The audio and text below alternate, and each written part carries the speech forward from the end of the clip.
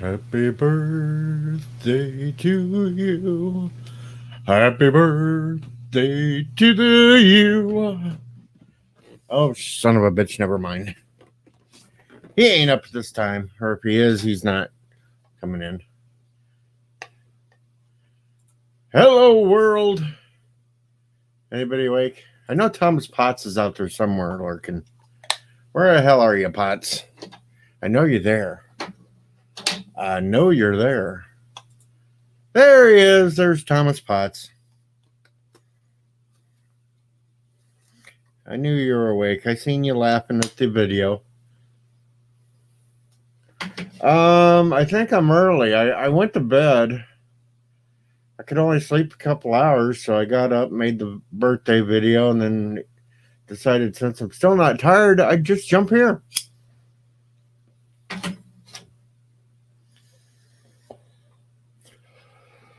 I can't make up my mind what I'm doing. Hello, Dr. Alex. Dr. Alex has to go to work, but he's popping in to say hi at least, and Mike Richards is here. He was just headed to bed. Well, Mike, I've jumped on real quick because I woke up, couldn't sleep, so I decided to make Anti-Trekker a birthday video, threw it up. Rambling Canuck, greetings. So I put a special Anti-Trekker birthday video up this morning. He's going to hate it. He will hate it, but that's even if he watches it.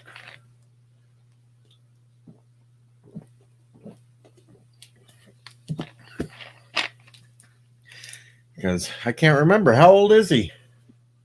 Is he 60? Is he 70? Hell, I don't know. Actually, I think he's what? 53 now? 54. Something. The best part of the video, though, is right at the end of it. You got to watch it all the way to the end because the ending part is the best part.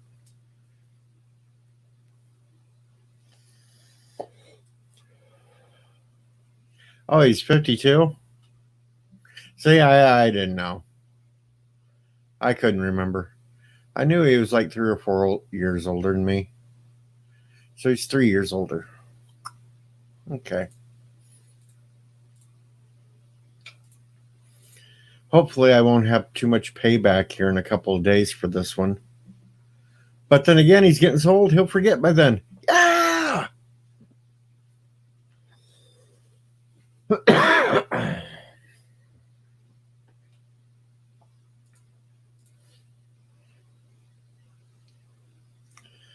So, Dr. Alex is going to work. Mike Richards is going to be heading to bed. And Thomas Potts and Rambling Canuck are just up.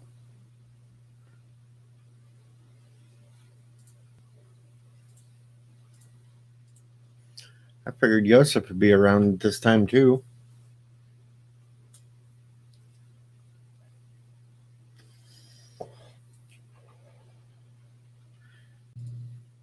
And here's the Rambling Canuck. Hello. I'm going to try to do restarting. So if I drop off, it just means I'm restarting and I'll be back. And hello, Continuum. Not much is up. I just had to make my a-hole video for Anti-Trekker this morning. Yes, I watched that and then I jumped over here. Yep. The ending's good though, isn't it? Yeah, that ending is spectacular. I know it. He's gonna if he ever watches the full thing, he's gonna sit there and wonder how I got another O'Prey on my stream.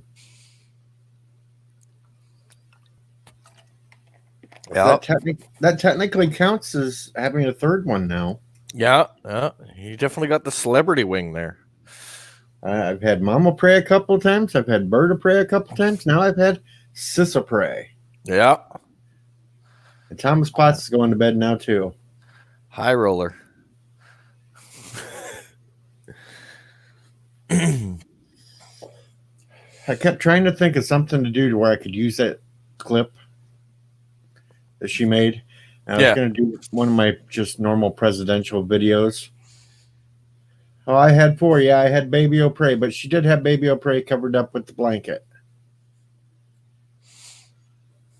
Though she said that if I get to the 500 mark by July or so, that I can have Baby O'Prey up. And look, Bird is awake.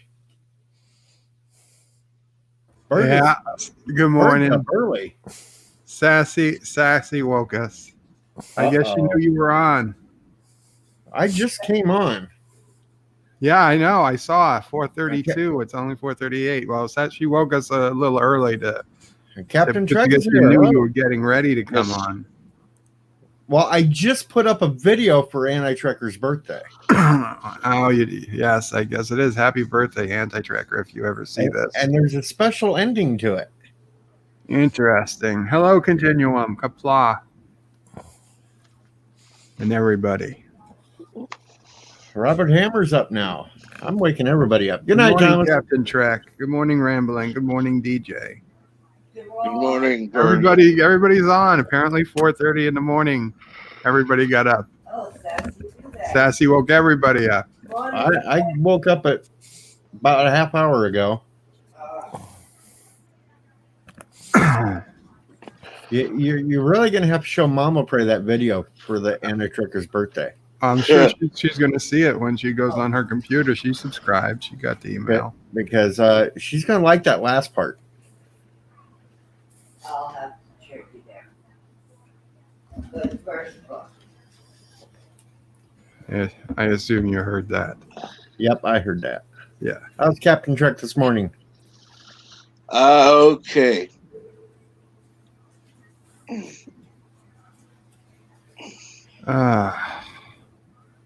So did you sleep well, DJ? Nope, that's why I'm up. Yeah, same.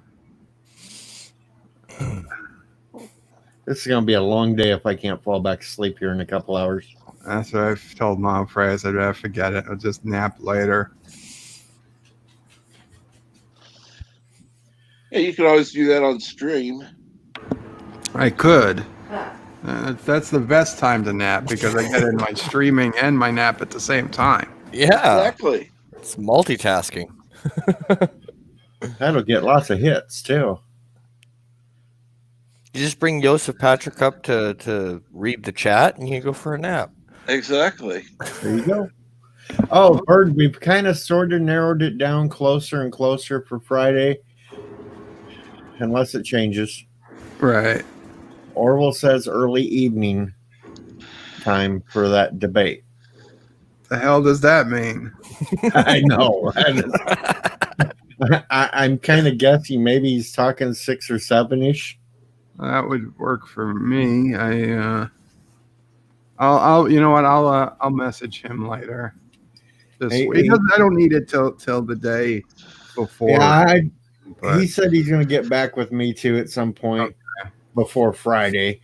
He got it confirmed with Katie. She's going to be on there, and there was a couple other people. I think Jeff Franklin was going to message him or something about because he wanted on there to try to defend Doctor Who. And I think you need somebody who has absolutely no opinion on Doctor Who to be the deciding vote.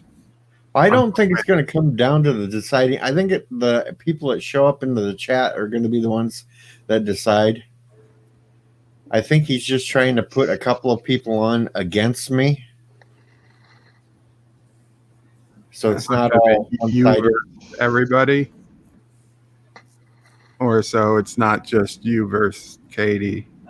Yeah, he wanted a couple other people, and there was some woman that was in his chat yesterday that wanted up there too, and I don't know what side they were going to be on, but it sounds like it's going to be kind of a packed deal. Okay. And then I had a couple of ladies that if I do my birthday stream afterwards, they want to come on and wear costumes. Skimpy costumes? No, well, I'm not sure what Piper's up to. Just saying that ladies, when they dress up for Halloween, a lot of them like to dress skimpy. Mandy said something about wearing a cow outfit. That's not very skimpy. I guess it depends.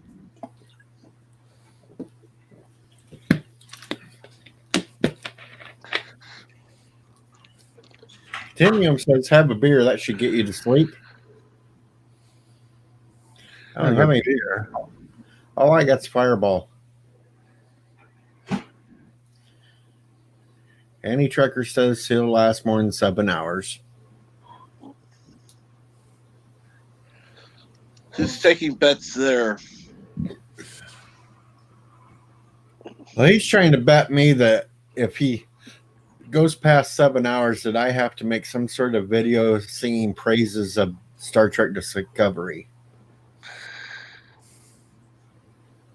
Why? Why would you do that? I didn't take the bet.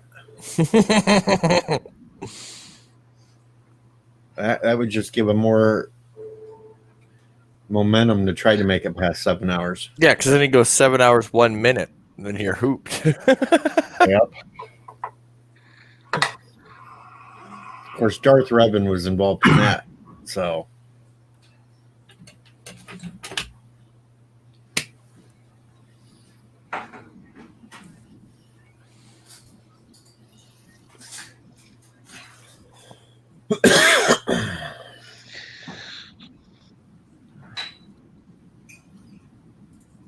So what's Mama Pre doing? Making coffee. dang. Like we literally just were up. I opened the laptop. I saw the email. I saw DJ's was the most recent email. I looked. It was only 4 minutes before. I was like, oh shit! I better head over. Yeah. Well, honestly, Sassy's been trying. We've been trying to get back to sleep since 4, so it's been really 30 minutes. That Sassy woke up. Sassy, it's the time of year where Sassy starts going a little crazy, and more so than usual. So the last few days, she's been waking up early. She like the other day, she pulled off Mama Prey socks in the middle of the night. And she woke up when Mama Prey realized Sassy was chewing on her sock, but the socks were off her feet. She didn't even realize that she forgot she had socks on for a minute that when she went to sleep. She normally doesn't, so yeah, but then Sassy, she go like I have paper towels near me in case I have to cough overnight, which I often do. Mama Prey can't keep towels by her because Sassy will eat them. So Mama Prey puts usually a couple of sheets under her pillow. And if she needs it, she uses it, and then she puts it back under the pillow. But now Sassy has come wise to it. So Sassy goes crazy trying to get under the pillow to get to the paper towels to chew them up and rip them apart.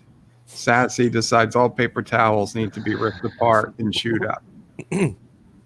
As do socks, as do any other clothing that might be around. Food, of course, Sassy must eat all the food, but that's not usually a problem overnight anyway. Sassy also wanted to go to the window this morning and start howling at a plastic bag that was blowing across our neighbor's lawn. So at 4:15, she's howling at a plastic bag, and like she literally you could see she wants Mama Prey to go outside and pick up this plastic bag because it was bothering her. even Mama Prey drew the line at that. But I got up. I'm up. But Sassy won. Yeah, we got up, so we're on Sassy's schedule. Of course, in 15 or 20 minutes, Sassy's gonna go back on bed and fall asleep for 2 hours. Yeah. But we're not. Yeah.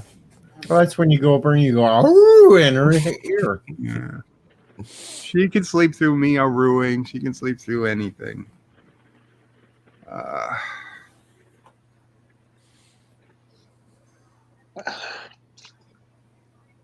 So I guess I missed Thomas Spots. Oh well. Yeah, he went to bed. I heard you talking. Oh, good night, Thomas. Just as I was connecting in StreamYard. Okay. He can't hang with the big boys anymore. Oh wait, the Continuum said hi, Bird, before Thomas Spots said good night, everyone, or good morning. So maybe he knew. Oh, Just a possibility. Just a possibility.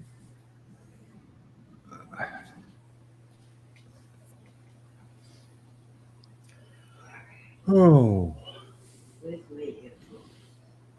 I hear Mama pray in the background. Yeah, she's looking for her earphones so she can watch your video. Which I means didn't put music to it this time. she's going to see it before me. I put actual music and didn't just play it on the background. I Nice. added it. Um, I'm getting fancy now. Ooh. about the fake Now I just got to She figure out says how to she's use not it. thrilled about the face she's looking at. on me. A thumbnail. Yeah. I see it now. I put the anti-tracker bunny picture thumbnail on it.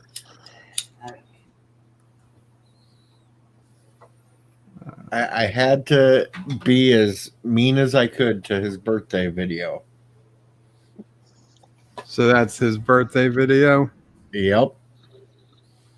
She'll love the ending, but that thumbnail she won't like. So what's he, 60, 62, 63? I said 60 or 70 in it. Huh. Couldn't make up my mind which way.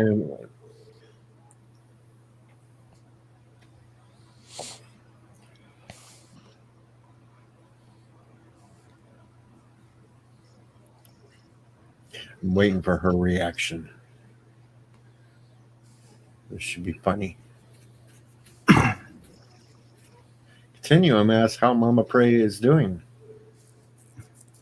Well, she seems to be laughing a bit, which is always a good way to start the day.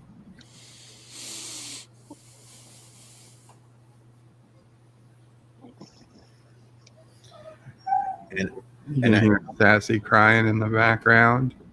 That's because Mama Prey stopped giving her attention for a minute as she watches the video. I sent a direct message to him on Twitter, so maybe he'll actually watch the video, since he usually ignores all my videos when they go up if I don't specifically send it to him. Who'd you send it to? Anti-tracker on Twitter, because a lot of times if I don't tag him in something, he never sees any of my stuff anyway. You probably see that thumbnail and click on it at some point.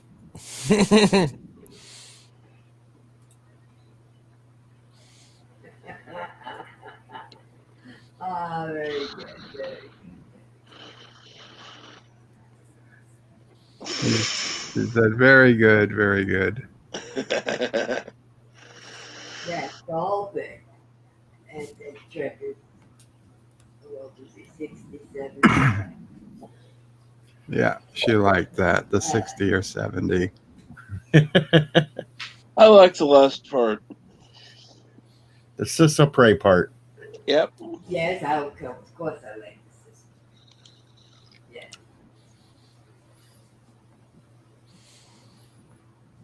Well, I'm kind of thinking maybe he'll play the video just to call me a jerk.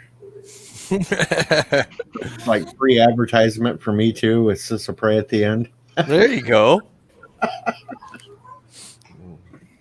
What are you doing, Sassy? You're still 5 away, DJ. Yeah, DJ's 5 away. Actually, it's only 4 days away now. No, 5 subs away. Oh yeah, it keeps going up. If I go in, hello Carlo. If I go into my YouTube, you know, that one damn Dashboard. dashboard, it tells me I'm 6 away. My dashboard tells me I only have 394 subs. What? It's the weirdest thing. We can look at it and it'll say 395, Yeah. but if I share this, Your dashboard. Oh yeah, The 390. dashboard tells me 394. The dashboard is generally, considered the most accurate number. There's Joseph. Mine has been jumping up and down for the last couple of weeks. Good night, Continuum. Good night, Continuum. All right, Good night. work. So that's why I put just Good morning, Joseph. approximate. Oh, YouTube has been kind. The numbers have gone up. I haven't gotten any emails that anybody has subscribed. I got one email, I think 2 days ago, but the numbers changed by like 6 or 8 back and forth over the last 3-4 days. I think some people have it in their accounts. They got settings so you can't see when they subscribe to you. Gotcha. Because I'll get a jump of like 5 or 6, and I only get one notification about one person.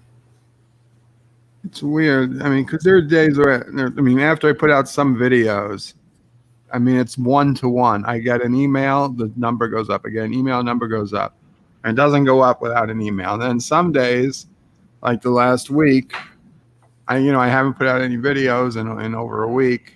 So I haven't gotten many emails, but the number fluctuates wildly almost.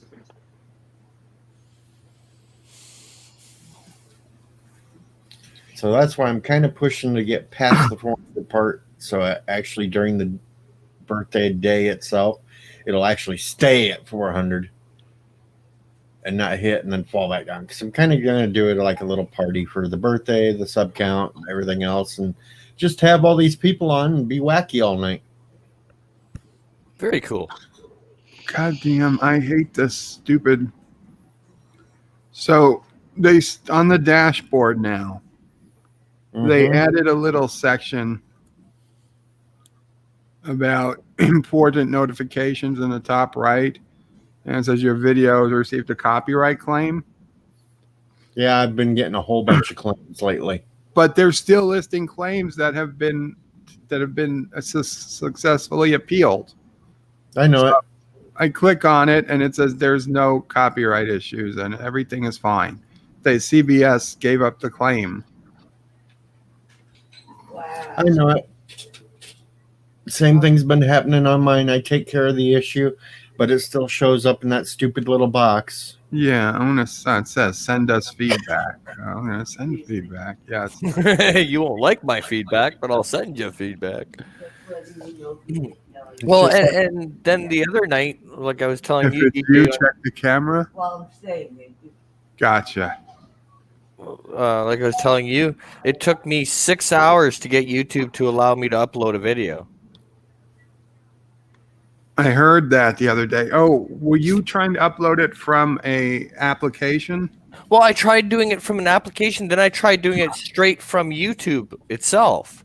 Okay, And the application is the one that told you about the API error. Yeah, it was like That's because the application uses an API and there's a limit oh, okay. to how much it can upload. I looked up that error, and Yeah, it's 'cause I used for was- third-party applications.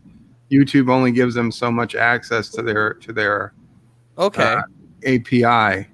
Yeah, So 'cause, the error should say try to upload it manually, but then I heard you try to do it manually. Yeah, and then I tried to do it manually, and when you upload it manually, right, you go through 3 stages, right? I'm You have those familiar. 3 little, the 3 stages. Yeah. I go next on the first one, it would crash. It'd be like unsuccessful. I'd maybe get to the second stage before it would just say, nope, processing failed. For like 6 hours. It was insane. I think I've had processing fail once or twice, but I always assumed it was just a problem with the video, so I'd re-encode it and then it would work. Yeah, so Yours then, had worked eventually, so I'm guessing yeah. it was So just that. then, about I think it was like 3 in the morning. I redid everything through the third-party program and reboot it because that's normally how I upload my videos. So I went and did that, and it finally worked. But oh, was it slow? Wow, it was slow. Even for my computer, it was slow. I was like, wow.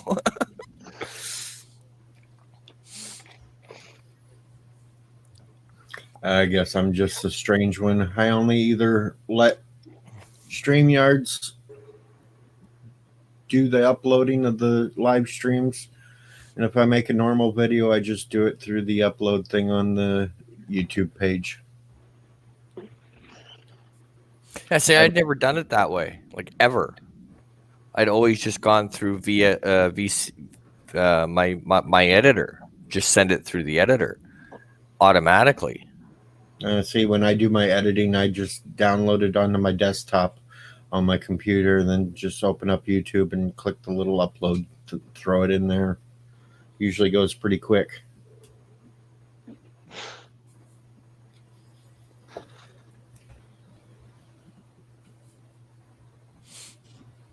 Yeah, That's the way I taught myself, so that seems to be the easiest for me. yeah. I'm kind of old and slow upstairs. I think it's a major accomplishment that I can add music to a video now. That is cool. That is cool. It is a big step. That also means that I can make audio voiceovers for myself and add it to videos. Yeah. That's a big step for me, making normal looking videos to upload now. Hello, good morning, Joseph, or afternoon. You sorely lack bad English and stupid accent on the stream, so here I am. Good Not morning, stupid everybody. accent, and it's great English. Yeah, that's better English than I do sometimes. Certainly your- I do. Your birthday wish with Anti-Tracker was epic, Thank you. DJ. God damn, I gotta watch this. I'm gonna mute. I'll be back in a minute. Bird feels left out. Bird's had enough. He's got to go watch this. Oh, everybody told him already? Everybody's watched it but Bird. So in that case, people, what's wrong with you? Get the likes in for that video. Like and share often, especially to Anti-Tracker. Should I just bombard Anti-Tracker at Everybody just Anti-Tracker? send that video to Anti-Tracker until he has to watch it. And Robert Hammer asks, so now AT is officially a boomer? With 52? Well, 52 isn't really being a boomer, but we'll just call him a boomer anyway. Yeah. Yes. And I'm sure by next year when I hit 50, everybody's calling me a boomer. If not already. It does. It shows only. It shows only like my like. I don't see the numbers of like of the video. I see there is like 10 views at this moment, There should be And- mine. and I don't see numbers of likes. I see only that my thumbs up there. I go to the video itself and I can't see only my like on it. Let's see if I go to an analyst and see if it'll tell me. So that's stupid. Doesn't YouTube now show number of likes? Oh, yeah, it doesn't show anything. And why do I hear an echo? I don't know. My own voice. That's weird. Let's just. But I have the stream closed, so there's no reason. Okay, I go into my analyst and it says I have 11 likes on it so far. Very Okay. nice, DJ. Thank you. Yeah, it's telling me in the analyst 11 likes to it, but I can't see how many likes to it. Well, you have your likes private, so because you don't like people to see how many likes you get for some reason. Well, I don't know. I gotta go in there and figure out how to change that back then. You've had that set like that forever.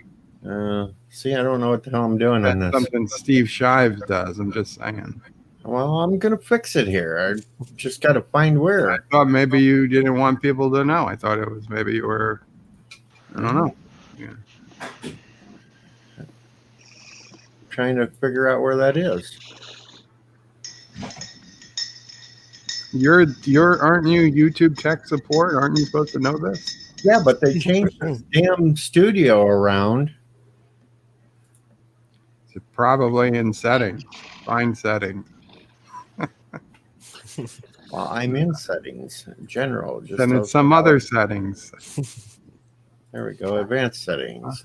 It's wherever Bird says it is. Right? Oh, to make his likes public. I can see right now on this stream, Uh-huh.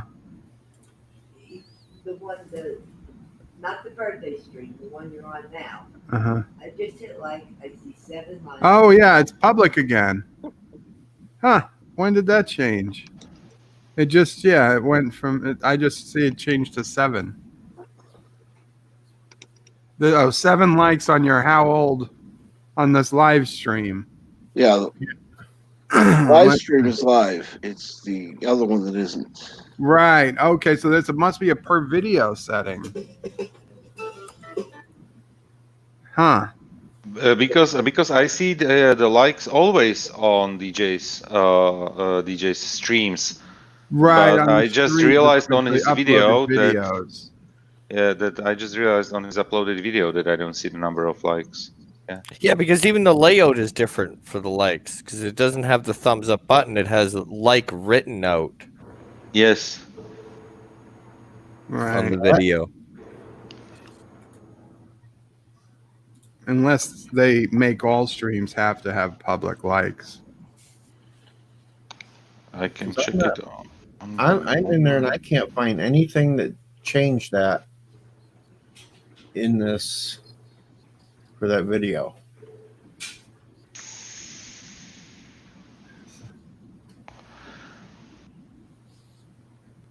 Oh, child locked in car. That's what it is. 400 feet away. Just now. What? Wait. What? Never mind. God damn it. That's a sample alert. For fuck's sake. I'm sorry. I'm trying to use the Citizen app, but for some reason, it wants me to just go through its setup process again, even though I've always used it. No, I don't want you to invite my friends. What the fuck? You're experiencing technical difficulties like on your stream yesterday?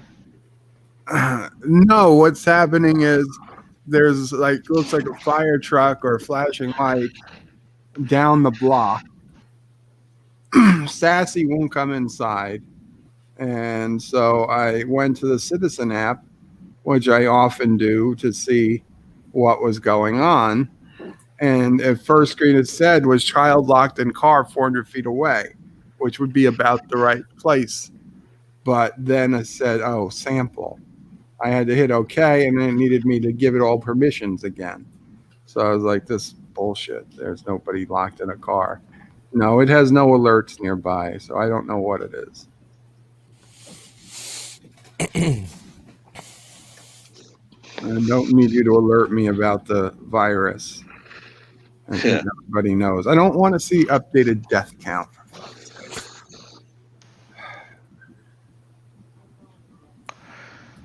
Yeah, so Sassy went out with Mama Prey, and now it's still pitch dark here.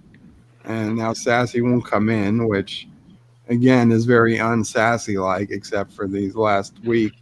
It's that time of year where Sassy has her independent streak.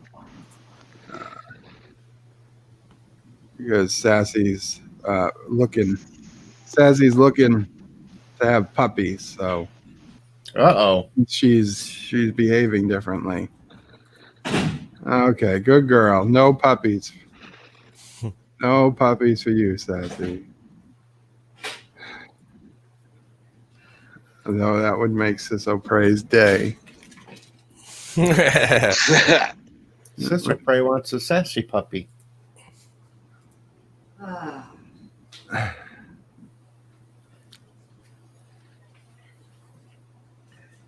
Thank you, Carlo, about the bunny suit. It is a little warm, though, and I try not to wear it except for making goofy videos. Well, when it gets cold in winter, maybe you should wear it. You could keep the heat lower. I keep the heat around 67 already. Well, you could keep it at 65. It is comfortable to go out and shovel snow with, though.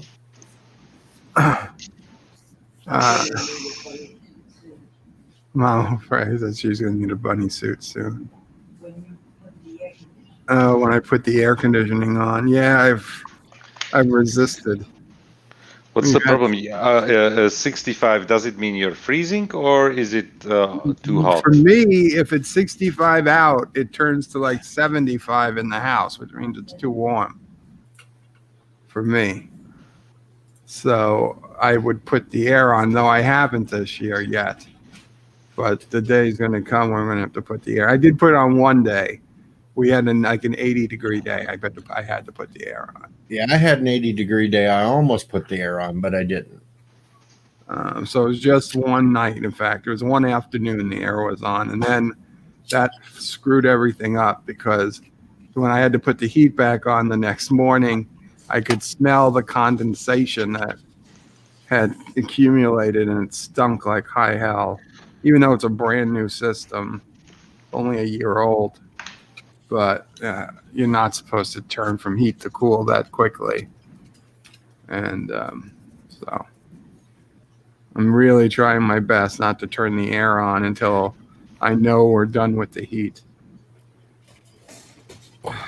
Carlos says, Bird of Prey, I sent you a friend request on Warzone. If you're willing for a group game one day and you can use the keyboard and mouse, you'll be quicker and more accurate. The controller auto aims body. And can Mama Prey check the gas from me just in case, please? The what? Can you check the gas for him? What can? I don't know, gas in the house?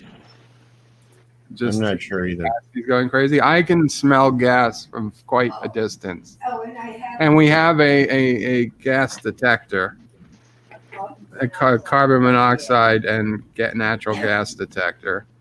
Nothing's going off, but thank you, Carlo. Yes, no. That might be me, Carlo, because what I have in bed.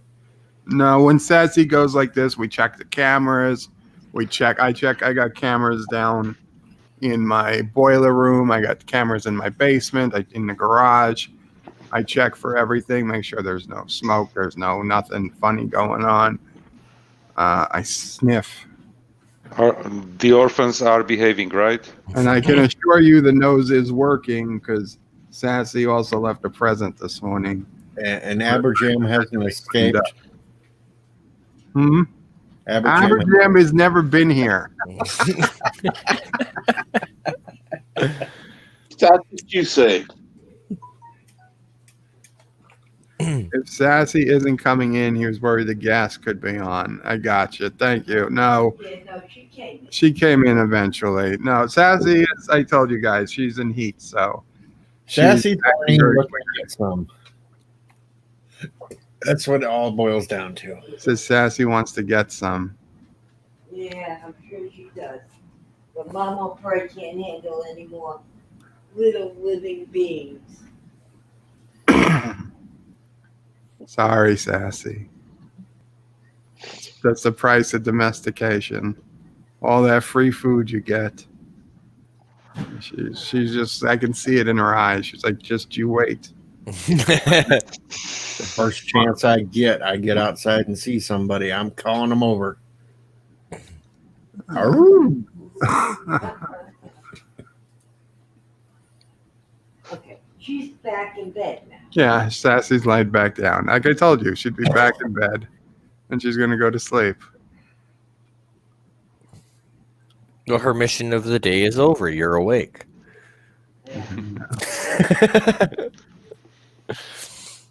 I get it every morning. I don't need to have my alarm set. You don't need to impress us, Joseph. You get it every morning.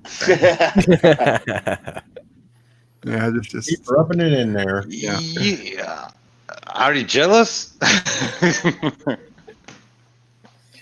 Well, yeah, I've seen what your wife looks like. I'm a little jealous. Okay, that's good for my ego.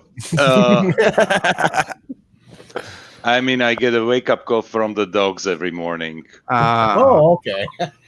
Oops, we went the wrong direction, folks. Never mind what Yeah, we said. because you all are just dirty-minded, so that's why I like you guys.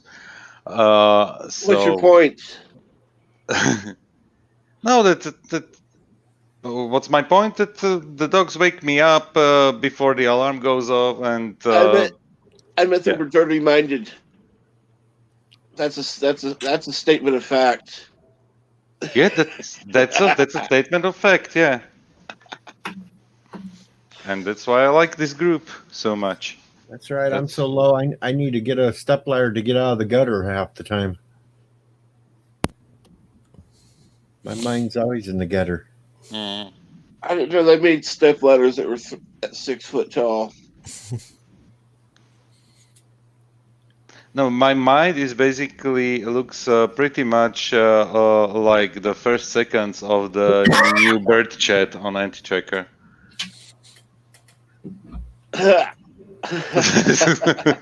It's so dirty.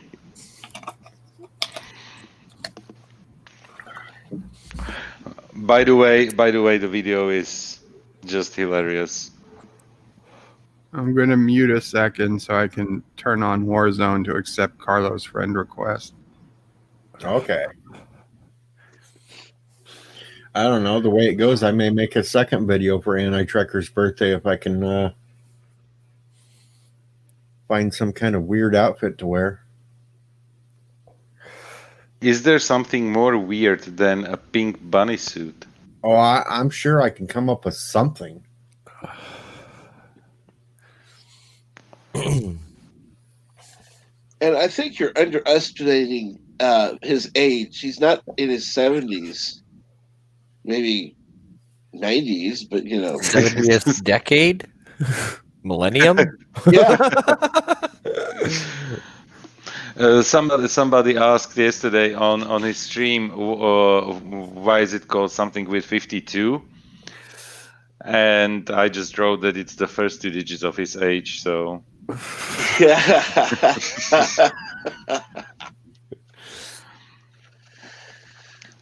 if he listens to this stream, he's going to excommunicate all of us. Okay, Carlo, I accepted the friend request. Thank you. See, that's where we're safe, Joseph, because unless he's coming on the stream, he won't listen to this. We're safe. This is kind of like the Anti-Trekker safe zone. We can usually get by with anything about him on here. Suddenly, Anti-Tracker pops up in the chat. No, Yeah, not that's at 2:16 only if a.m. bird tattles on us. It's 4:16 in the morning. He's not awake. 4:16. I wasn't awake at the time as well. I even had to finish Bert's stream today in morning. I wanted to finish the stream because I just fell asleep somewhere in the middle.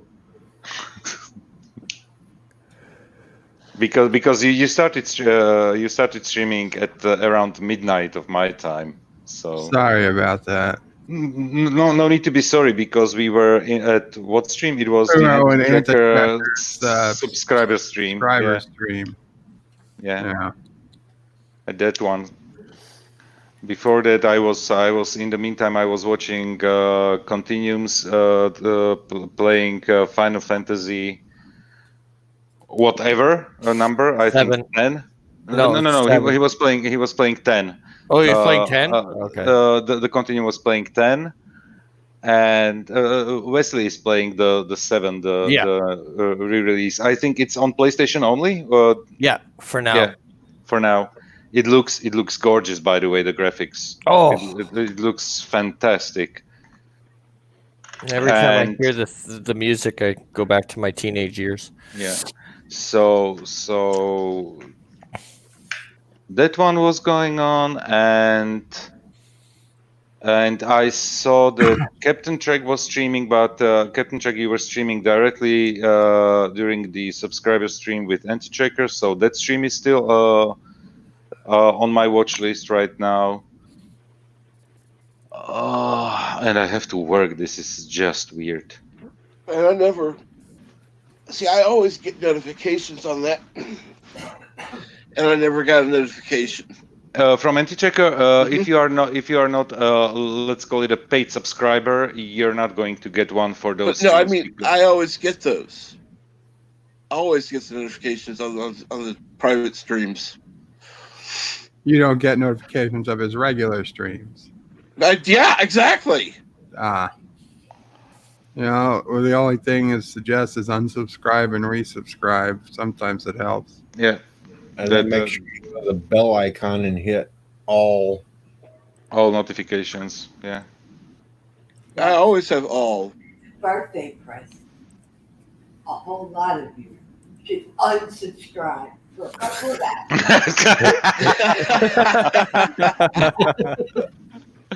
And then, No, I'm not going to be that evil. aw, If I was really evil, I could start up a counter stream. But not too many- Running against Anti-Tracker? yeah. No, I think. I'd be lucky to have like 6 show up. well, Yeah. I'd be one of them, DJ. So okay, you have one person watching.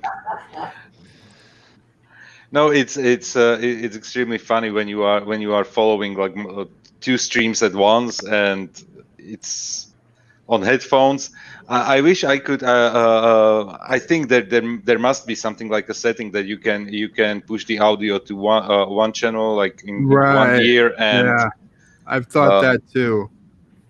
I thought that would be a good invention or something. Probably software. Something there should be something like this available. Because probably if let me check if I do something like not the volume mixer, and if I had like one stream in one browser and the other stream in the second browser, it could be possible because it allows me to.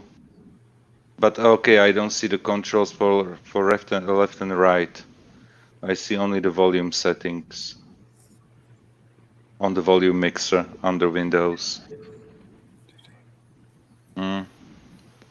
That could be a possibility just to play with it. Maybe if I connected an external sound card, something better.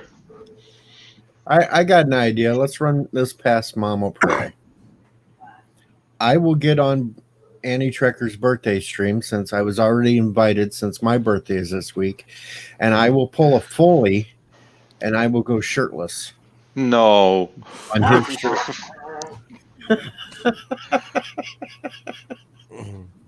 Please don't. Please.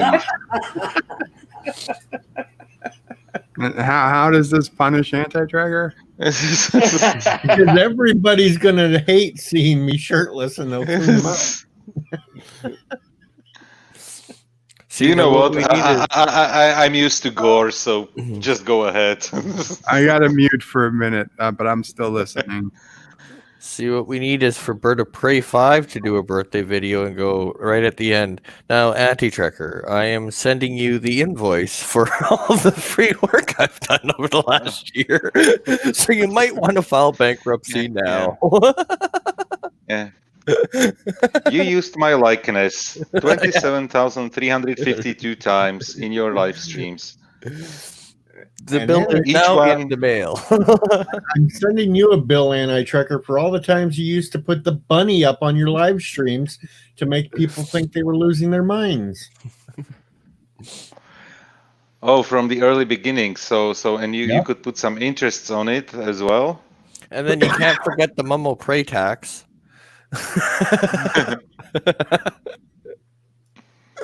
did not There's give my the- permission. There's the sassy tax too. Yeah, And sassy. Mama back. Prey did not give her permission to be part of that new bird chat. That's right. That was hilarious. Muting And again. did mom say say her line or for that video, or was it just No, she taken? didn't say for the video. He just found it and edited it. Okay. Okay. No, I'm not.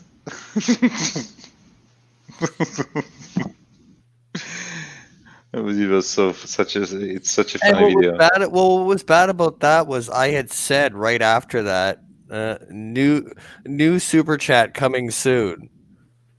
And somebody had said, "Well, no, he won't. He's not here, so he won't be able to get it." And I'm like, "No, new super chat incoming." Yep, you did.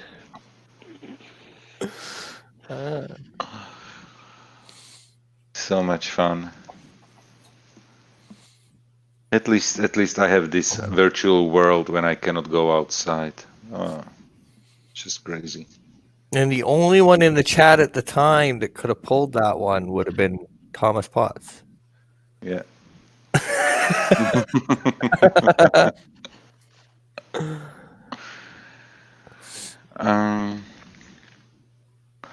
So let's read something from the chat. Carlos, for Carlo is typing like crazy here. you said Mama Prey was free, and she said no, she's not. You'll have to pay her for the vote for Cinema Saturday. Yeah. What's now on the program? Is it Judge Dredd? I'm just going to that right now because I was curious on where things stood for that. I'm not sure if there is not a new voting already going on. Indiana Jones actually is in the lead now. But it's not for this week, Not but for coming up Saturday, but the Saturday following. Right now, Indiana Jones is sitting at 29%. Judge Dredd is at 27%. Idiocracy is at 25%. My Cousin Vinny is 8%, and Office Space is at 10%.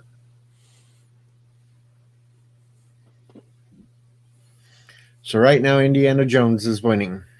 Yay. I like Indiana Jones. I like those movies. They are great. So you Oh no, people are pinging me for work. Oh, give me a got second. here. Spaceballs coming up this weekend. I'm not sure if I'm willing to watch it.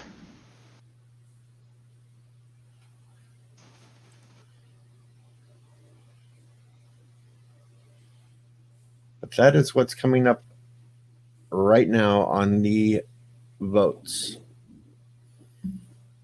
So it is on Bert's page. Yep. Under the community tab. Community. I'll throw the link into the chat. Really? Okay, perfect. I'm just trying to get over, but my super powerful notebook Yes. with corporate encryption has big problems with doing whatever I want on Chrome. Yeah, I voted for Indiana Jones. Yeah, it's on. I see it on 29%. Yeah. Well, right now my vote is Idiocracy, but I can be bribed to change it to something else. Oh, I'm surprised it's not out in the lead after the endorsement it got yesterday. I might change my day. vote if Ciso Prey would comment on Idiocracy. Well, I think she said that she would. Yeah, that was the one she said she'd definitely come back for, which is why I'm surprised it's not in the lead. It's easy to do. I just changed my vote. Oh, and I it's just rigged the voting now. and it's now on 27%. 'Cause I could always sit there and do earlier live stream at night and get a whole bunch of the people that usually pop in earlier on my chats to go vote. Now Judge Dredd's up to 29%, Idiocracy 27%, Indiana Jones 27%.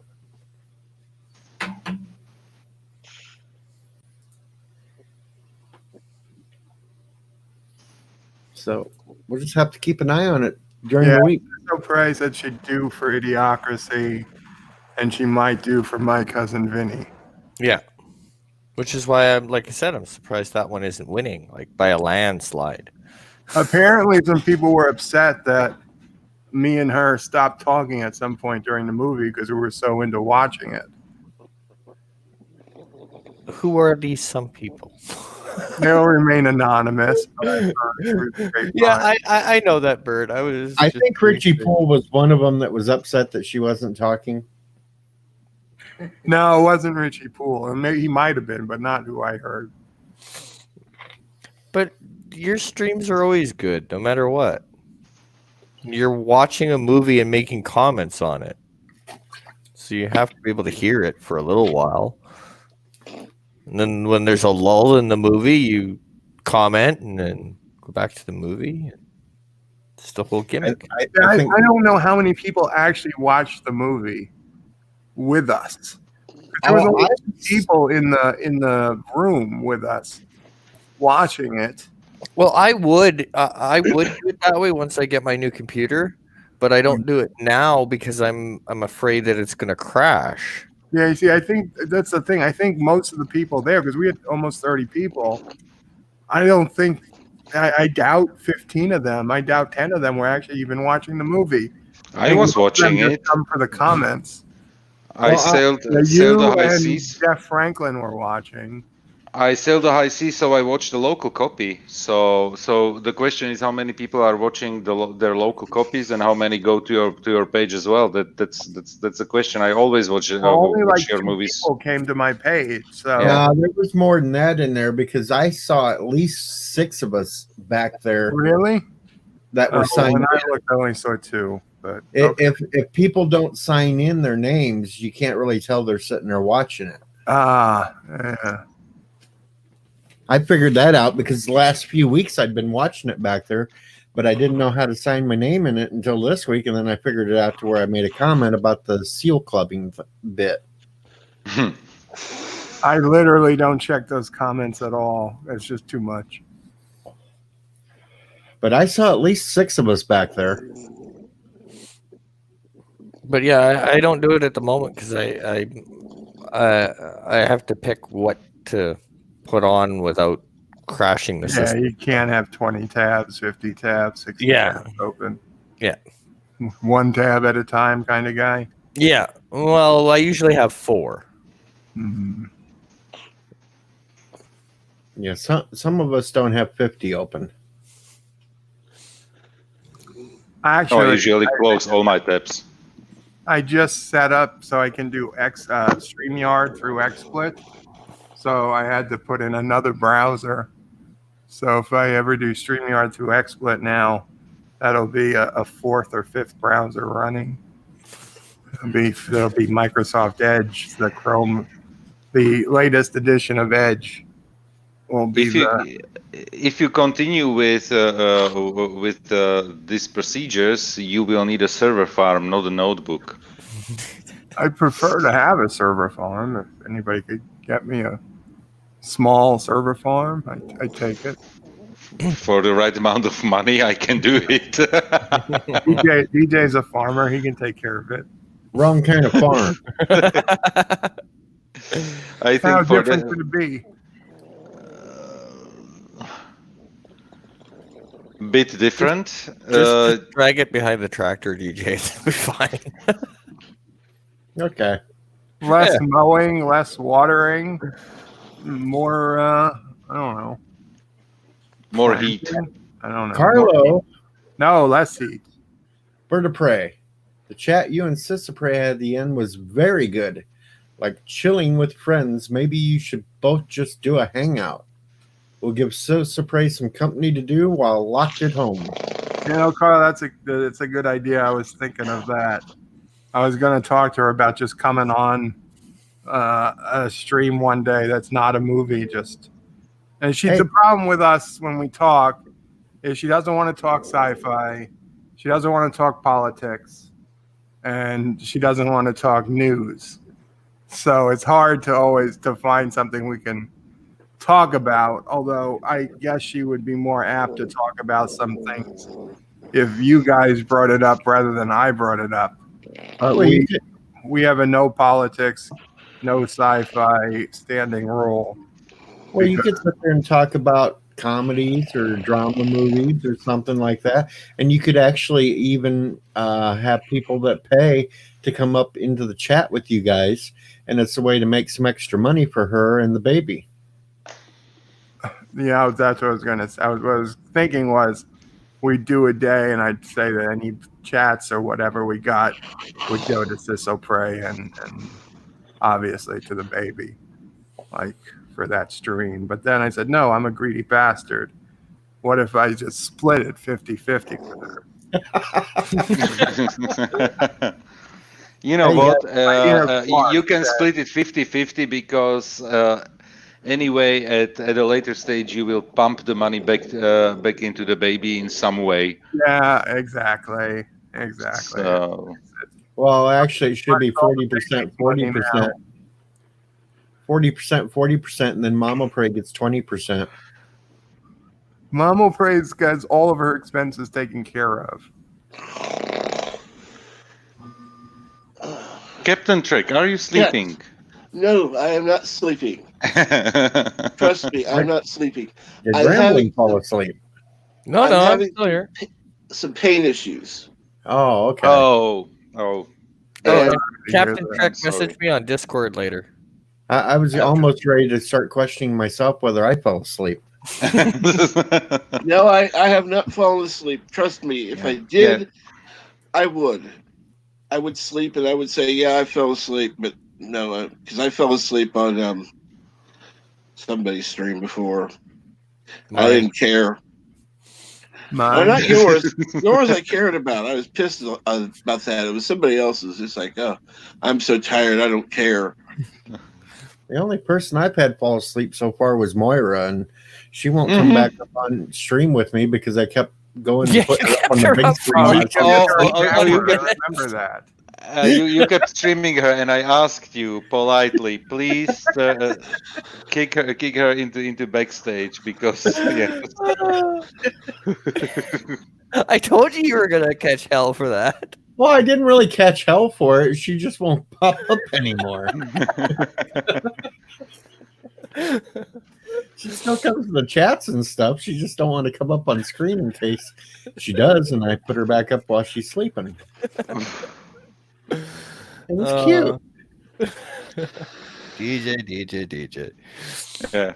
So DJ, you have to tell me about the game that you were on last week. The Rambling game. Oh, it's basically the Real Review by 1000 does this thing where we give him questions that we want the rest of the people to answer. Okay. And it goes to where he spins a wheel and it tells you how many minutes you have to talk about this subject. All right. And I'm surprised I got asked back because the first time I was on, I made the questions like really bad where you had to defend Captain Marvel or Discovery. Okay. Yeah, because I made the mistake of stating that, Rambling is in my name. This is a game made for me. So I got a message yesterday. So you want to come on Thursday? Well, I guess I've already kind of put my foot in it. So yeah, sure. You'll make up 2 questions, send in to him. Okay. Everybody else that's on the panel will come up with 2 questions also. And then they all get put on a wheel. So when it comes to the showtime, the wheel will spin, it'll land on the question, and then a second wheel will spin, and it'll either be 1, 2, 3, 4, or 5 minutes that you have to talk about that subject. All right. And you get so you'll have to limit yourself, Rambling. And you'll get 1 mulligan for the game to where you can shorten the time or extend the time. Okay, so I'm saving that for something I have no idea about. Got it. Usually, it's best to kind of save it until it hits the 5-minute mark. One. Is wrestling on the wheel? It will be if I Remember get to ask you, questions. If I get to get questions, I guarantee you it's going to be on there. Just got to throw people off. And this last time I was on, actually, both of my questions come up on it. I had the very first question and the last question were both mine. Wait, so you add your questions to it? He Yes, adds the you question submit. you send into it. Oh, I and missed that on part. the wheel.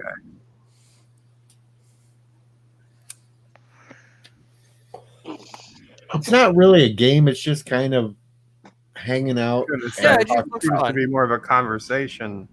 Yeah, Yeah. it just looks fun. It looked fun, so I went, this is something I can do. Honstar Colonel. keeps trying to get me to go on guess that tune or name that tune. Oh, I watched that I'm last night. so horrible on that game, and I watched it, and I'm so horrible. I knew maybe 2 songs from all of them. See, Well, I my was- problem is the only music I know are the really obscure ones.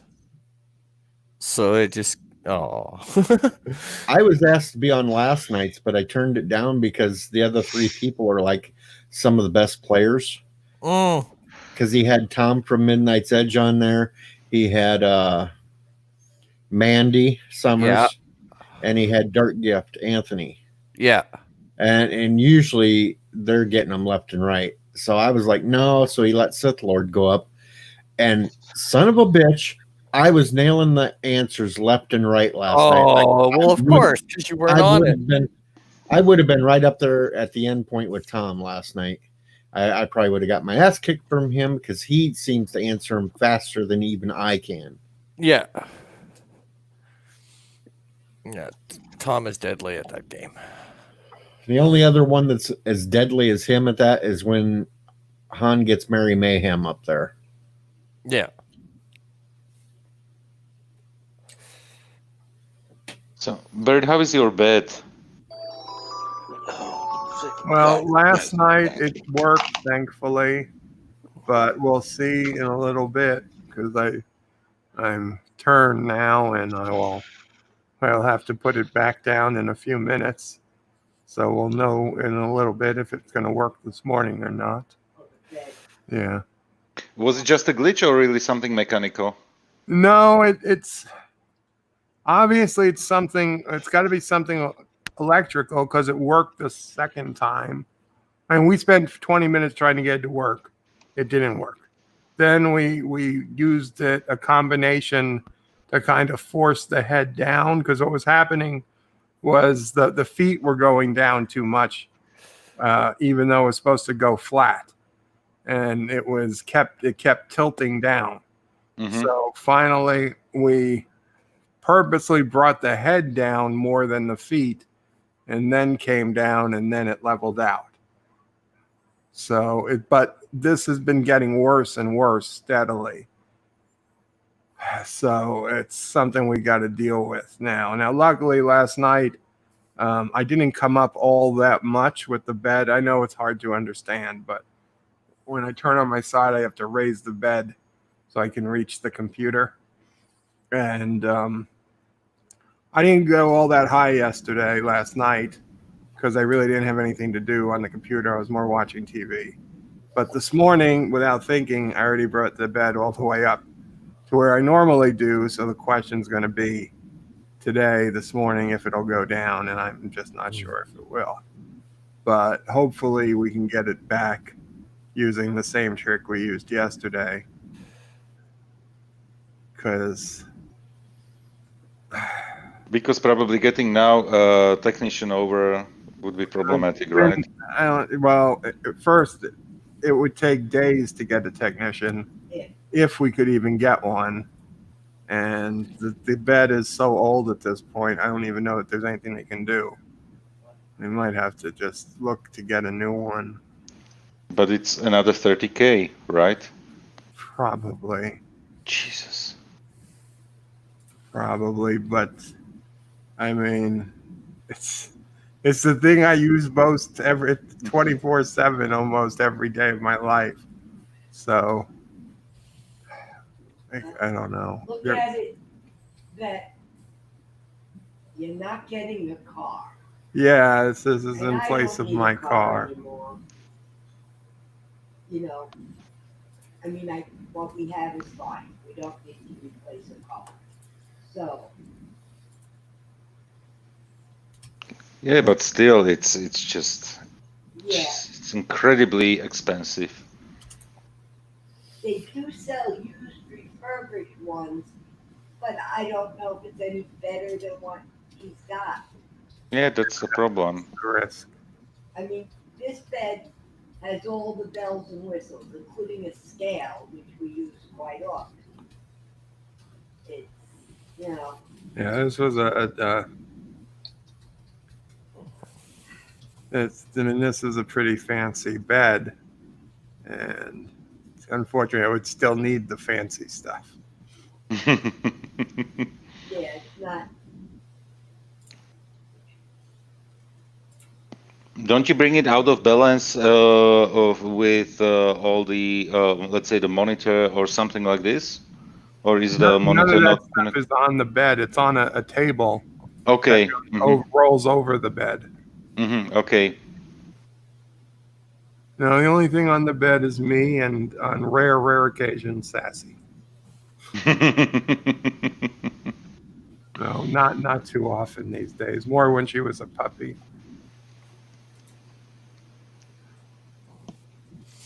Understand. No, it's definitely not easy, and it is really something that you need 24/7. That's the worst thing. Yeah. And then with what's going on, I don't even know how long it would take to get Yeah, a bed. that's the thing. Even if we could afford it. Yeah, even if I had 30,000 in the bank and like, yeah, just send it. I mean, this one took a few weeks, right, to acquire. Yeah. Yeah, This is the company that they're putting all the beds in. right. This company deals with hospitals. The hospitals are probably going like crazy ordering from this company I saw them on TV. to get beds. So, in But fact, probably not these electrical ones. we should now. Well, the hospitals are getting the electric ones. The temporary hospitals are not. They're getting the good beds. But anyway, 30K, it's just absurd. Well, Mamo Prey suggested that, but a lot of hospitals are taking deliveries of these beds in bulk. If we knew the right people, one of the beds could disappear. Nobody would notice. One missing bed out of the hospital. They had 100 delivered. Yeah. What could be rather, let's call it more legal option is to find a possibility to get a bulk discount. You know. Discount. No, I mean, you know, hospital buys, let's say, 30 beds, but you pay for one of them. Yeah, And it might not be 27K, but let's say, I don't know, 17. well, and insurance. The problem, Carlo, is insurance doesn't approve beds like this. I could get a hospital bed. This is a specialty bed. I could get a hospital bed, and after fighting with them for 2 or 3 months, they might send a slightly better mattress, which is what my dad ended up getting after weeks and weeks and weeks. But even that was very shitty compared to what I need. Yeah, and then we ended up just getting him a regular bed because the hospital bed they sent was such crap. Yeah. Yeah, it wasn't a fancy bed we bought, but he didn't need it. He didn't have bed sores, thankfully, of all his issues. And he could still get And up. he could still stand when he had to.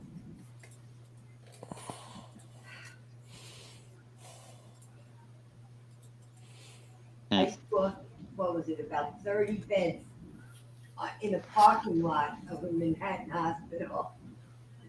All looked like Joe's bed. Then I said, damn, if I could walk over there, which I could, and just start pushing one away, would anybody? Time to call Uncle Polly.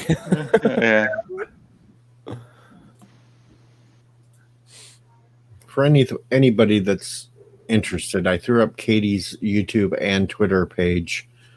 The young lady that I will be debating. Plus, I threw up Orville's Nation's YouTube page because that's where the debate will take place. As long as there's not a tornado, which you would be chasing. Yeah, well, the weather's looking okay for this week, so. Uh-huh.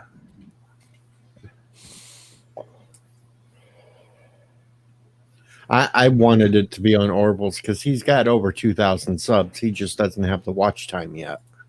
How does he? I don't understand how he doesn't have the watch time. I mean, he's doing streams all the time. People are there. He's got freaking celebrities out the wazoo. How does he not have the watch time? He said he's still a couple of hundred. He said he's still a couple of hundred behind it. So a couple of hundred is literally one stream. He gets 50 people watching for 2 hours. That's 100 watch hours. Right. So I mean, and he does at least 2 streams a week, sometimes more. Who is this? Who is this Katie? She is a meteorologist from Sioux City, Iowa. Yes. How do you pronounce it? Sioux City? Sioux City, Iowa. But she's also a giant sci-fi nerd. And what she does is fandom forecast because she's actually a meteorologist by trade.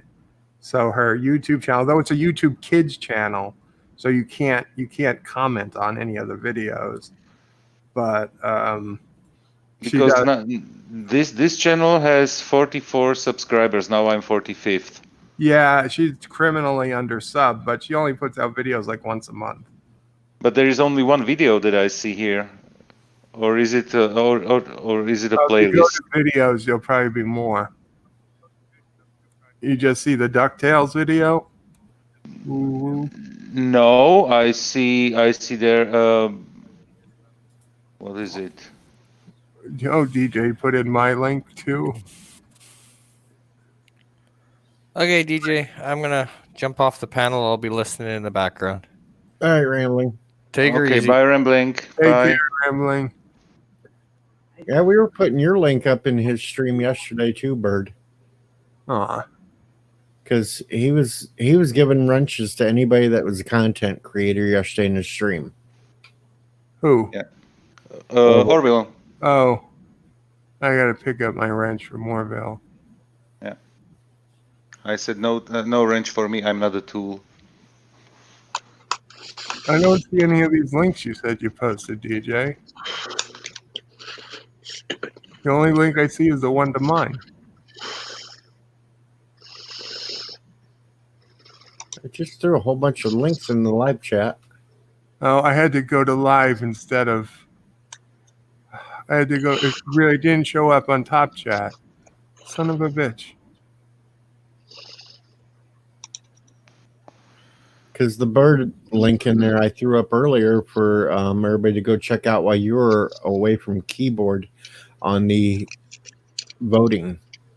Oh, okay. This is Katie's personal channel. Yeah. Okay, this isn't the channel that is got the fandom forecasts on.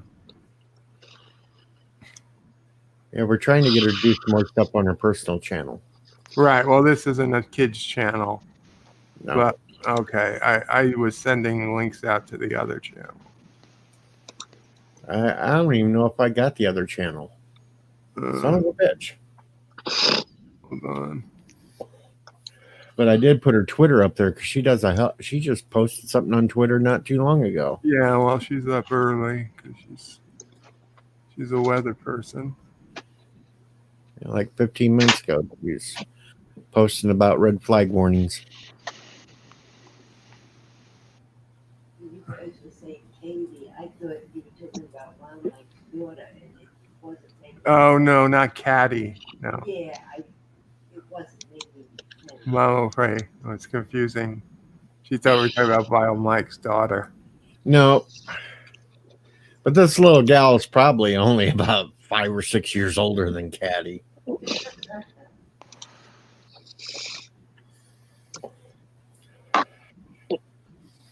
I'm sure that's Orville couldn't remember what triggered me so much to get this debate going, and I was like, because she was dressed like the doctor. This Yeah, female- I noticed that.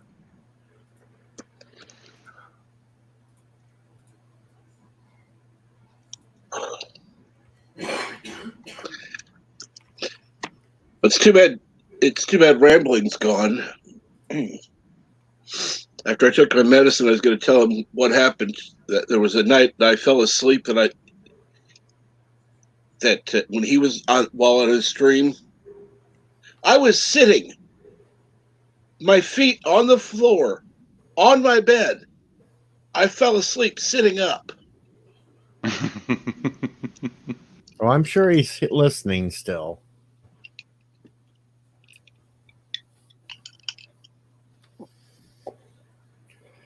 I don't think I've ever fell asleep yet sitting on the bed. I did fall asleep once sitting on the toilet. Oh, wow. I don't think that ever happened to me. It never happened to me. I fell asleep definitely at the computer during a conference call, but I was muted, so no problem. I think I fell asleep for like a second or two during a business meeting, but that was because of the time zone difference. We had just flown in to France. And then they gave me a cup of water, and somehow it woke me up. I think there was caffeine in it. A few weeks ago, I did fall asleep while doing my radio show. There you go. Working and sleeping at the same time really helps. Was that when he was getting sick? Oh, I don't know. Mo Ray asked if that's when you were getting sick. Yep, that was when I was getting sick. You can blame it on that. And I was still attempting to try to do my radio shows at least. And Spread the virus through the airwaves. I got a good antivirus. It kept them all safe. Okay, I put in the link for her So Many Fandoms channel that's got all the forecasts for the different fandoms. There, I guess I am subscribed to that one. Yeah, because there's a video of her in the Starfleet outfit, and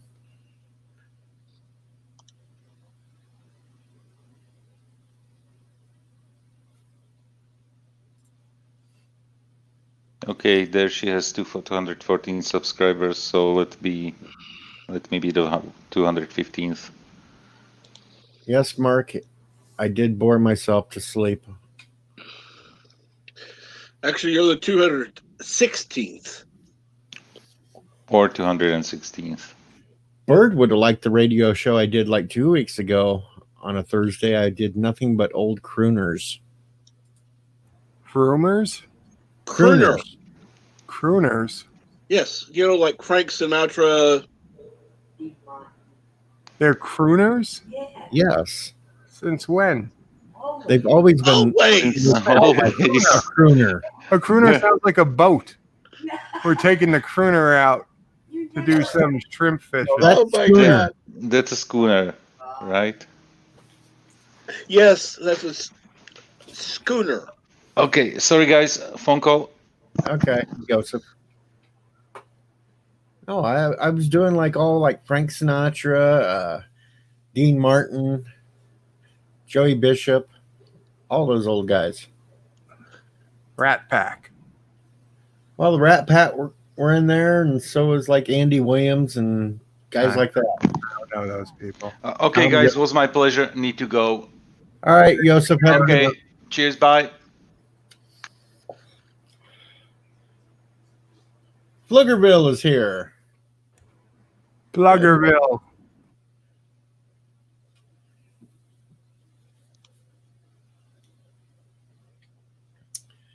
Jeez. Been listening to Frank Sinatra all these years, Bird, and you didn't know he was a crooner. Mama prays tell me to look it up. I believe you guys. I just vocabulary bird, says Mark Andy. See, I told you I didn't care about music for the longest part. I didn't pick up any of these terms. Nobody nobody in college said, "Oh, you listen to crooners?" No. Well, the term is an old term. Technically. I even had young Wayne Newton on there. It's even older than Mama Pray. Let me put it that way. Crooner is an American epithet given primarily to male singers of jazz standards, mostly from Great American Songbook, backed by either a full orchestra, a big band, or a piano. Mhm. Originally, it was an ironic term denoting a sentimental singing style made possible by the use of microphones.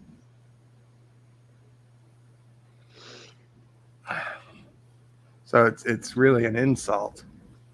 It's like James Darren. He's a crooner off of DS9. I Yeah. mean, Vic Fontaine. Yeah, he's in the crooners list too. Yeah, okay.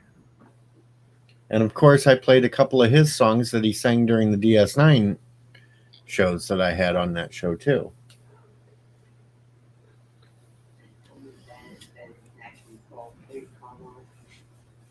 Tony Bennett, does he have an orchestra with him or a band? Oh, he's got music. I know that, but I'm trying to remember the time I saw him play. We saw him invited him to the Jägermeister party. I don't remember there being anybody else with him.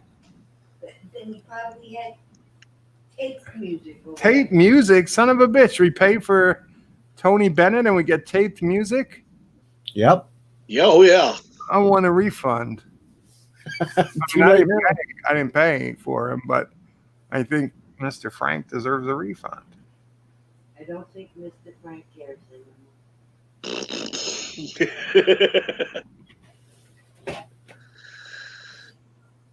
I don't think he cared then. That's probably true. The Yeah. point was having him there, not the orchestra. Dankeschön, darling, Dankeschön.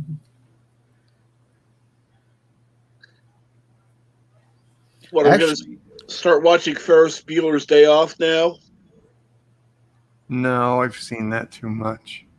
And actually, some of Elvis Presley's songs that he sung are considered in the crooner genre. That makes sense.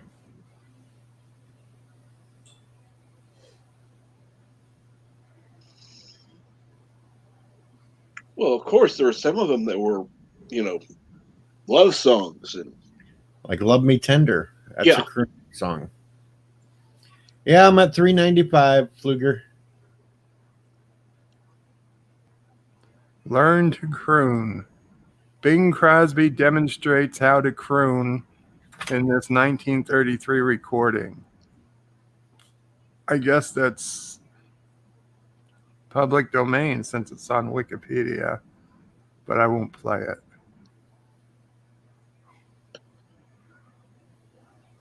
Okay, I'm going to play just a second.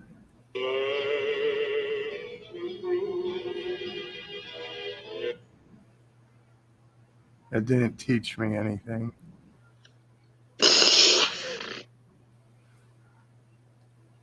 I'm suing Bing Crosby for false advertisement. Says learn to croon. It doesn't teach. He just Actually- says learn to croon. That's not learning. Actually, we could consider you a crooner at some points, Bird. I'm Yeah. definitely a crooner.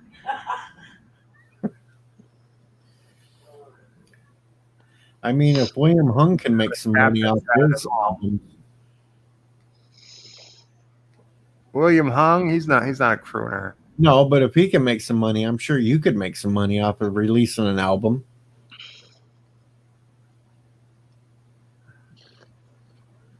The best of Bird of Prey 05. Bird hits one, and by the end we have more than now. That's what I call music.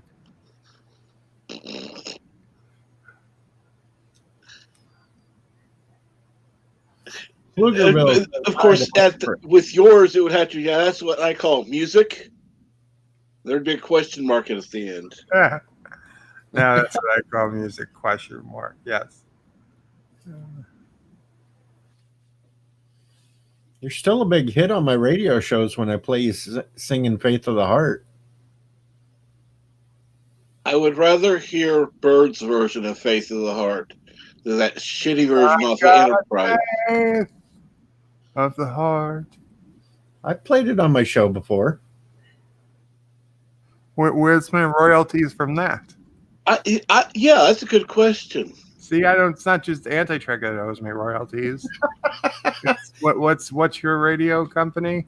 I've only done it like 3 times though. So you'd make like 3 cents. 3 cents? Who's my agent? Anti-Trekker. 3 cents a person listening? A play. A play. No, that's bullshit. I know some singer somewhere. I know Justin Bieber makes more than 3 cents when a radio station plays his song. And part of that has to do with his popularity. It's always a popularity contest. Son of a bitch. It always is. I don't understand why he's popular, but he is.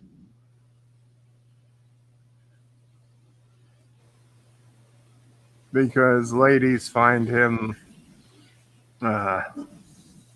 unoffensive. No, I don't know. Not dangerous. And a lot of guys have soy poisoning, so. Pflugerville says hi to Mama Prey. Let's hear Google Crosby and Dog Pile Crosby. I have no idea who they are.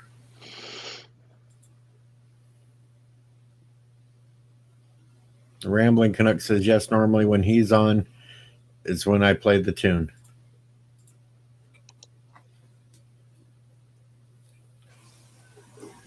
I actually get some of the YouTube people coming in and listening to my radio show. Captain Trek's one of them.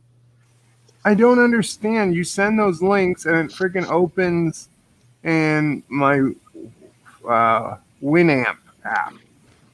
Is there just like a link that I can listen to through a web page? The last one that I put up will open up. And is there like a chat box or something? Yeah. No, there's a separate chat room that we all go to on a chat site. There needs to be one page that is both the music and the chat. Well, the chat room's separate. The chat's separate from the radio station. The owners of the chat rooms just let us come over and play in the chat rooms. Why don't you put the chat box on the same page as the radio? I'll work on that. Or put a link from play the radio station on the chat box page. If you give me both. Give me everything. Give me I everything. did a chat box for the radio show I used to be a producer on in my early days. You know my friend Addy, who comes to streams every so often as Addy in Stereo. He does the chess streams now. Him and his friend did a morning show that was on internet radio and then actual AM radio. And I was the producer because I did the web page. And so we had the audio and the chat on the same page. So everybody could go to listen and chat at the same time. It was quite the time saver. And we all know that Bird already has enough tabs open anyhow. Yeah, I was able to close a couple of tabs when he and his friend, well, he moved, so his friend, they stopped doing the show. Now, see, the first link I put in the live chat is where the chat the chat rooms are. Second one is what opens up into the Shoutcast stream status thing. And right now the radio's not on, so nothing will show.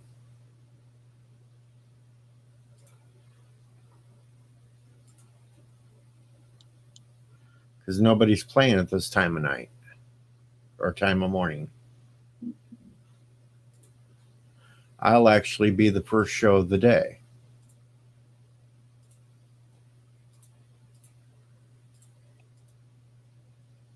But I don't go on air for another 7 hours.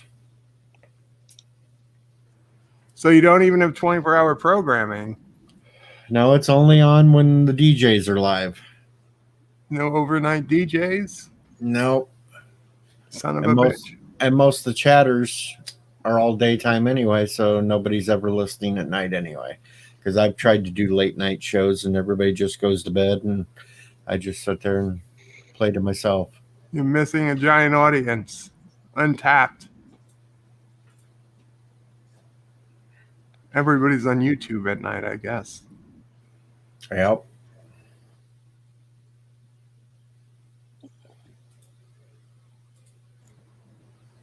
Will they let me do a late night conspiracy talk show on the radio since nobody's on? They'd probably let you do it. It's just you have to try to figure out how to get listeners. I'll tell Doomcock to come over. We can tell him it's an actual radio station, though. Yes, it's KJOE out of Topeka.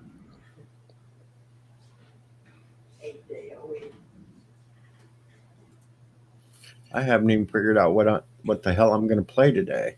12 watts of incredible power. Music. Well, I know music. I just don't know what. Oh, it's April 20th. You should do 420 music. Absolutely. Well, I got some songs that would fit it. So, Happy Birthday Hitler. And No, I'm not going to do that one. the explosion of that oil rig. What was it? BP Horizon. There's got to be a song with that. So once in a while, like on the day Elvis was born, the day Elvis was died, I do an entire show of Elvis. Do you have any Cheech and Chong stuff you can play? Oh, hell yeah, I got Cheech and Chong I can play. You should just play that all day. Dave's not here, man. Played Devil Went Down to Jamaica. Looking to score some weed. He was, Mark Andy says, from the kingdom of the bed, it's bed to bed AM with Bird of Prey 5.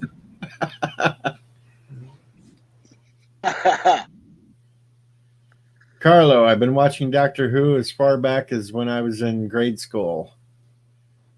My favorite doctor is Tom Baker. And Carlo reminds me I haven't done a conspiracy stream in a while. Yeah. And freaking Exozone, they've stopped doing. And when they do it now, it's off. It's not live.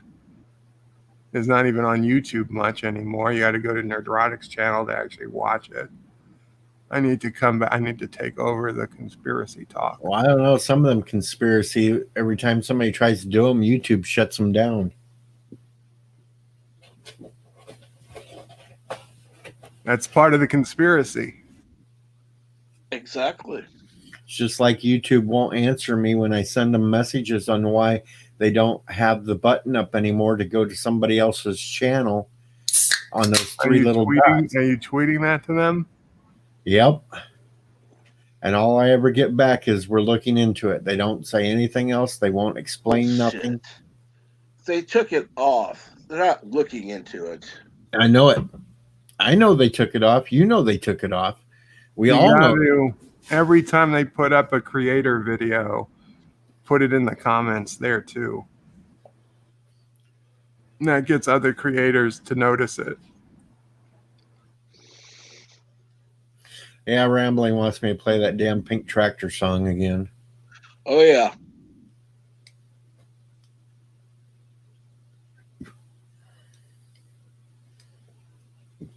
I know why they took it off. They're trying Too to easy to suppress. find new people. That's right. They're trying to suppress us finding each other to sup to each other to make our stuff grow. They just want to keep pushing out that crap from the mainstream. It is such a stupid business. I don't even understand because it's a bad business decision. YouTube is only here because of all the regular people who created all videos to upload to YouTube. People don't come to YouTube to watch Fox News. I'd go to Fox News if I want to watch Fox News. I'd go to CNN if I want to watch CNN. Exactly. And it pisses me off that YouTube doesn't, and Google, whatever, they just don't obey basic laws of capitalism. Like you can't do super chats on a private stream or an unlisted stream. Why the F not? You're just taking money off your own table, YouTube. God knows how much more money you could make. It doesn't cost you a single damn cent to let people do super chats on unlisted streams. Not to mention the 1,000 number. Why 1,000? Well, why have? Okay, you're a little afraid. You're a little afraid of money laundering, so make it 500 or 100. Still, it doesn't make any sense. And who cares about money laundering? That's not for you. The government. If somebody's money laundering, they'll go after them. You don't have to worry about it. My sister still launders some money. That's a different type. I know. Besides, if we want to launder money, we got washing machines. And I'll be honest, if people want to launder money and they've got millions of dollars, you can buy 1,000 subs for a lot less than $1 million.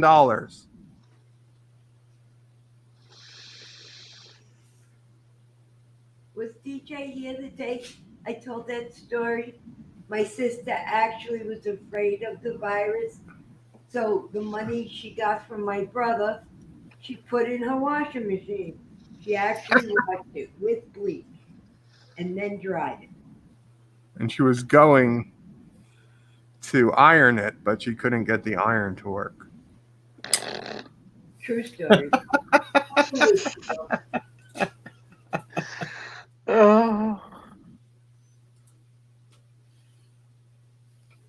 Laundering.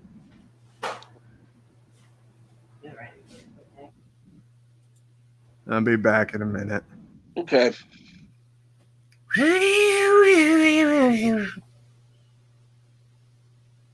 Gelogia time.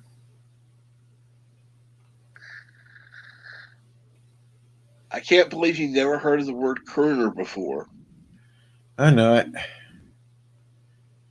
We've got to expand Bird's library.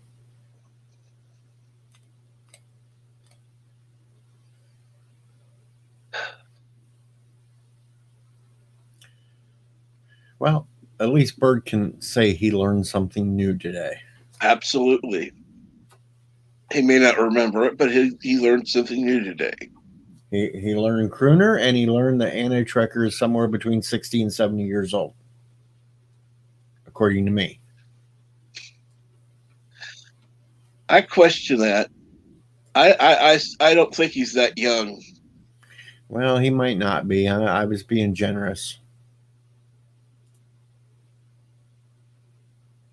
And that's weird. Okay. I'm going to show something else that really, really is weird about this whole YouTube crap. We go to here. I don't know if I can bring it up. Okay, you see it says happy birthday Anti-Trekker and it says 19 views below it, right? Correct. I click on the video and it says 26 views.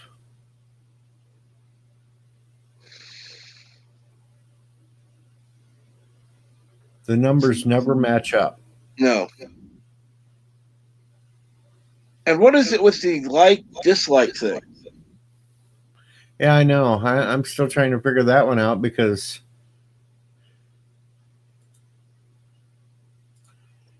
I can't get it to change it to where it's showing it. And see, I go to this one, it tells me there's only 25 views. So here's a range of numbers, and one of them may be semi-accurate. Well, all weird.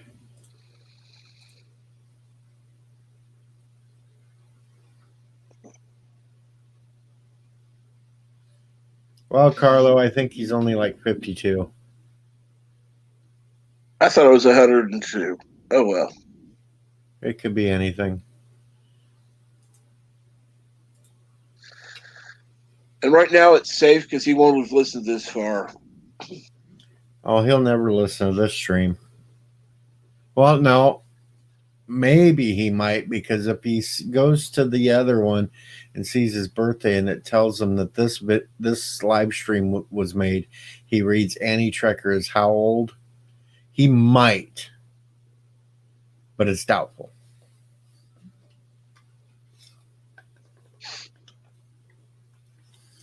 You don't have time to go to everybody else's.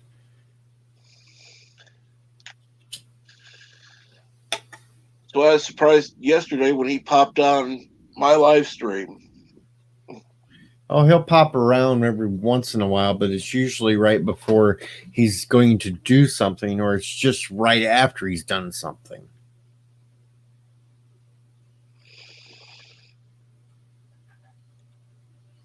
I haven't even seen him been asked back to Midnight's Edge lately. He's working Wednesday nights these days. That's why. Ah.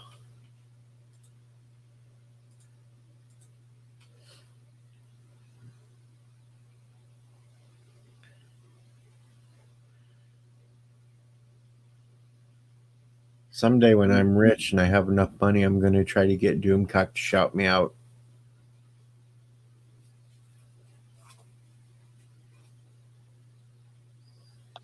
Well, you don't need. Doomcock does cheap shout outs. You only need a couple bucks. Hell, for the right reason, he does free shout outs. I can't believe how many times he said something about my GoFundMe. He just must not like bunnies. We need to do a cheap shout out for Cinnabon. That's who. Cinnabon, we can do that one. No You know what problem. you need to do, DJ? I'll let you know when he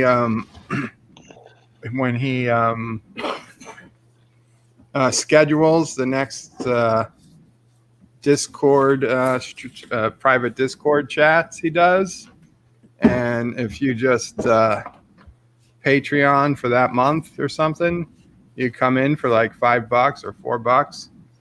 It's like you can do it for $1. Yeah, you can come into his Patreon stream and we talk one-on-one with him. You could say hello, whatever. Then he'll know who you are, and then when you're on the regular stream, then he'll shout you out. Because every month, Doomcock does 2 Patreon streams on Discord. One is where we get 3 to 5 minutes to talk about anything we want and or ask him questions, and one is where he sets a topic and we talk about that topic. I always miss the one that is open. Catch the one that's topic based, and that half the time it's like, I don't know anything about the damn topic. Yeah. Pass. But you can still like ask him a question during the topic based ones. I mean, you don't want to go totally off script, but like I've been to ones where I said, I'm here, I'm just listening, and he'll just ask a question and we'll talk for 5 minutes instead of talking about the topic. I heard one that you were a little off topic. Me? Never. You? I was a little off topic. Was it the horror movie ones? Yes. Yeah. It was the horror movie one. Because I don't watch horror movies. What did I say? Tremors and Oh, I said Star Trek Discovery was the biggest horror. I was there. I listened. Yeah, well, you usually come up right after me because if we go in alphabetical order, it's Bird of Prey and then Captain Trek. So every other week, every other month, we go reverse alphabetical order, and then every so often, he starts from the middle, which is the worst. I remember when I first went on, was still when I was Trek 95, and I was the bottom one. It's like, pass. I really consider just having two Discord. One is Bird of Prey 5 and one is Z Bird of Prey 5, depending on which way he was starting. I wonder if people would have caught on. But it starts in the middle sometimes. Sometimes he starts in the middle, so I need a third account. M Bird of Prey 5. Mr. Bird of Prey 5. Thanks, Ed. Okay, rambling. I'm looking in the settings like you just said.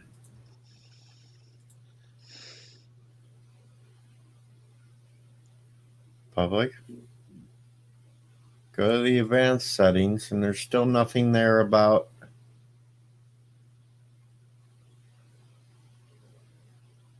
I guess I click the users can view rating thing and save that, and Yeah. there. Now maybe they should show thumbs up or thumbs down.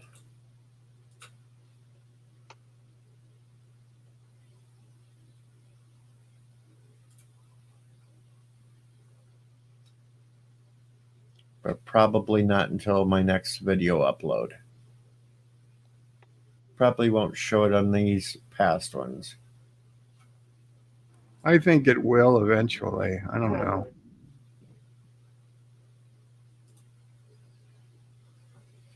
Good morning, Mr. Londell's Groovy Movies. Mr. Londell told me yesterday that I was supposed to be a gentleman when I debate Katie, and I said I would be, and he Of course acted like you'd be. Who wouldn't be? he acted like I wouldn't, sort of. Maybe I was wrong.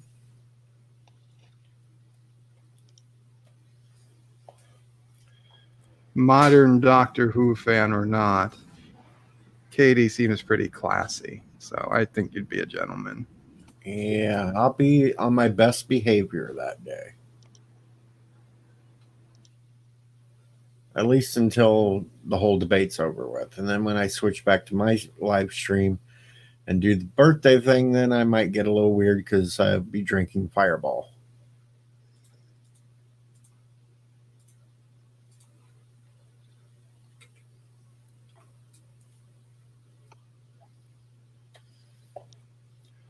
And then I'll just let random people up during the stream.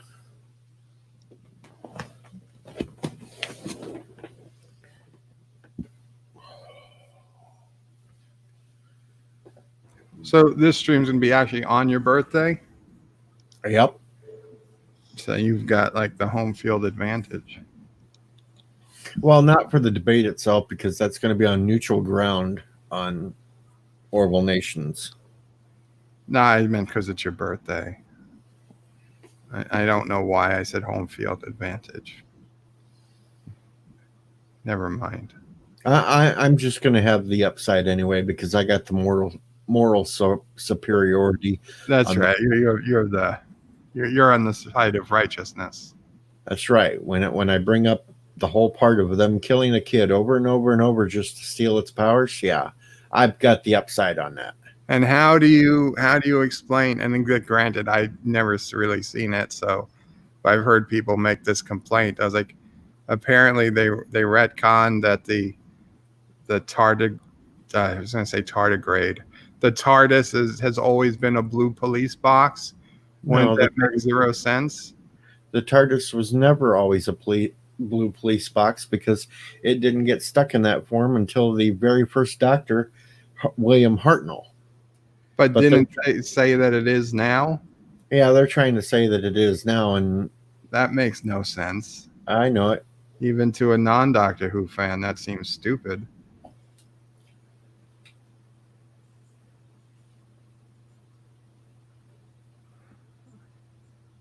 Thank you, Mr. Miles. What TMI?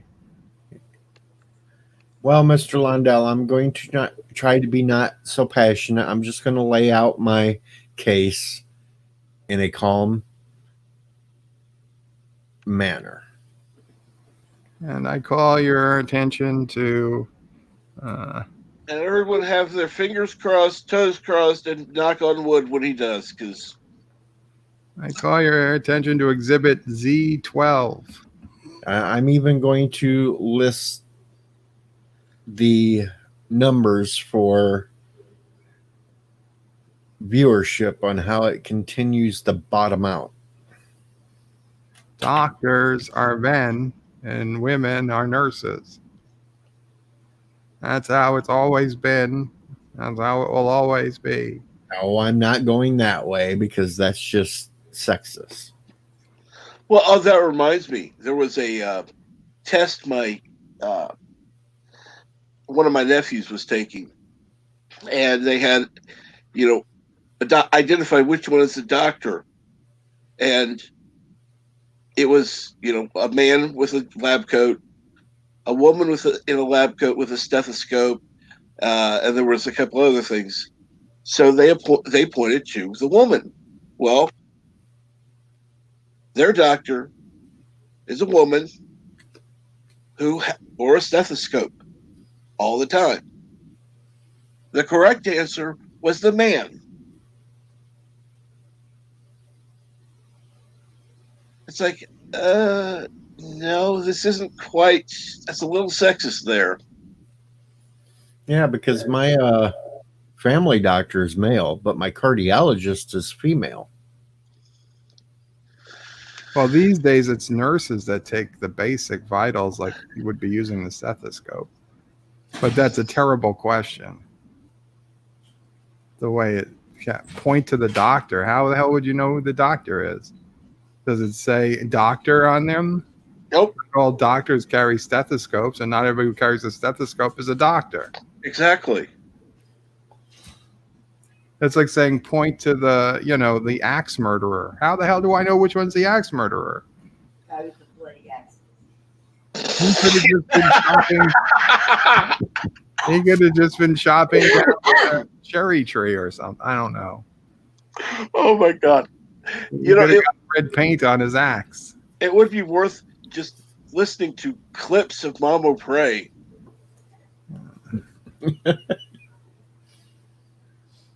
Sassy girl, you came back in. You didn't want to stay out, even though it's daylight now.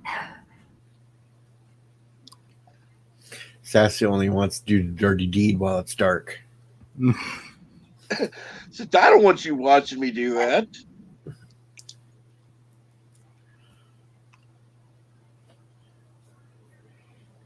Bow chicka wow wow bow wow. So let me ask this: what does it mean if one female dog mounts another female dog? Trying to get dominance. Yeah, she's the alpha female.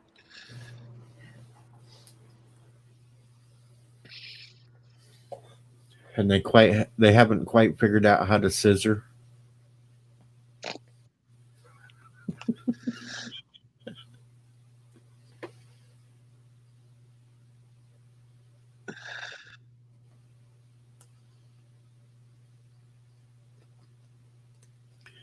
Oh, we need more Mama Pray streams. Absolutely. You guys don't want Mama Pray streams now. It'd Really, I be am. depressing. Yeah. I don't even want to mention that. I mean, people are going through a hell of a lot worse than we are. But this hasn't what do you call it?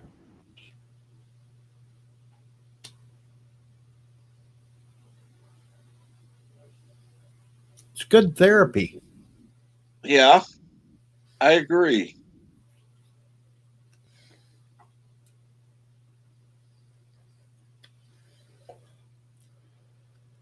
Sorry, I muted it. Oh, I've been talking. No, they heard most of it. Oh, anyway, our issues become unique. Like at one point, we ordered supplies for a CPAP machine. Yeah. Every 3 months, you're entitled, according to Medicare, certain supplies need to be replaced, not the machine itself. Okay. Right. So, beginning of February, we ordered it. No problem. I don't know, about a week later, get a robocall from the company saying they need more documentation. And they No. say, you don't have to do anything. We're going to contact your doctor for you. Right. The documentation they needed is 5 years old. His sleep study was done the end of 2015. They want a signature of the doctor that read the sleep study. I don't know. We found his name. They want his signature. But you've been paying for the last 5 years. Yeah, but you switch from a Medicare Advantage to original Medicare. They require more info. Then the country shut down. Now they don't even answer their phones. The company that was supposed to be sending the info, the supplies. Right. Okay, I wound up buying them online. But the point is, they still haven't answered. They don't get back to you. Now, I'm sure they're working remotely. It's a medical supply company. Yeah, essential. Yeah.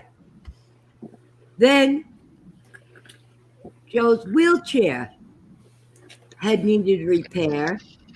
They came. Yeah, they came during the early part of the shutdown. Right. First, they came February 10th or something.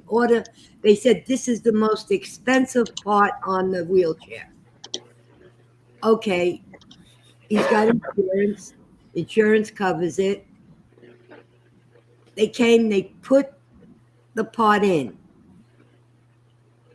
Now, they were supposed to leave the old part. But this was the beginning of the shutdown. I was wearing a mask and gloves. The guy that came to fix the chair was not.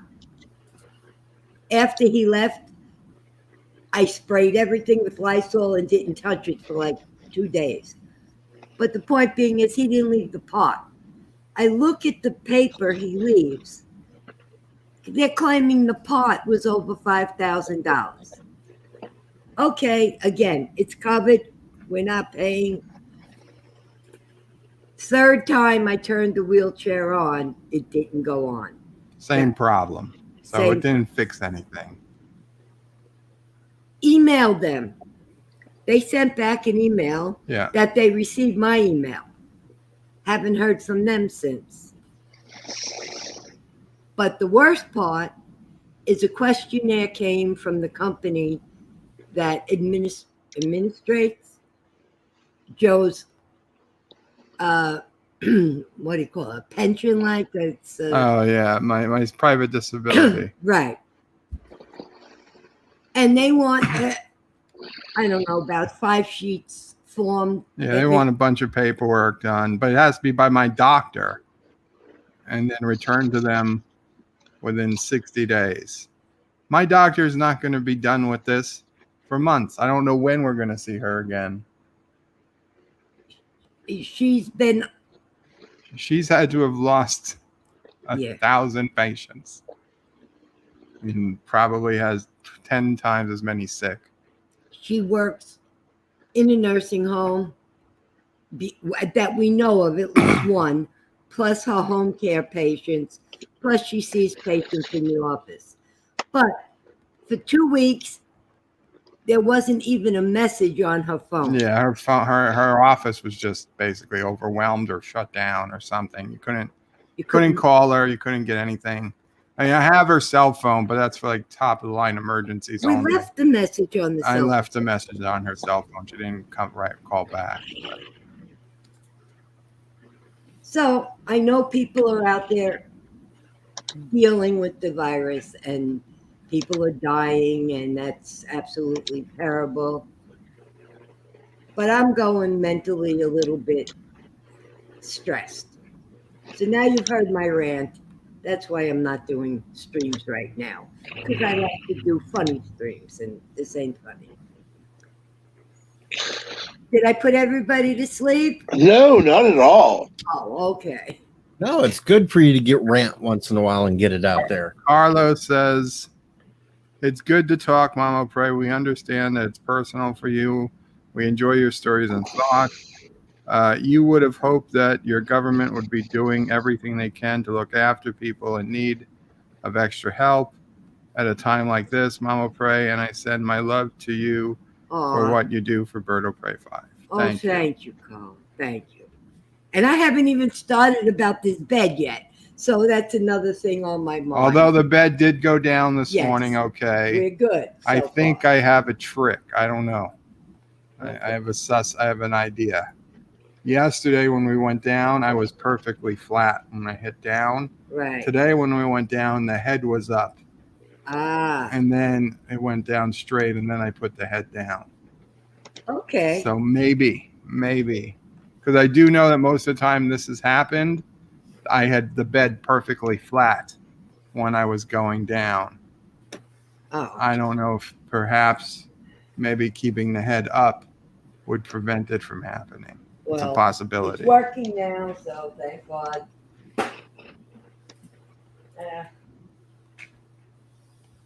We'll get by, guys. We'll get by.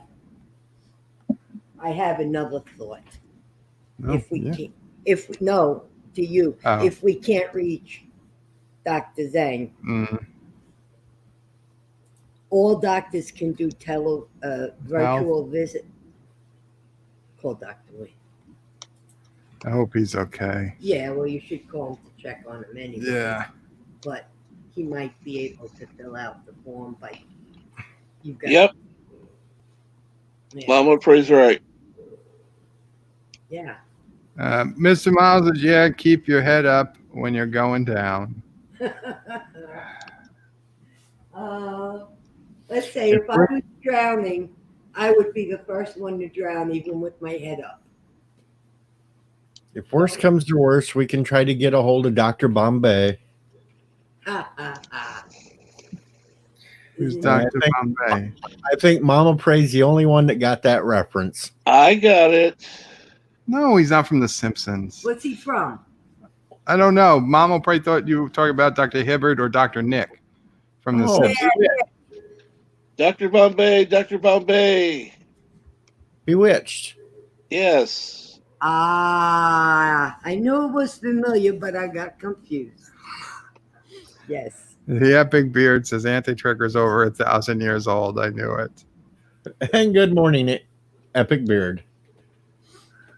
You know, DJ, when I clean the house, I stand in the middle of the room and I twitch my nose, and nothing happens, and I don't know why. Because you're not a witch. Yeah, you're not a witch. Oh. Oh. Try folding your arms over each other and blink and shake your head down. We'll see if you're a genie. No, definitely not a genie. Maybe a witch, but not a genie.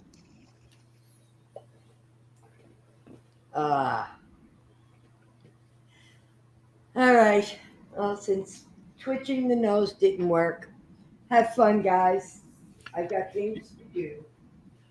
Thank you. You too. Be safe. So the Epic Beard is finally awake. Guess Sassy didn't wake him up. No. It is funny, though, that I woke up the same time you woke up. That's kind of weird. Sassy woman. We found the witch. Sassy. Sassy's the witch. Yeah, That's I- it. I just thought of an idea how we can figure out how old Anti-Trekker really is. You gotta cut off his arm and count the rings. Well, not. Well, that's an easier way. I was kind of thinking about putting them in one of those magician boxes, then slamming the big thing down in the middle. Then we just pull them apart and count the rings. Oh yeah, it's probably more rings through the middle of his body. Yeah. And yes, Mr. Miles, I'm sure we both said go to that because we read your comment.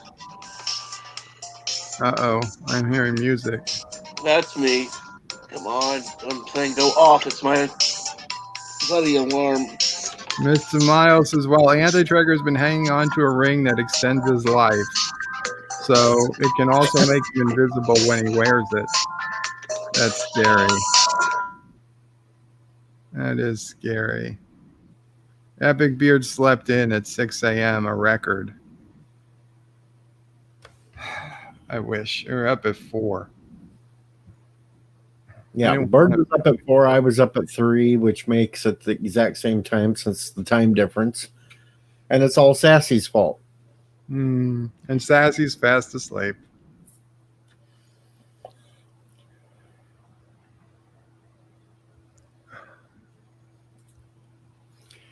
Bird, I was talking to Lundell because he thought Smeagol, but I meant Bilbo. And Highlander is still younger than the Anti-Trekker. It's his birthday, Mr. Lundell. We need to know how many candles to put. Yeah, and we got to see if we have to put the fire trucks in case there's a bonfire. Anti-Trekker says my precious all the time. Yes. I put out a birthday wish, Mr. Lundell, to the Anti-Trekker before I came on live stream. So He's not here.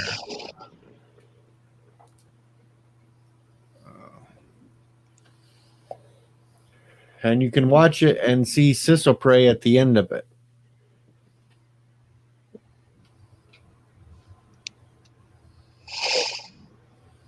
Yeah, Epic, keep rubbing it in that you're only going to be 45 in 10 days.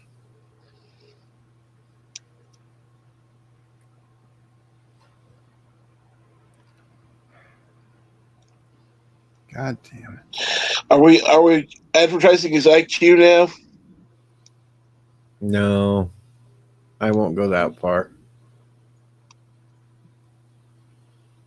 Well, then I could be the asshole today. Cool. Mr. Lundell said he can just put a road flare in the middle of that sucker. Carlos, for some reason, thought the Anti-Trekker was only 35. Carlo, are you trying to suck up? That's a suck up. Are you trying to suck up there?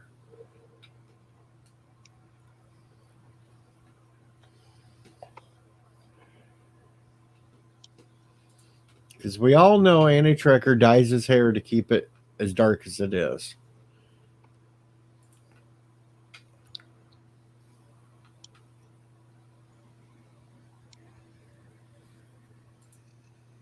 Beard says Carlo needs his meds.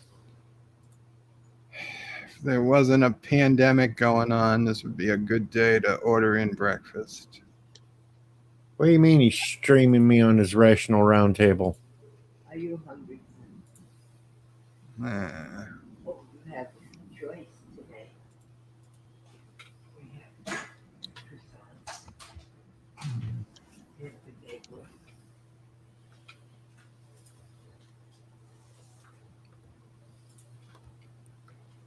See, I think Mama Pro needs to be nominated for sainthood.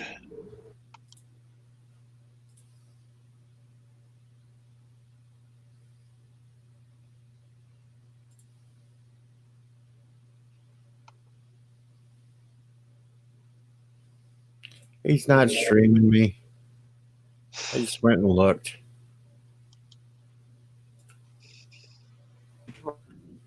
Yeah, I'm sorry, I muted it. I Mama Pray, yes, she should definitely be saint.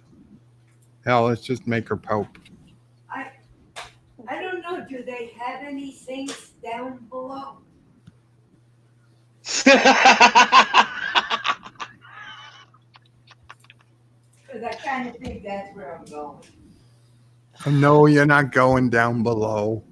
Son of a bitch. Carlo made me look. You're gonna go to Brooklyn? Brooklyn's not down below, and neither is New Jersey. Whoever's going to say robot hell, no. She's going to Washington, D.C. So she would go to Atlantic City. That's down below. If there's still any casinos left. No, all the casinos are closed. But they're still doing the lottery somehow. Well, you have to buy your tickets. Well, see, that's the complicated thing, too, because I can still walk into my gas station and Right. get tickets. But a lot of people are now buying them online. I don't know if New York sells them online yet. I mean, I had a year's subscription before I got sick. And Mama Pray one time got a letter from New York State Lottery with a check in it. And she was like, and it turned out to be like, I won $14. Yeah. But then if you win a big prize, you're supposed to have to go and sign the paperwork. Yeah. If you win the big prize, you still have to go in person. Because they're allowing you in to get your. They have to do a photo shoot and everything. But that's the question: are they still letting them in there to do that at this point? Well, probably nobody's won anything. They probably waived the rules. Yeah, maybe they'll do it teleconference. You won. Here's your check by Zoom. Yeah. In New York, they're allowing online marriage licenses and online weddings. Really? Yes. Online weddings, so I could find the lucky girl online. Yeah. Good morning, Schronmore. Oh, and what really pissed Mama Pray off is that New York is trying to let healthcare workers go back to work without testing negative. For everybody else, you have to have 2 negative tests before you're allowed back to work or be considered okay. Mm-hmm. For healthcare workers, they're saying that takes too much time. Well, if they're allowing them, if you can't get the 2 negative tests, But and you feel okay. and you feel okay for, I don't know, X amount of days, you can go back to work on the, on the At front your line. nursing home or your hospital, yeah.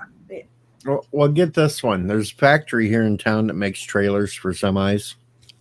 Yeah. They've sent a couple of people home that had coughs, but they're still allowing people to work there, even if their spouse has it. Now figure that one out. Yeah. It's crazy. I mean, honestly, we know 2 people that tested positive. One works for the city, Department of Sanitation. So they're out in the street picking up garbage, right? She tested positive, went home, self-isolated, however many days, then felt better, and she required 2 tests, 2 negative tests in 48 hours to go back to work. The other is Camille, works in the nursing home. They want her back at work, no test. She tested positive the first time, but they don't really require the second test to be negative. And she's going into the heart of it, the nursing home in Queens. I guess they figure everybody's already got it there anyway. It's terrible. So you're going to go to a hospital and not know if the person treating you has the virus. Maybe you don't have it. Yeah, maybe I just have the regular flu. Yeah, but you're going to get it. But you need to be negative to pick up somebody's trash. Oh, that makes sense. They must be worried that you're going to spread it through their garbage can or something. Who knows? Well, no, it's because the city has city workers have a sweet union and contracts and whatnot. So, I mean, listen, I'm not the biggest union person, but at least the union's like, hey, no, if you're going to go back, you're going to go back right. And you need 2 negative tests, protect the other people, protect your coworkers is what they're really, it's really for protection of coworkers. They don't give a shit about the garbage cans. But the coworkers, you're working with other people in the truck, whatever. That's the reason. Whereas the private nursing home that Camille works for, I mean, I don't know. I'm sure they have some care, but not nearly as much. But it's also that they are so overwhelmed. I can understand both sides. They are so overwhelmed and so in need of people that honestly, even if you have it, it doesn't matter. There's so many people in the nursing home that have it. They could probably keep you busy with just those people. Well, there was a nursing home here, not in my town, but probably about a 30-minute drive away. They had a patient that they took in like a month ago, had him in for a couple of weeks. They thought it was pneumonia and stuff, got him better. They shipped him back to the nursing home. And then like a week later, they took him back to the hospital. He tested negative for having it, but tested positive for having the remnant markers in his bloodstream. So apparently he did have it at some point in the nursing home. And no, that's happened to people who they think, in fact, there was a girl in Wisconsin, I think, that went on a trip to Disney World. Did you hear about this with her school? Right at the beginning of right in early March. And she got sick. And by the time she got home, they took her to the hospital.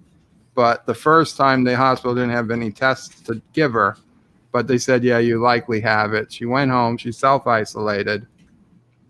After she felt better, then she got worse.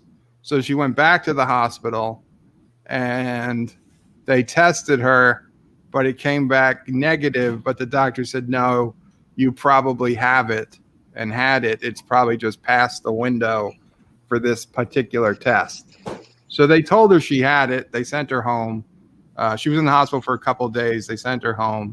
She recovered, but then she posted an Instagram saying to her friends, hey guys, I recovered. I had this. I probably got it when we were on the trip, and you guys should all be safe and get tested.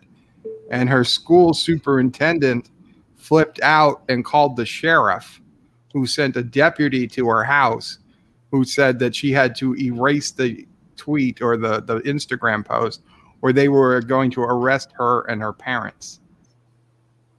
And now they're suing, rightfully suing the sheriff's department. Disorderly conduct. Yeah. They were going to charge her with disorderly conduct for making that post, because the superintendent had already sent an email saying that, no, that was false, that anybody got sick on their trip and that he was dealing with it. It was somebody just wanted attention. Hail Marlena. Marlena, Kapla. Anti-Trigger's not here, but yes, he'll take your happy birthdays. And if not, you can always go to the video I made for his birthday and post it there. He may read the comments at some point when he wakes up there too.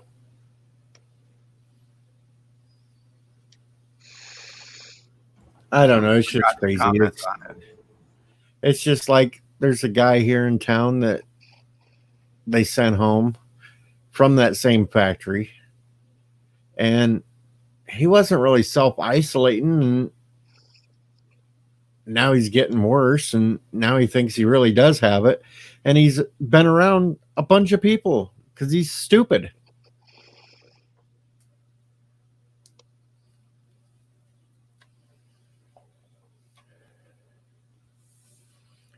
It was like the first inkling that I had when I thought maybe I stayed away from everybody.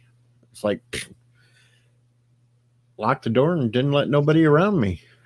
There are literally people who think they have it, and it's like their job to spread it. I know. I don't understand that mentality. I really don't. Well, you got them ones like you read on Twitter that hope they get it just so they can go give it to somebody in the opposite political party because they feel it's their need to get them all sick.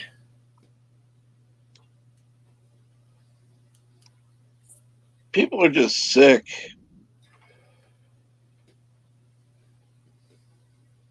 And the media doesn't help because they keep pushing. In all honesty, I've wondered, how is it that Trump doesn't have it yet? Because there's got to be so many people gunning for him. I'm shocked. Unless that drug works. And he's been taking it to prevent it. But well, see, that's the comical thing, though. All the media comes down on him about even mentioning that drug. But then you got ones like Cuomo. They're pushing to have it used on the patients to see if it helps them. But you never hear that from the media. That drug works. You want to know why I know it works? Because it was so hard to get. It was so hard to get. Doctors were prescribing it for their family members and their friends, and it was being hoarded. It's still being hoarded. CVS was sold out. Cisco Prey had to find an online pharmacy to get her supply.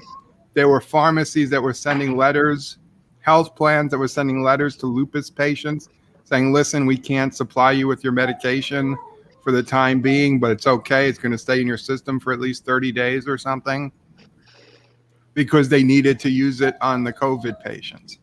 So don't tell me that stuff didn't work if it was being hoarded. The only reason it was being hoarded was because somebody knew it worked.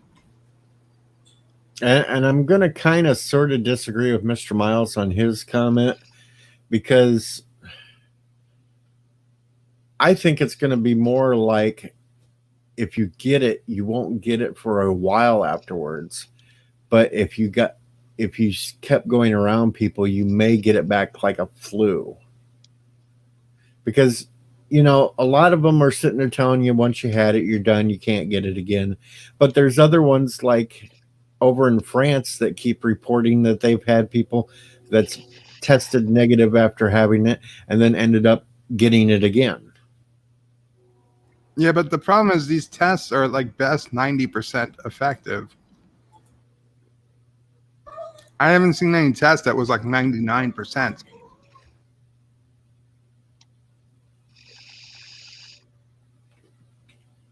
So it's more than likely that the people who tested negative probably were just screwed up tests or were actually positive.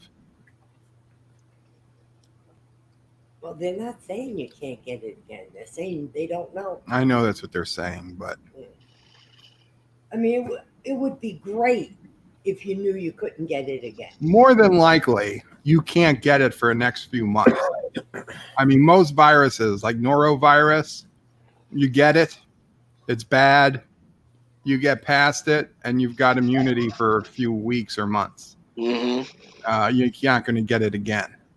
But you could get it again next year, yes, or 2 years for sure. So, I mean, that if it's like that, yeah, it's very possible that if you have it this time, you don't have to worry about it till next year. But by then, hopefully there's a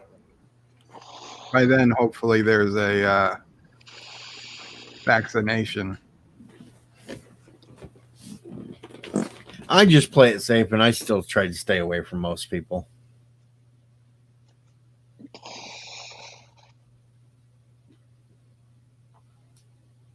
And yes, Mr. Miles, you are correct. There are people that sometimes do end up with chickenpox a second time, especially if they've had a really mild case of it the first time. Of course, though, once you've had the chickenpox, you are right up there at the high level of getting shingles later in life. Yep.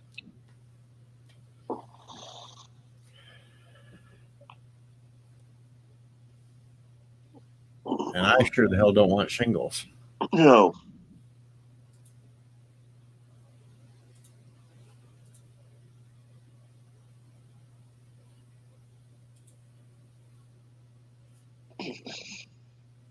And yeah, a lot of the vaccines are just dead forms of the virus. Yeah, same with me, Mr. Miles. I quit going out to the bars and that pretty much once I got older.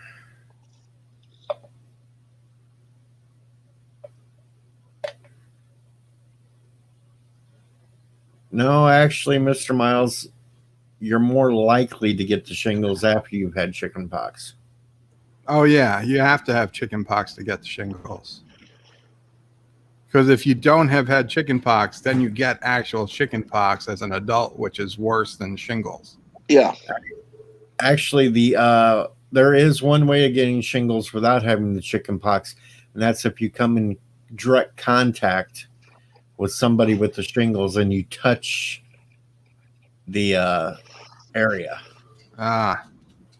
You lick one of those single sores Well, you don't even have to lick it. You can just touch it with your fingers and then touch your face. well, face, other body parts. I don't know. We're trying to figure that out, Zachary. We think he claims to be 52. He claims to be 52, yes. But we're kind of thinking it might be I think 100. Joseph was correct that the 52 are the first two digits of the age. He probably changed from 519 to 520.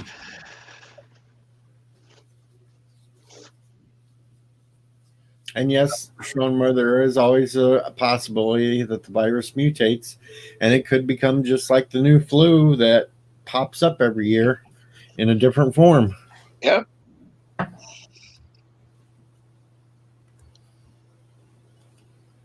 Schroenmer's here. I gotta show you guys what he sent me.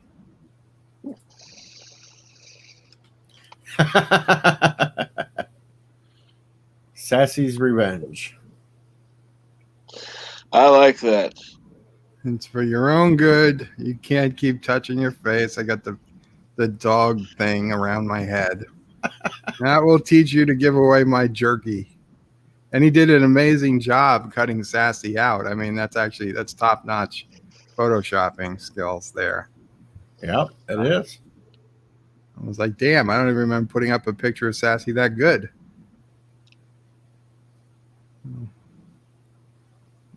Yes, you and Mamo Prey got a very good laugh out of that too, Schroenmer. So thank you.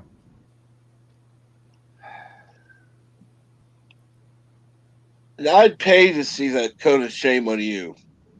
Cone of shame. Oh yes, I'm sure somebody's got to sell it somewhere.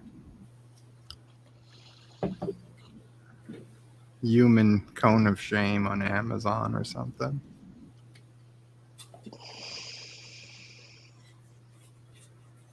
Now, see, Mr. Miles, it could work both ways. Who knows? I heard that this virus had things that were very similar to HIV. So, like, I don't know, whatever on the outside of the virus, that there was very similar to HIV. And honestly, I was surprised that they even were able to do vaccines so quickly, because if it was HIV, although they said the HIV drugs were helping also, but those are a lot more expensive than the malaria drug. But The Epic Beard comes back. That's how Bird eats. Just get the food near the hood and drop it. No. Well, it would save on the mess. You wouldn't get anything all over the sheets or anything. That's true. I do. Mama Prey gets mad when I drop a crumb or something hard, and I don't realize I dropped it, and then she finds it in the sheet, and she's like, "You could have been laying on this." I'm just keeping it warm for later. Yeah, that's my snack. That's my. Throws it out. Doesn't have a big beard like the Epic Beard to save food in, so he just has to save it in the sheet. Well, next time the once the ban is lifted and people start, seeing each other again, I'll tell Ciso Prey to sneak over a can of Spam, and I'll just put it under the sheet. And so when I turn, Mama Prey can find a can of Spam. Oh, that's where it was. I was going to eat it on camera. Oh. I got this picture of Epic Beard with a little bird's nest in his beard. And he eats some food, then dribbles it out to feed the babies. A la Peter Griffin.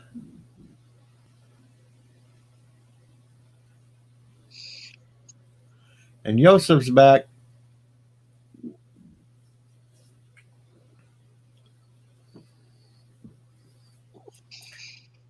I'm happy that Yosef's barber was able to sneak over and give him a haircut. Good afternoon, Yosef. Did he get the haircut already? Yep.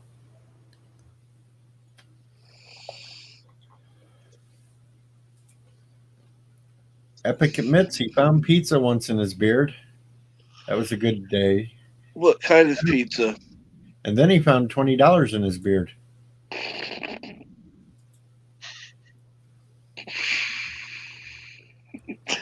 I will not say anything. I can say anything. Sunday. Mama Prey finds an out-of-date Spam in Bird's bed. Watch the rumble that follows. When you were outside, I was telling about how, because we were talking about people who find like food in their beard and food. Oh. So they go find food in the bed, and you get mad because they could have been laying on it. So I said, after the quarantine's over, I'll have Ciso Prey sneak in a can of Spam, and I'll keep it under the sheet. So when we turn one day, you'll see the can of Spam. And I've got a few cans of Spam here if I need to send you one there, Bird. we ordered. I've got Spam here now. And once Mama Prey threw out that can of Spam, and the next thing we knew, we were under quarantine. So she reordered Spam right away. I know. So now you have. Whenever you eat a 10-year-old can of Spam, All well, right, now we see one. I've got to be honest. You didn't throw it out? No, it's. Oh, it's still here. I didn't throw it out. She lied to me. So you have still the 10-year-old Spam can at home. But now Ciso Prey is not going to be here for a long time, and Mama Prey is not going to bring it to me. No. What, the new can of Spam? I bought two. No, I want. We got to eat the old can of Spam. Bert, you need to sneak out. If I could sneak Somehow. out, I wouldn't be worried about eating the can of Spam. Son, I have not dedicated the last 11 years of my life keeping you alive to let you eat a 10-year-old, 15-year-old, probably Bought more. that. Probably in 2005, I probably bought that. I probably bought that my first grocery run in the house, which was summer of 05. And mom is right. She isn't there for you 11 years so that you get food poisoning on her But watch. think of the lawsuit she'd have. Shoot, What's she gonna do? Sue you? No, through the spam maker. For you Is being stupid enough to eat an 11-year-old can of Spam. It just says Best Buy, not Eat Buy. You know, there's actually videos on YouTube of a guy that goes around and he'll open up old World War I rations and World War II rations. There's a TV show about that now on History Channel. And he will eat it. History. That's probably where they got it from. You should try the surströmming. Maybe we can sell them the can of Spam. Do you know what surströmming is? Self-streaming? Now you got me out of the concept. The stinky fish that people buy in the can, that the can Tuna. it's not tuna. No. Surströmming. It's called surströmming, and it's Is that What like is it? what is it called? Anchovy? No, shoot. There's only 3 fish in the ocean. Anchovy, sardines. Sardines. That's what I was trying to think of. What? It's a sardines, but they basically rot in the can, and you can still eat it. But when you open it, people are opening it. People who basically you have videos on people puking while opening the can because the smell is so horrible. That's nasty. Carlos says if the can of Spam is sealed, it'd still be safe as the day you got it. That's what everybody tells me. The internet can't be wrong. Well, why don't you write the maker of the Spam? What Ask I them. Googled on it said Oh, that it would still be safe to eat. It would probably just lose its taste. Well, here's going around Facebook that in 1937, Spam made their first, what do you call it? Can. First batch of Spam. Now with this pandemic, they're making their second. yeah. I like her sense of humor, by the way.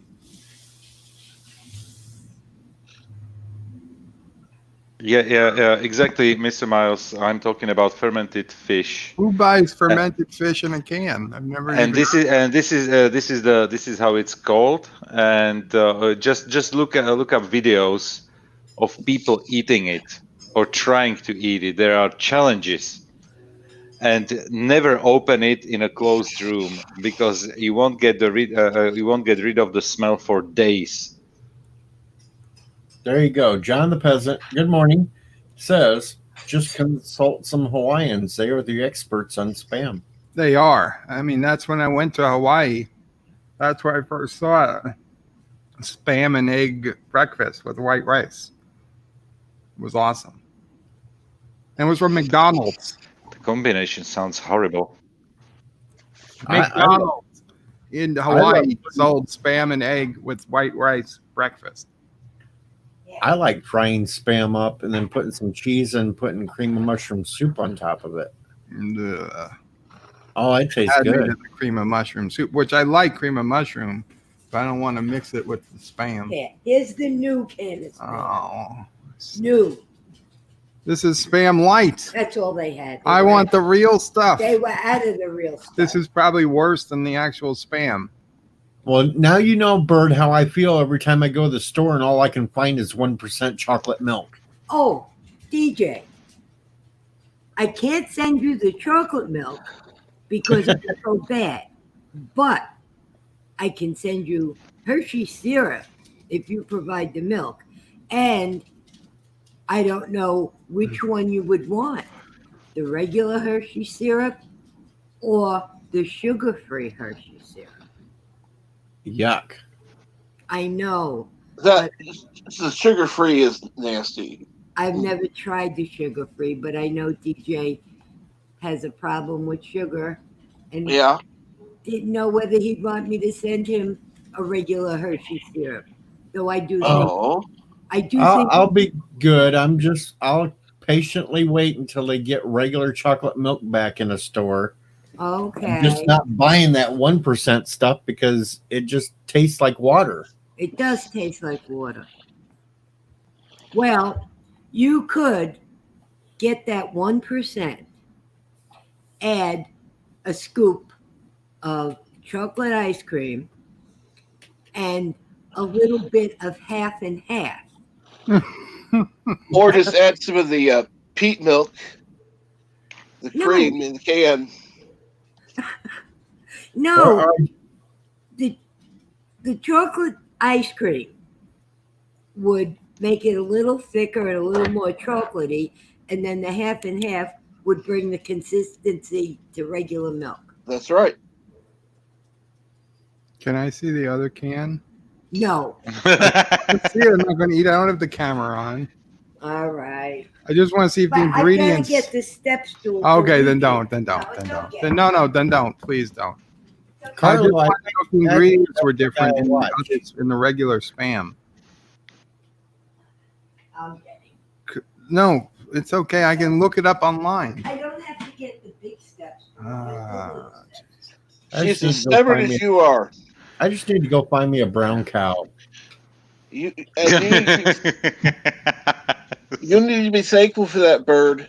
She is as stubborn as you are.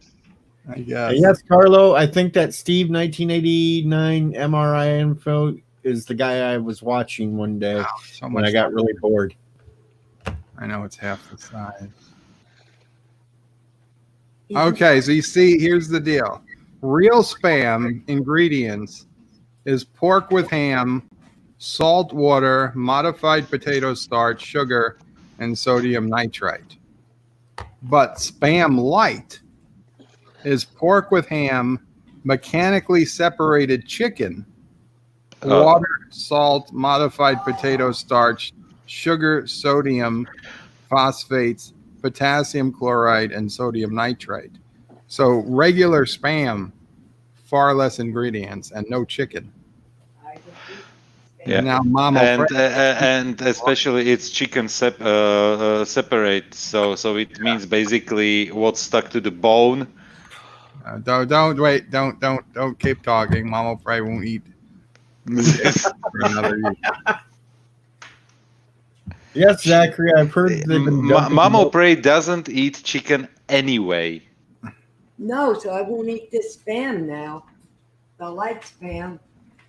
Don't eat my real Spam either. That's for me. Yeah, Zachary, they've been dumping the milk because there's no processing plants. Well, there's some processing plants, but not enough that are open to go and do all the milk. Because a lot of them are shut down. Yeah. And that's why they're dumping it left and right. Which is horrible. Well, USDA guideline says you can't sell unprocessed milk. Which is absolutely stupid. Which is exactly my words. Absolutely stupid.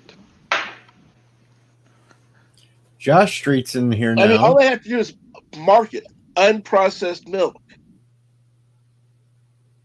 Unprocessed milk, the only thing that you need to do with unprocessed milk is to cook it. Yeah. That's it. And then unprocessed, it lasts something over 24 hours, then it gets sour. And still you can get, if it's unprocessed milk and it's coming directly from the cow, you can get a high quality sour milk out of it. Yeah. Mr. Londell says you don't want to drink unprocessed milk. Why? Because probably because of all the bacteria that can be in there. I agree. That's why you need to basically cook it, or boil it up to, I think it is 80 degrees Celsius. So whatever calculation you need to do to get to these temperatures in Fahrenheit. Right. So not like boiling water. It's way under the boiling point of water, but you need to heat it up basically. Yeah. And that's it. And then you have perfect milk. Yeah. And it lasts you like 3 days. like I said, all you have to do is market unprocessed milk. That's it. That's the only distinction you need. That way you could bottle it, sell it, and it wouldn't go to waste. And it wouldn't have to be processed because you mark it as unprocessed milk. And Mr. Miles asks, when you yourself boil it, does it then count as processed? Actually, yes. Yes. And Mr. Londell says our bodies are not used to non-pasteurized milk. It's the pasteurization. The process is basically only to kill unwanted bacteria. In general, human Actually, no mammals are used to drink milk. We shouldn't be drinking milk in after we when we're not babies anymore. Yeah, and that milk is not pasteurized, by the way. It comes straight from the boob. Yeah, but no other mammals have made it to the moon either. So This is true. checkmate. And Mr. Mile asks, how do you milk an almond? Well, the same way as you milk a cat. Just watch Gaylord Fucker. Oh, God. How do you milk an almond? You know what? Making almond milk is such a nasty procedure. Basically, all the vegan substances. Yeah. So with milk, yeah, you can. I can go here and buy directly from the farm unprocessed milk. We have vending machines for milk. You literally bring your own bottle, and it gives you, and you can basically, like from a water fountain, you can get from that machine your fresh milk, and it's unprocessed.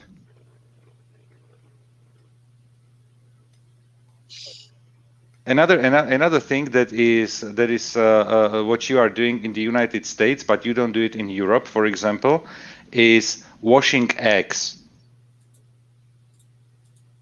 which is as well one of those weird things that are so different between Europe and the United States. Yeah, you guys like your dirty eggs. Basically yes, because there's a protective coating on the egg, and you wash it away. That's why in the United States That's why the eggs have to be refrigerated in the U.S. Exactly, and they last shorter time. Yeah. They last shorter time, but if a piece of shell falls in your egg, you're not going to die. You're not gonna die. You know what? I didn't die. Yeah, but Americans don't like to cook their eggs very much. They like very runny eggs. When you are doing like how do you call it? Like an omelet or something? Either an omelet or sunny side up, which is just fried eggs. Yeah.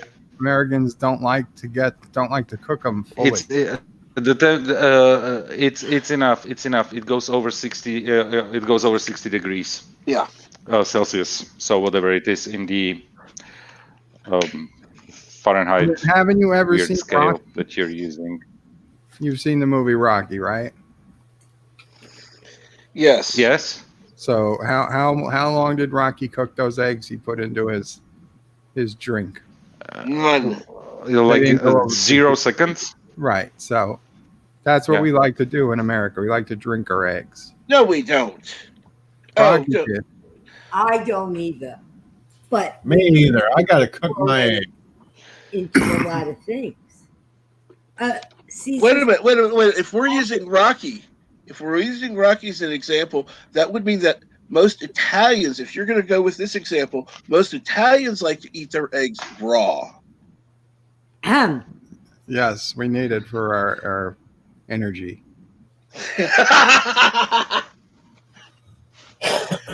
We also like to fight pieces of meat hanging in a stop! I'm going in a freezer. outside. Mama, pray We slap him tenderize with it it for us. The thing is, even when in the United States the eggs get washed, they are washed down with Formaldehyde, chlorine, and DEET. chlorine. Yeah. So you can Chlorine die. is in pool water. It's nice and clean. Hell, our drinking water has chlorine in it to kill the bacteria. That is just so disgusting. Ugh.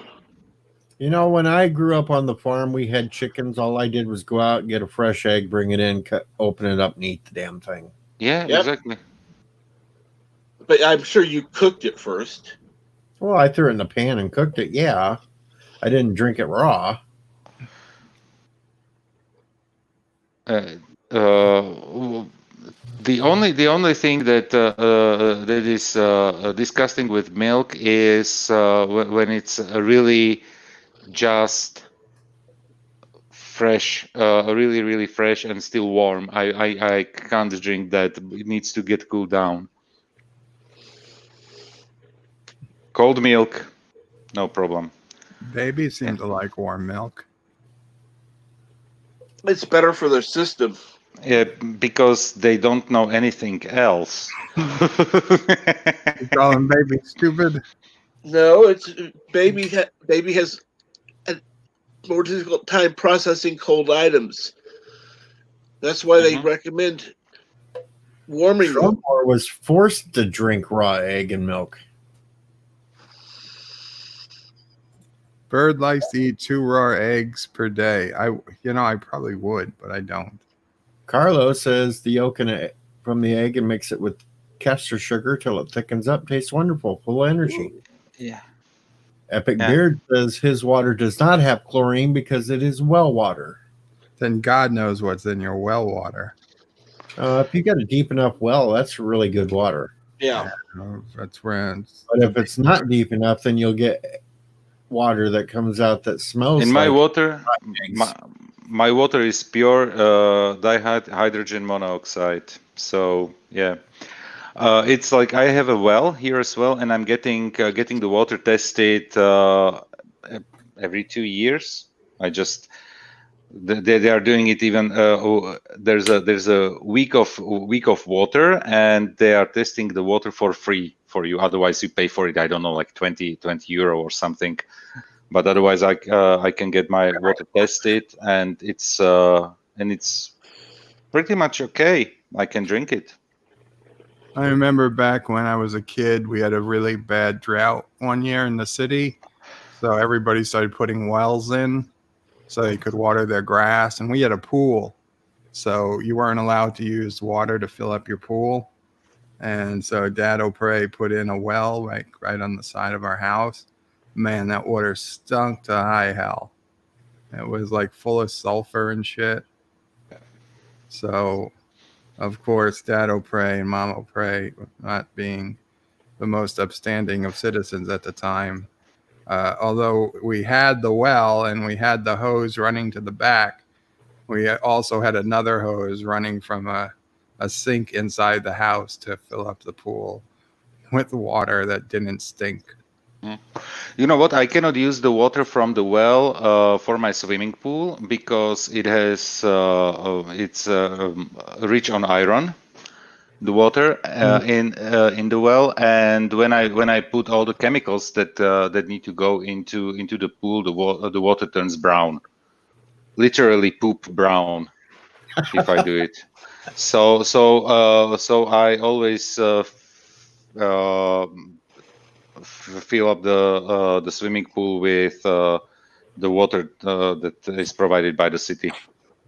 Zachary Gibbons says Baby O'Prey will not be stupid. Baby O'Prey will come out of the womb saying, "Hello world, it's Baby O'Prey." And then look directly upwards and say, "Ooh, look, lunch."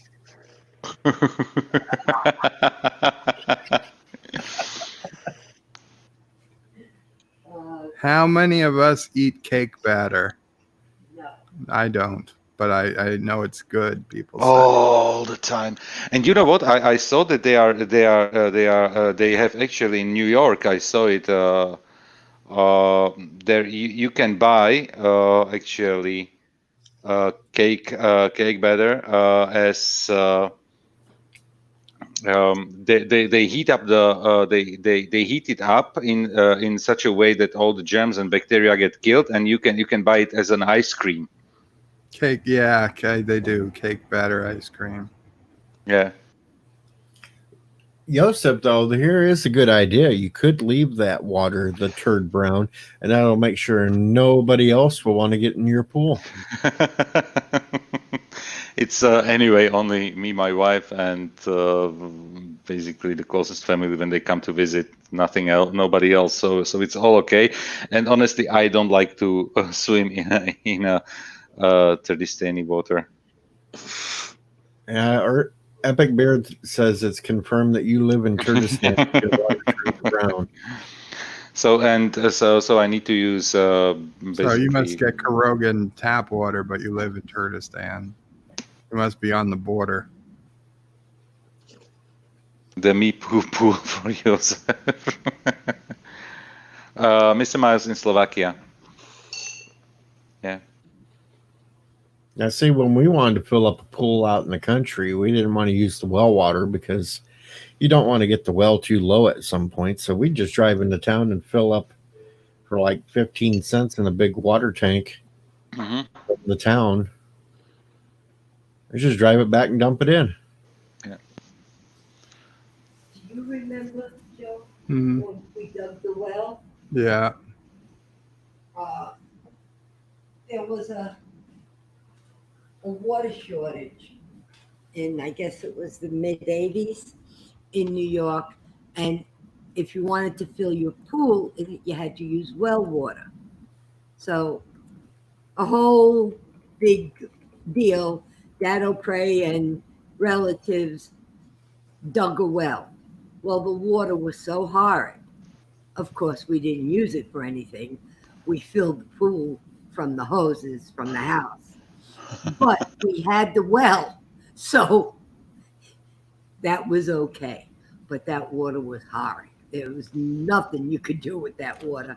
I wouldn't even Water the water lawn. the lawn with it because the odor was so bad it just hung around. So the well was there, but that was it. Yes. So right before you came in, Yeah. I told them the same story. Oh No, it's fine because I I'm wanted to see sorry. if you were going to tell them that we didn't use the well water to fill the pool. Mama Pray told it better. I know Yeah, she told it Craig better. told it better.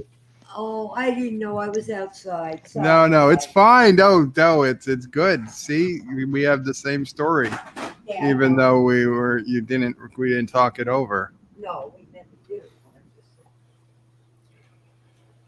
Yeah, I remember that because it was a big thing, and so as long as the cops saw you had a well, they weren't going to go back and look at the details. Right. That's what I was sign, well water in use. Yeah, and we had a slop sink in the basement that had a hose adapter, and like Mom O'Prey was in the basement controlling the water, and they had a system where if the police came, Dad O'Prey would like knock on the window, and Mom O'Prey would take the hose off of the faucet and put it to the drain like we were draining the pool instead of filling it. I didn't cheat in my version of the story. I cut out parts at the same time because I wanted to finish the story before Mama Bray came in to see what she was going to say.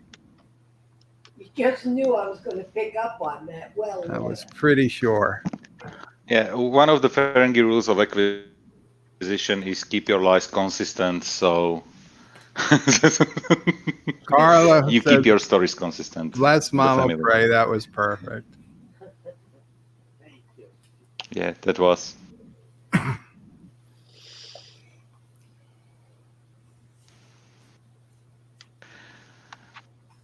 And yeah, iron in water. Yeah. But it's good. It's not harmful. We don't drink the water from the well, but if there should be a problem with the water coming from the city, I can just turn off one valve and open another one, and I can have the well water in the house. So no problem there. all right. And Beard will be back. He's taking the wife to work. Taking. You wrote Yeah. talking. I was confused. Talking the wife to work. What? She doesn't want to go into work today? I was like, what's he doing? Talking her to work. I was taking to work makes more sense. Yes. Oh, So up at the Adirondack property house, we have a natural spring that we use to get the water. And, you know, when I was a kid, I used to drink it and everything. We didn't have anything on it. We had this little, we still had this little most basic filter system you can buy. I was basically just like running water through cardboard or something. Anyway. It's for the sand and all the small particles that can come Right. And then when I got older and could go by the spring with my dad and work on it, because, you know, we always had to change out the pump or something. Then when I actually saw it, we opened this thing up and there were spiders living in there and there was a frog in there once. And I was like, oh my God, I've been drinking this water for years and years. And Dad he's like, yeah, bring some Clorox down. And every so often he just put a little Clorox into it to keep it from getting too overrun with shit. I was like, oh my God. After that, it was bottled water from then on out. I would use it to shower, but that was it. Even though it's probably some of the best water you can get, it is natural spring water. Can I answer the question from Mr. Miles here? Because he's asking, so you can understand Radek Zelenka from Stargate Atlantis when he starts ranting in his own language. I always wondered WTF he was saying. He since the actor is Czech himself, so he spoke fluent Czech without accent, and it was just perfect. And he was just renting the stuff he was doing. He was basically describing what he was doing, and there is the one of the episodes where they are all get filmed by who is filming like greetings to that they sent home from everybody, and he has like a 1 or 2 minute monologue there. And he was just basically saying everything that you see on the screen. He was describing how the city of Atlantis was rising from the bottom of the sea and how it was wonderful. And then basically every information that was considered confidential and the secret, he said out loud in the video. And then they asked him in English, did you say something confidential? And he said, no. so yeah. And the thing is, despite he had probably the ability to say whatever swear words he wanted to say, he never used anything above PG-13. Or I would say even every single curse word that he said was PG. Oh, and Ford was filming it. Okay, yeah, the character that they for some reason abandoned. Yeah, I hope I answered your question. So yeah. Well. I kind of miss old well water at times. It tastes differently.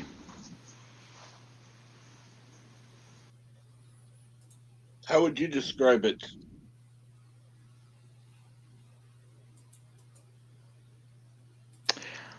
I don't know. Even like pure water has, let's say some sweetness to it, and the well water, at least what I get here,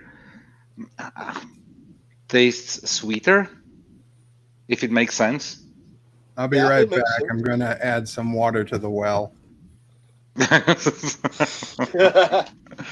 Turn on the engine. Yeah. Uh-oh, somebody switched it to reverse. It's blowing back. Spray Opray 5. Sparrow Prey 5.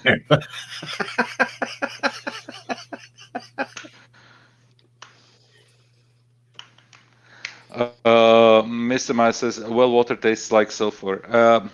The thing is, it's extremely. It depends extremely from where the water comes from, and it all depends on how deep the well is. And exactly.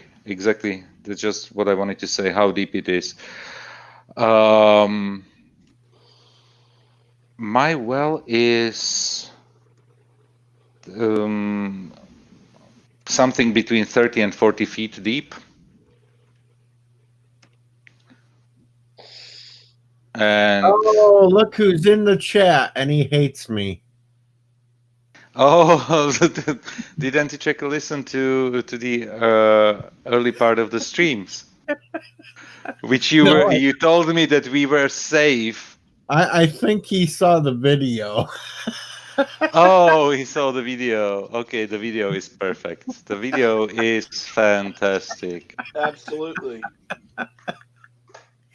And definitely happy birthday to you. Happy Mr. birthday, Anti-Checker. Anti-Tracker. Happy birthday, old man.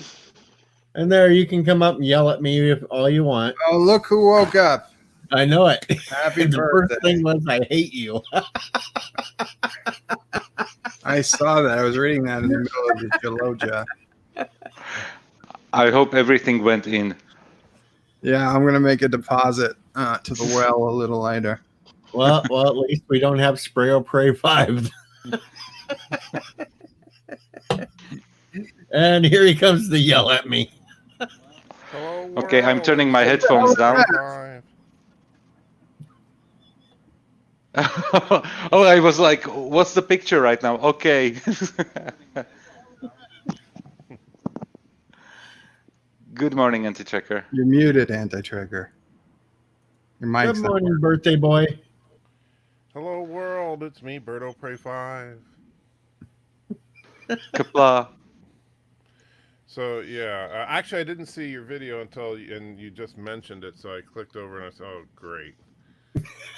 The ending is Then why did you hate him if you didn't see the video Because I yet? literally got up, I sat down at the computer because I needed to edit some stuff to put onto the Submariner video for this week, because Darren, for those of you that don't know, Darren Wagner's computer died, and so I'm going to try to encourage people to buy his book, because he doesn't do PayPal or any of that, and so I want to try to get some people to buy his book to help him get some money to give him I a got computer. his book.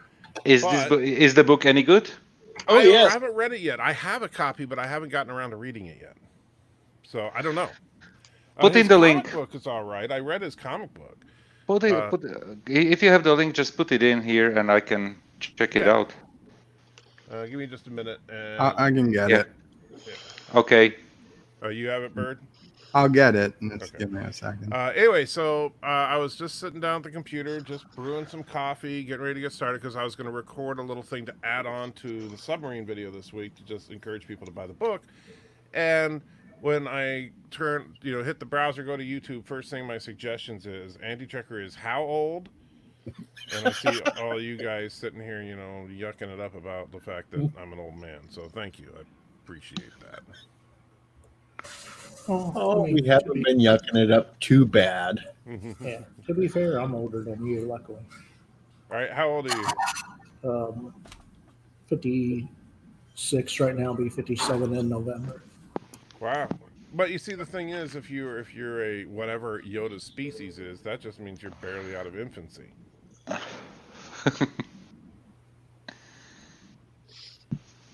So yeah, that's actually, thank you for thinking of me, DJ. I do appreciate it, even though you're kind of a jerk.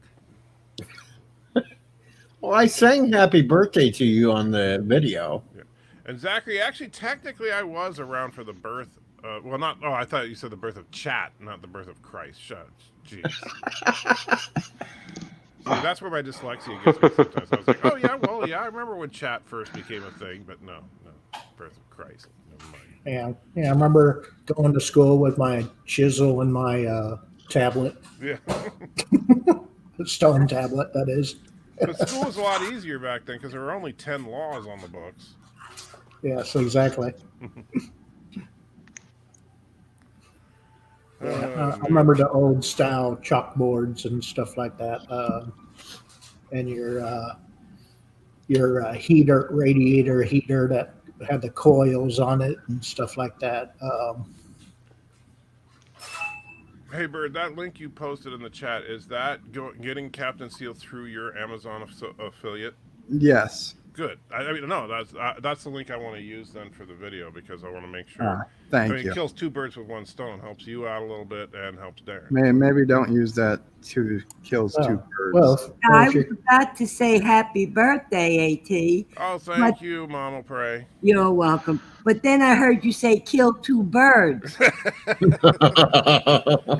Now, come on, you're as old as me. You know that saying. Ha ha ha. Thank you for that underhanded compliment, but I am much older than you.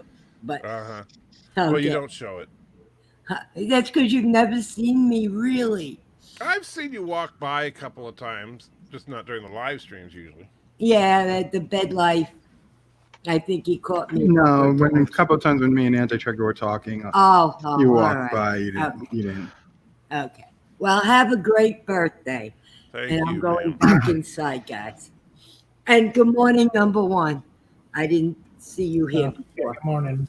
Okay. Good morning, Jeff Franklin, too. He's in the chat. Oh, I didn't know that. Good morning, Jeff Franklin. Anyone else I missed? Good morning, Jeff. Sharon Moore, Zachary Gibbons, Carlo, you said. I said hello to Carla. Good morning to everyone else. Marlena was in earlier. I don't know if she's still here, but Well, whoever is here, I'm wishing them a good morning and a good day. And Mr. Miles is here, Mr. Miles. editor too. extraordinaire. Zachary Gibbons, Yes. everybody. I know what it is. It's 52 decades old. That's it.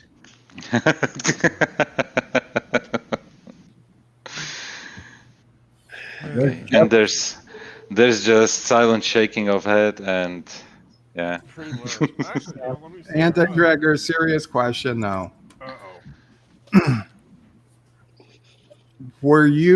Did you have like guest accommodations or were you staff on the Ark?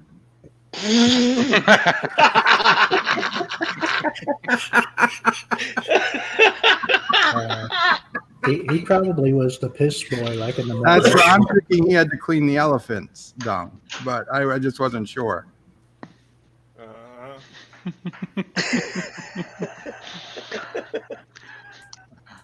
Joe, there is only one good thing at the situation right now. Anti-Checker probably didn't have his morning coffee yet, so there is no witty comeback at this There's moment. no comeback. Yeah, well, but he's it got his will. mic, You could just say, at least I could get on an Ark. That's fine. and he's got his mic turned down low today. for Yeah, some I reason. can barely hear you. That's why I said, who is that before? Hello, Immortal. Yes, Anti-Trigger cleaned up after the animals.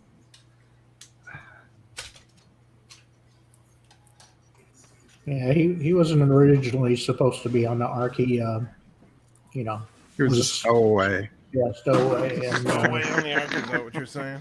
yes, yeah, you were a stowaway on the Ark. Wow. Yeah, No, actually, I stepped out of my chair for just a minute because I wanted to grab something here. The print that I was working on just finished. And so we'll see how it came out here in just a moment. It's a different camera or just different angle? Slightly different angle. I've been trying to rearrange a few things. But I'm pulling off some of the support so you can actually see it a little bit. Bigify him. But see, you were the first person we thought of this morning when we woke up. Oh, look, he's got morning hair and everything. Thanks, Bird. You know, Hey, at least you got hair, okay? that's true. That's true. Thanks for coming up with my comeback for me. Yeah, well, you know. Anyway, so yeah, I wasn't planning on doing a live stream this early because, you know, what idiot would be up this early doing a live stream? Well, Sassy woke me and DJ up at 4 a.m. What, Eastern. DJ lives with you? No, he has a psychic both powers. DJ is psychically connected to Sassy. Yep. Really? And the stream is only like Sassy woke Bird up at 4 a.m. I woke up at 3 a.m. my time, the exact moment. You know, it's funny. It sounded like you said Sassy woke Burnham. So Michael Burnham lives there with. So I'm picturing a sitcom now with a guy in a bed, a guy in a bunny suit, and Michael Burnham sharing an apartment. With the dog. Without that, Yeah, you have to have Sassy. Well, yeah, Sassy can be there too. You know. Sassy would be the boss. yeah, that is the boss. 3 losers and a beagle.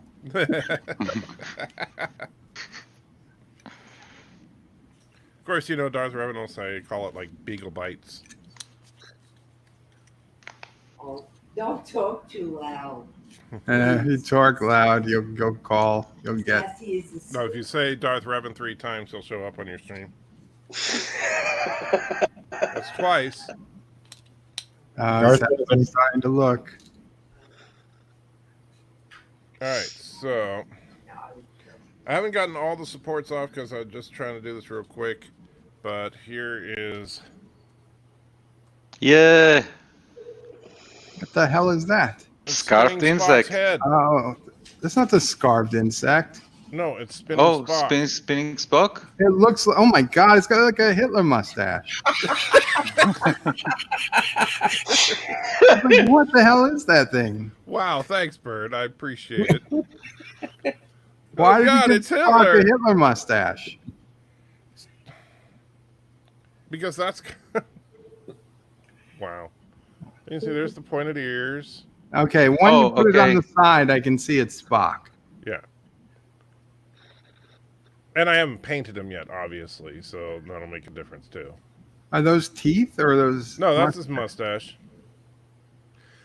It's kind of difficult to emulate the way that Joshua drew him. You know, if we look at Jeff Franklin, have a good day at work. If I don't talk to you. Yes, have a good day. Have how's a it good going, day. Joe?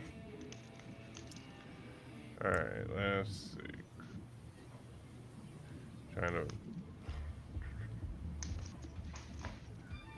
see because you just see him go by so quickly there.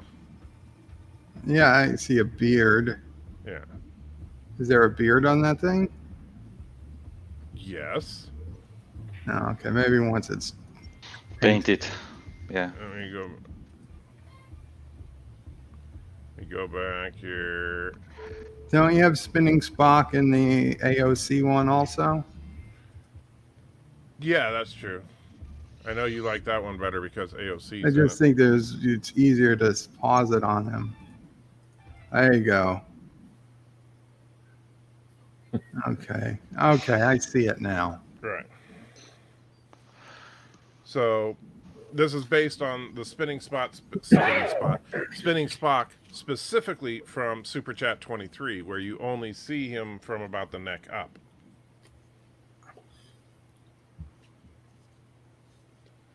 So the original Spinning Spock. Yeah. Show it again. What? Him moving?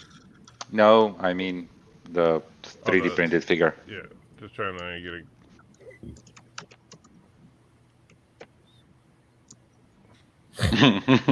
All right, so if we switch back to main camera, there we go. Okay. That is definitely something that would scare children at night. Wow, thanks, Bird. Now you just got to mount it on a little thing so you can spin it. I would buy it. Well, you see, that's I figured I was with all the negativity going around with you know the coronavirus and all that crap. I figured I want to do something that's just fun. 54.5 Axis Radio is in the house. It says He who's said, whose mustache? Yes, the number one star of 54.5 Axis Radio. That's whose mustache is on Spinning Spock, apparently. But you see, Bird considers that particular person a role model. Now, you know what that guy from Patterns of Force said. Yeah, well, I know, and you agree with him. You think that, you know, if you could just duplicate Nazi Germany Without the hate. Well, the difference is you don't quite understand the meaning of the word hate. I think I Like, do. That's the problem, you know. You say, yeah, So you without the would- hate, it's perfectly okay to just, you know, execute all the people you don't like. As long as you don't hate them, yes. Yeah. So, That's the thing. As long as you get rid of the hate, the executions aren't in hate. They're not hate crimes. they're just crimes. Eh. What do you mean, eh? You're saying I murder? mean, you not- write- You just said that executions are just crime. Kuroga doesn't execute people out of hate. Let's put it that way. Why do they execute people? I don't know. Boredom, pity, Spite. spite, sure. Well, isn't whatever. spite? They're all good. Would Sassy, you rather? I Sassy mean, doesn't think like about it. the way they look. How would if at least if man, I think I'd rather be executed because of hate than out of spite. No, boredom. you don't get to pick why you're executed. Well, yeah, I get that, but still, you can't, you know, just you know, we had nothing to do, so we figured we'd kill someone, and we picked you. Yeah, well, let's be honest. That would make a great TV show. How would that make a Random great... execution. Tonight on Random Execution, who are we going to execute? Well, you could do it by lottery. That's what they did on that Sliders episode. I love that Sliders episode. They were all idiots. How did you know? Instantly. That's what I was thinking about. Because that's the best, that's the best reference Piano to Dean lottery left a ever. message. Did you see that? What? Piano Dean left a message in the chat. Piano Dean. Oh, it says, I can't believe you guys would stream this early. Good morning, but screw it. I'm going back to sleep. Well, Good night, Piano Dean. the DJ's been streaming for 2 hours now. No, over That 3. was Not 3 two. hours Oh, on 4 hours almost. 3.5. Yeah, And you're here the whole time, Bert, by the way. yeah, basically. Yeah. I was a couple minutes late, but I'm here. Thomas Potts was first in chat, and then he went to bed. Well, China Thomas Potts executes works for organ harvesting purposes only. Lots of good reasons. organ harvesting, that's a good reason to execute people? Well, the needs of the many outweigh the needs of the few. Or the Right. Or one. the one. See, that's why the Vulcans should be the most brutal people in the universe. Strom They was probably are. Bird of Prey Well- never kills anyone out of malice. He might just kill them if he thinks it's fun. Well, as Romulans, which is obviously a Vulcan offshoot, they are very violent. So Yeah, but the Romulans don't take on the philosophy of logic. Yeah, no, pure logic is pretty brutal.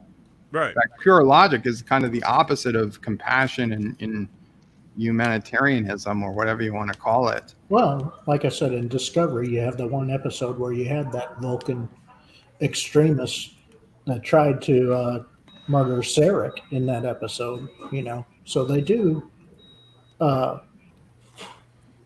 take violence into their own hands when they logically think it's necessary.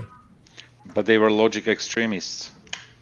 Which makes no sense. That's like a contradiction in terms. Because even though like logic, it's because really what it is it's not that this group of Vulcans are logic extremists. It's that everybody else on Vulcan are, yeah, we kind of like logic. Because if you think about it, the logic extremists are just practicing basic logic. There's no such Yeah, it's not that Vulcan is logic. It's that Vulcan is a combination of logic and pacifistic. yeah. An illogical Which pacifism combination. is illogical. Yeah, an illogical combination to be, but that's what they are.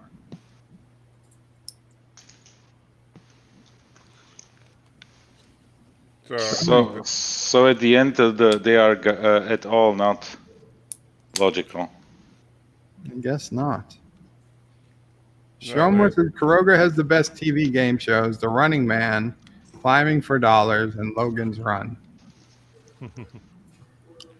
Well, I mean, I remember watching what I don't think it was $25,000 pyramid at first, but whatever the first iteration of pyramid was, and of course, Let's Make a Deal was a classic game show. See, in Kuroga, let's make a deal. If you win, you can live. Yeah, but I remember. Let's make a deal for your life. Yeah, So basically, Hunger Games, yes. that was Monty Hall, right? That hosted Let's Make a Deal. The original, yeah, I think so. Yeah. Yeah, Monty Hall. Mamo Prey confirms. And then, yeah, I remember like the original Gone show with what's his name? Oh man, Gong Show had the same host as Match Game, didn't it? Whoa. I don't think it was Len Dawson or no, not. Gosh, what was his name? I thought it was for the original Gong Show. I thought it was the dude that not Richard Dawson. Yeah, Richard Dawson. No, that's it. the guy that originally hosted Match Game. I can't remember what his name is. You remember Match Game, right? Yeah. Yeah. I thought my wife liked me, but it turned out she only liked my blank. Yeah, You yeah, know. yeah, exactly. That's a classic.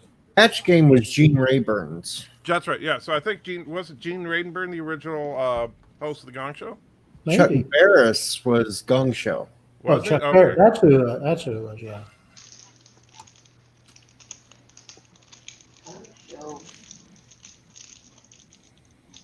I never really got into game shows all that much, but But it's we like had those were the shows communists. that I would watch if I was sick and couldn't go to school once the cartoons were over.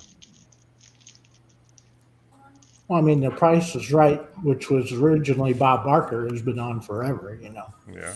Chuck Barris was the Gong Show. Yes, that's what they said. Oh, okay, I'm a little.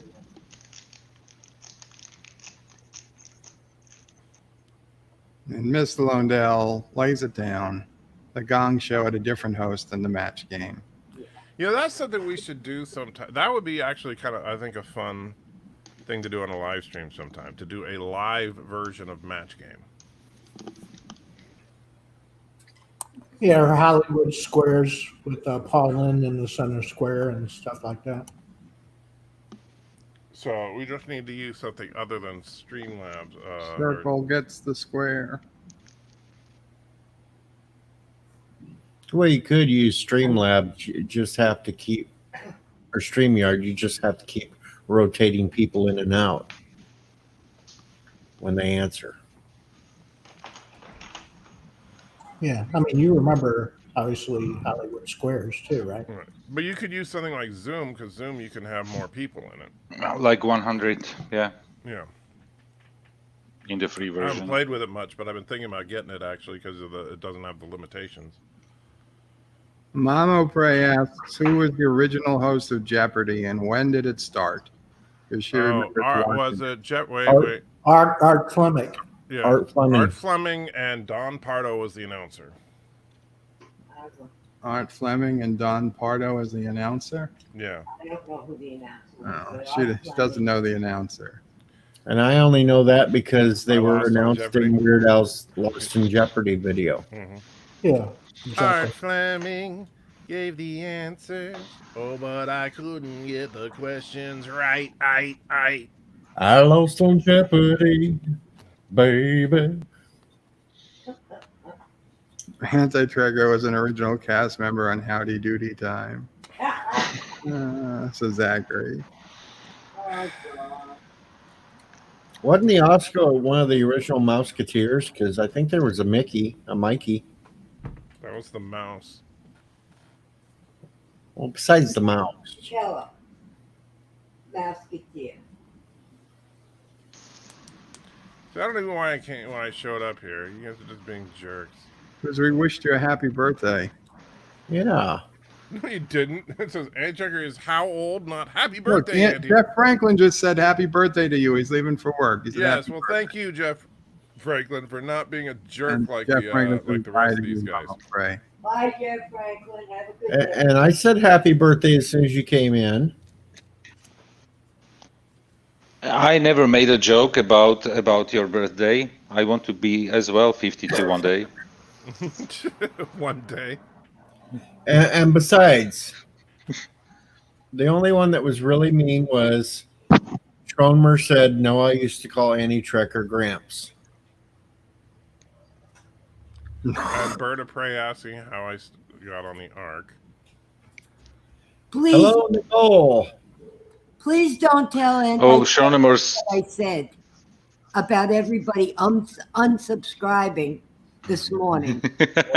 We won't tell. Wow. Don't tell them. We won't tell. So now And Mama wait like Prey's 2 hours plotting and then against me. resubscribe. After I being the only person who consistently has said we want to rescue Mama Prey. Oh, that's right. She didn't give you permission to use her clip. Oh, yeah. It wasn't on her live stream.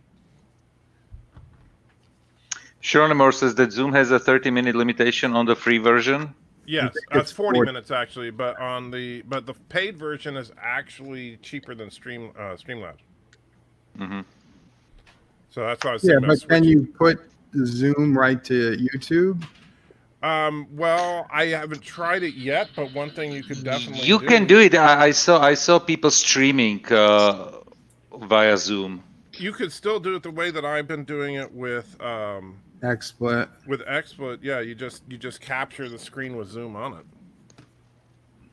Because Zoom is designed to be a meeting software. That's why it has such a large amount of people able to join at once. It's not meant for live streaming, but if it works, I mean, look at. I don't know if you saw what passes for an episode of Saturday Night Live last week. No, I stopped watching Saturday Night Live 2 years ago. It was horrible, but they basically use Zoom to have all the cast on the screen at the same time. Hey, Ensign, the F-Bomb Ricky is in the chat now. You should. Sup? So Admiral Pottymouth's great grandfather. Mr. Miles says, I would say happy birthday, but seeing as 2 years ago I asked for a super chat for my birthday, Anti-Trigger laughed at me and said no. My last birthday, he never even said happy birthday. Wow, working conditions are tough in Kurdistan. No, You you know, know, you honestly, I basic can never remember everybody's birthday. That's Dignity my for your problem. worker. You know what? I can remember, you know, my wife, my kids, and my sister's birthdays. That's about it. Sorry, Mr. Miles. Guess you're not as important as his sisters. And he only remembers his own because it's 420. Ask Mr. Miles when his birthday is. Mama, Good morning, grandson. your birthday, Mr. Miles. Because Good morning, Ensign Ricky, and Mr. Miles. When is your birthday? March 27th. Oh, And what's yours, DJ? Is yours the 24th? Yep. Okay. Birthday. Yes, happy belated birthday, Mr. Miles. Yeah. So I am sorry, Mr. Miles. Happy birthday, and now you can have a super chat if you want.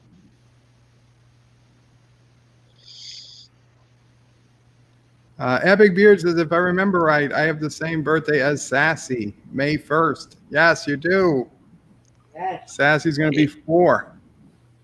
do you know that my beagle is born on May 1st, or was born on May 1st? Yes, so You got You're kidding. a Yeah. beautiful birthday, buddy.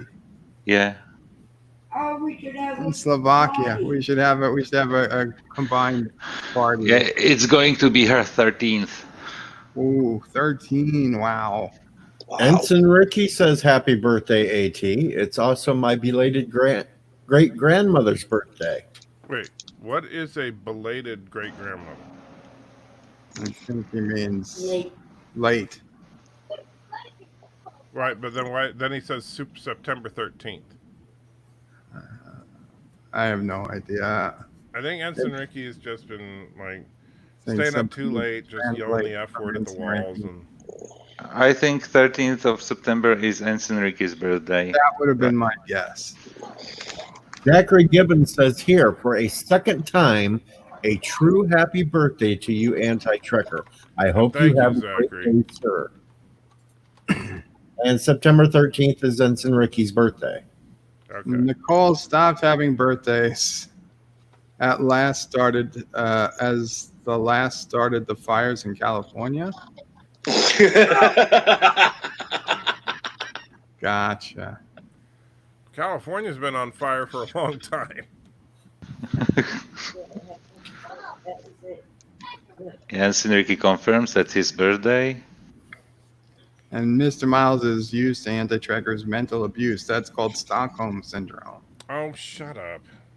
And Nicole, we already solved the problem of starting fires because earlier this morning in the chat, we decided instead of candles on Anti-Trekker's cake, we just put one big road flare. All right, so Bird, tell me if this looks any better now that I've removed the basic support from Spinning Spock here.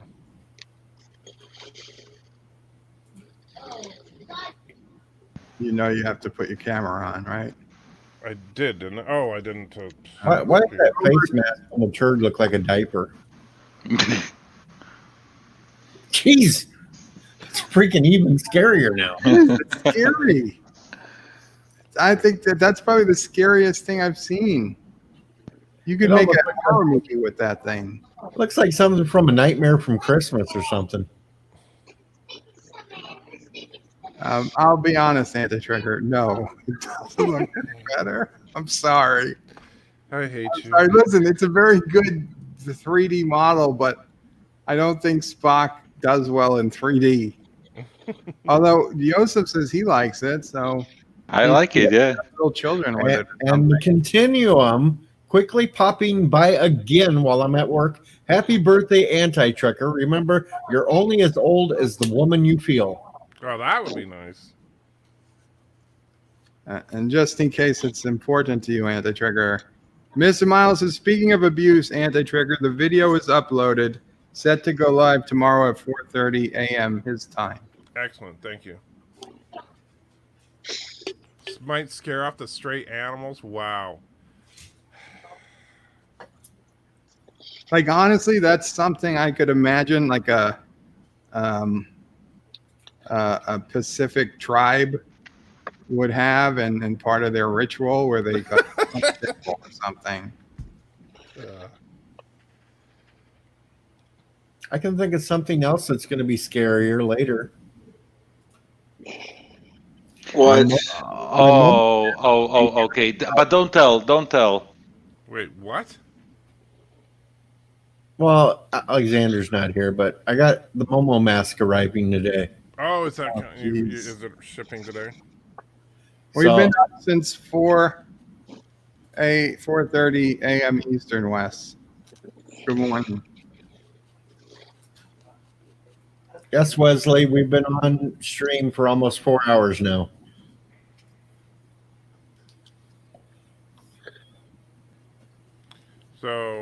So you're going to just put on the Momo mask anytime you see Alexander on a stream?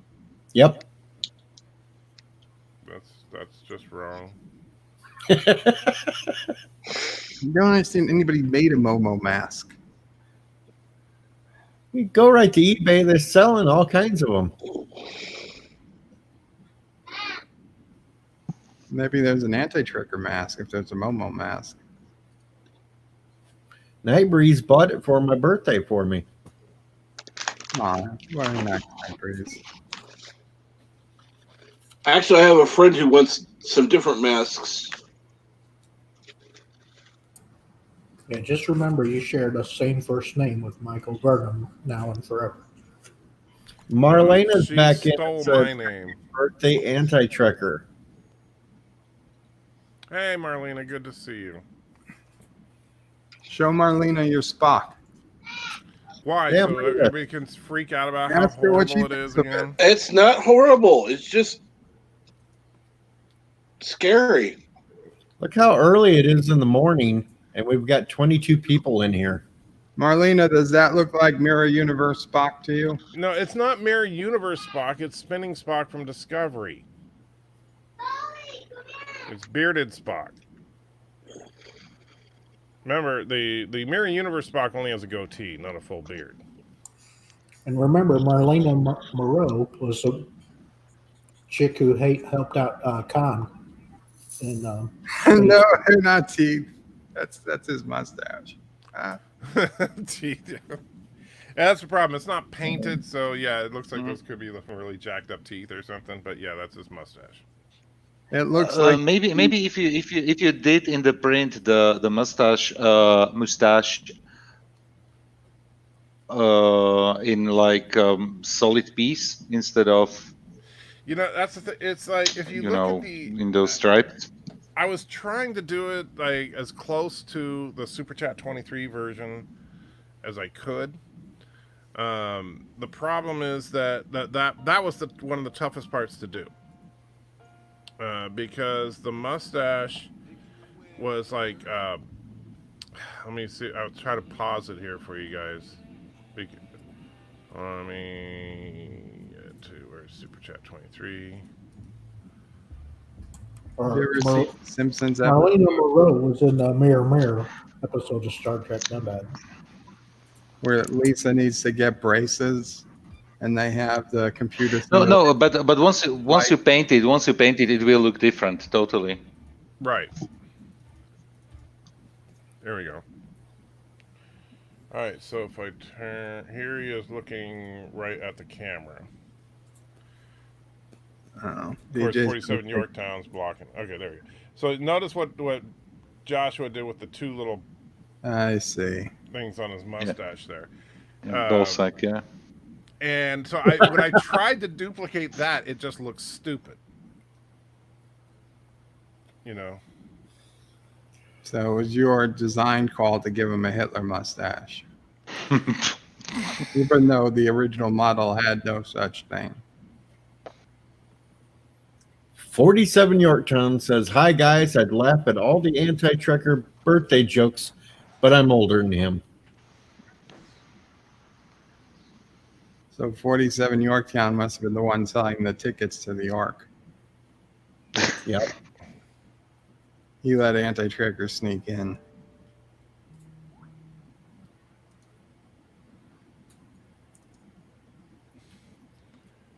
And then there's okay, so I'm not sure if Anti-Trekker was on the Ark, because in that case we would be all his future generations. You know? No, there were plenty of people on the Ark who weren't there to reproduce. They were just working and cleaning up after the animals. And So we're not calling Anti-Trekker Daddy, right? Not unless you want to. You can call me great. so this is what Mr. Miles thinks he looks like. Granddaddy, if you want. Yeah, that's what I was thinking. Something like that. What's that? That's Anti-Trekker's original form. Except that yours somehow is scarier. How is mine scarier than that? Because I don't know, but it is. You want to know what's scary? I had an aunt that had this thing that looked like that. You remember, Mom? What? The thing at Aunt Joe's house that. Oh, yeah. What the hell was that thing? I don't know. It was like something specific. It was like 6 foot tall, maybe 4 foot tall, 5 foot tall. But it looked like one of these things.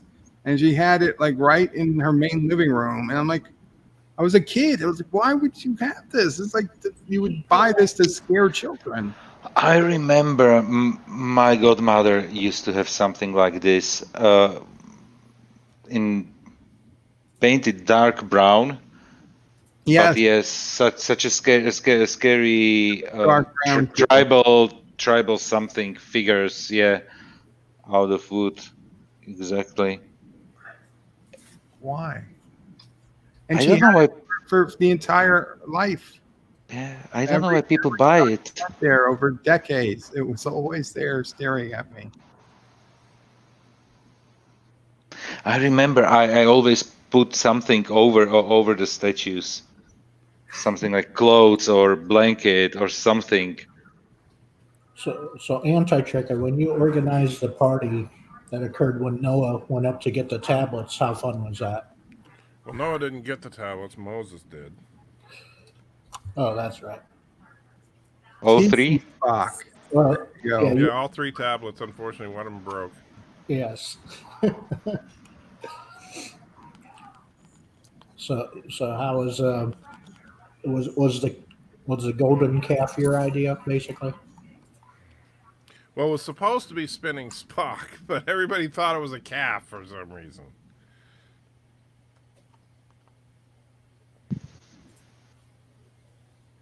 I guess I'm just not a very good artist. The Continuum is asking. No, Good no, job I of didn't. turning it into 3D. I just think that was never considered to be. Nobody ever intended it to become a 3D model. And Wesley, the April guy's birthday party is tomorrow. Though some of us might have lost our spots because of this live stream. That's possible.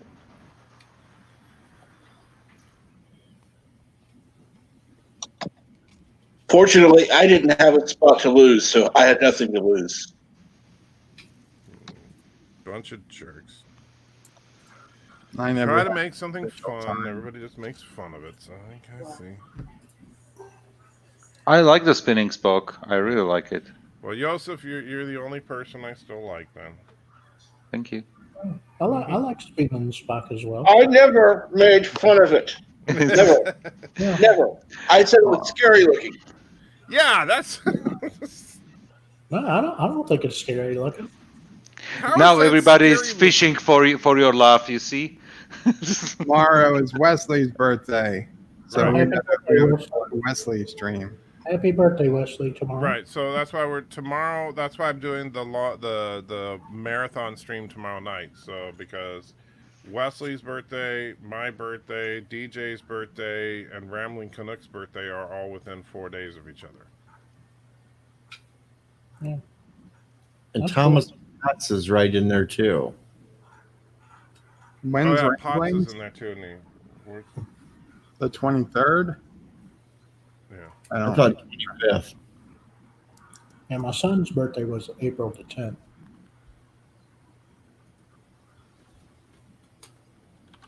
DJ, you're the 24th. Yep. There's too many birthdays in April. Well, no, that's just where all the cool kids were born,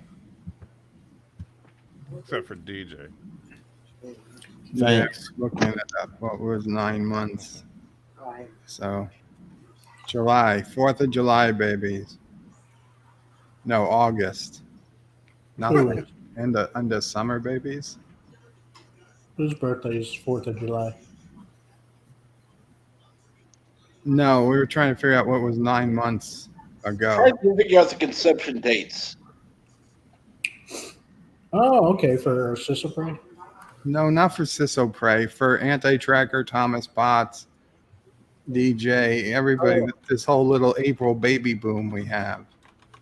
Oh, what's Like 9 for months? my birthday, 9 months earlier is Valentine's Day. Ah, So well, let's that's the see. perfect night to get busy on. I did not say not too many birthdays need more death day. Excuse me. Well, that would be around July, Bird, if you want to go 9 months back. Yeah. So according to this when was I conceived.com, my conception date was between July 25th and August 2nd. And Your parents' and anniversary. of course, it has to remind you, you share a birthday with Adolf Hitler, Joey Lawrence, Miranda Kerr, Shemar Moore, Carmen Electra, and Napoleon III. Thanks. But they don't forget the German guy.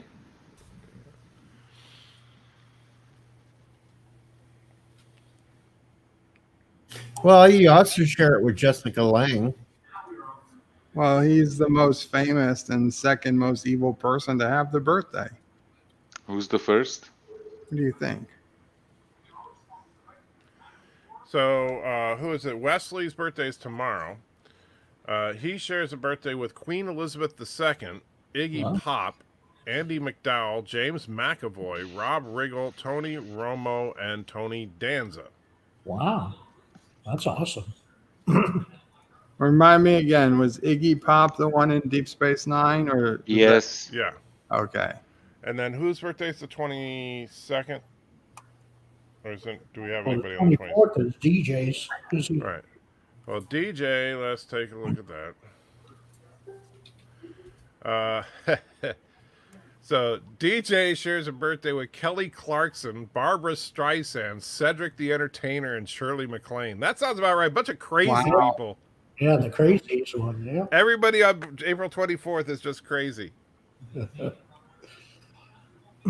the profile. Yeah. Yep. So I think that we've. But hey, Phil Robertson shares my birthday. What's your birthday, Bird? November 13th.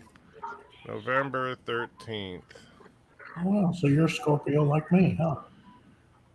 So you were conceived in February, and you share a birthday with Gerard Butler, Jimmy Kimmel, Whoopi Goldberg, Robert Louis Stevenson, and Meta World Peace. Hey, at least I got a Star Trek person. Well, yeah, if you Yeah, but you also got a person from The View, so yeah. Pros All and right, cons. Who else we doing here? I can do mine if you What's your birthday? want. November 7th. November 7th. Yeah. All right, you share a birthday with Marie Curie. Madame Curie. It just well, it says Marie, but maybe it's, Her name was Marie. Her Yes. title was Madame. yeah. Lord, Ashoka Shetty, and Chris Mortensen. Oh, that's right. Why didn't they have George Takei Yeah, there? why didn't they list George? A TOS cast member born on my birthday. Racist. Yeah, I forgot about that, but yeah, that's jacked up because yeah, me and George Takei share a birthday. Oh my! boy. Wesley Crusher says, Vertebrae, can you sing this line? Hold me closer, Tony Danza. No, that's I guess not. I guess I can't. That's it's. Do you know that it's Tiny Dancer? Do you know that Tiny song? Danza? that's the Tiny Dancer is the name of the song. Right. Never So heard of it. You've heard of Tiny Dancer, right? No, I've not. Are you serious? Why do people keep asking me this? Yes, I'm serious. I've said it a million times. I really don't know music outside Sinatra and Wow. select songs. Yeah, he didn't. Get this one. He didn't even know that Sinatra was a crooner. I thought a crooner was a boat. That's a schooner. As Anthony Treasure Googles what a crooner is. Wow. So how are you supposed to sing it, Anti-Trekker? I didn't say I was gonna sing it. Well, just tell me how you would. Like Only- the only like how Tiny the Dancer? song Tiny Dancer. The whole idea was that people would confuse the words Tiny Dancer with Tony Danza the way that Elton John sings it. So is it a faster pace? Like what did I get wrong? Everything. No, it's not a fast paced song. Really. No. It's not the but well, granted, I know that for you the concept of a key is kind of a foreign concept, so trying to think of the right way to describe Bird, it. I'm going to send you the link in the back room. Were you gonna send him the original song? That'd be one for Piano Dean to sing, though. Absolutely. So we are doing a Piano Dean stream tonight.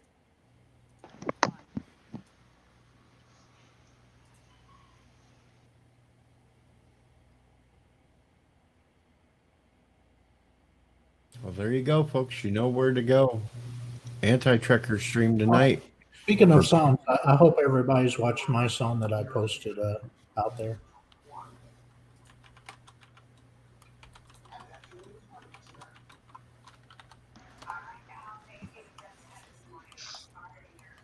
I know I didn't really sing that great in it, but you know. Hey, the Happy Birthday Anti-Trekker video is up to 40 views already. Woohoo! Right, I need to file a DMCA against that. And I got a heart from DJ on my comment. Yeah, leave a report on YouTube about it or whatever.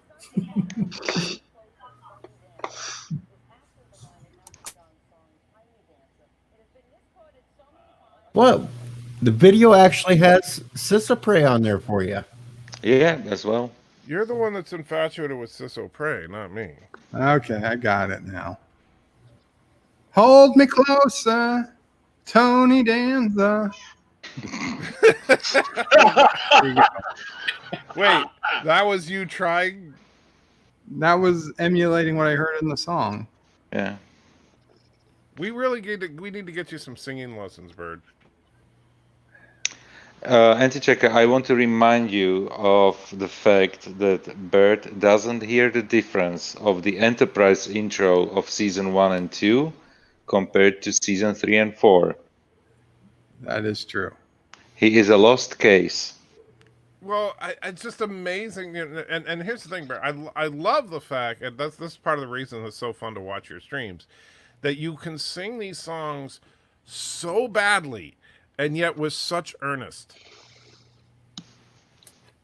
It's such a, Marlena, I'm sorry. it's such a bizarre combination where it's just, you can see that you actually like singing the song, even though I think you know deep down that you are hurting the artists that sang it, even if they're dead. They're just like rolling over in their grave, you know. No.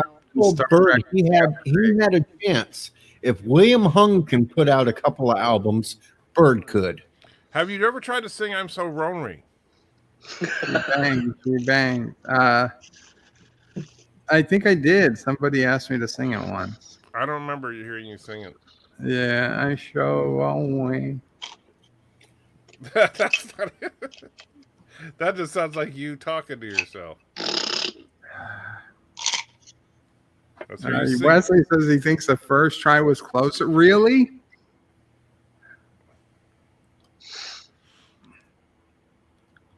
What was that chick doing smashing the car window with her skateboard? In the music video. No, that was Avril Lavigne. Epic Beard says, how can't you tell the difference? Like, honestly, I didn't even know there was a difference until somebody told me about it.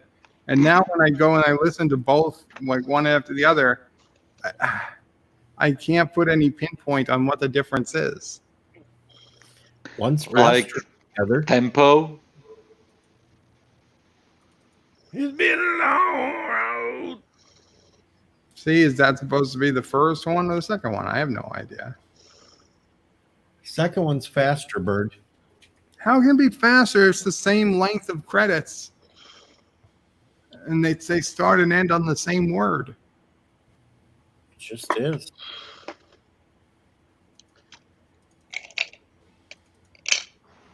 It's like a it's like a disco mix of the song, of the original slow song. Yeah, it's got a little heavier drum.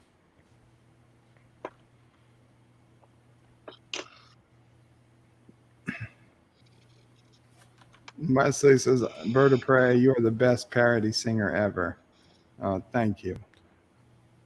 I don't know. I still got to give that title to Piano Dean. No offense, Bird of Prey. Yeah, there's some pretty good. There are some pretty good parodies from Oh, wait till you hear the new one. and Aberjam.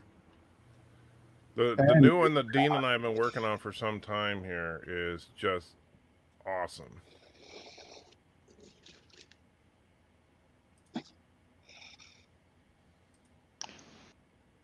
DJ says Geloja time. Oh, for him. Okay. DJ's I've got to Geloja. get someone, if it's Piano Dean or somebody, to do.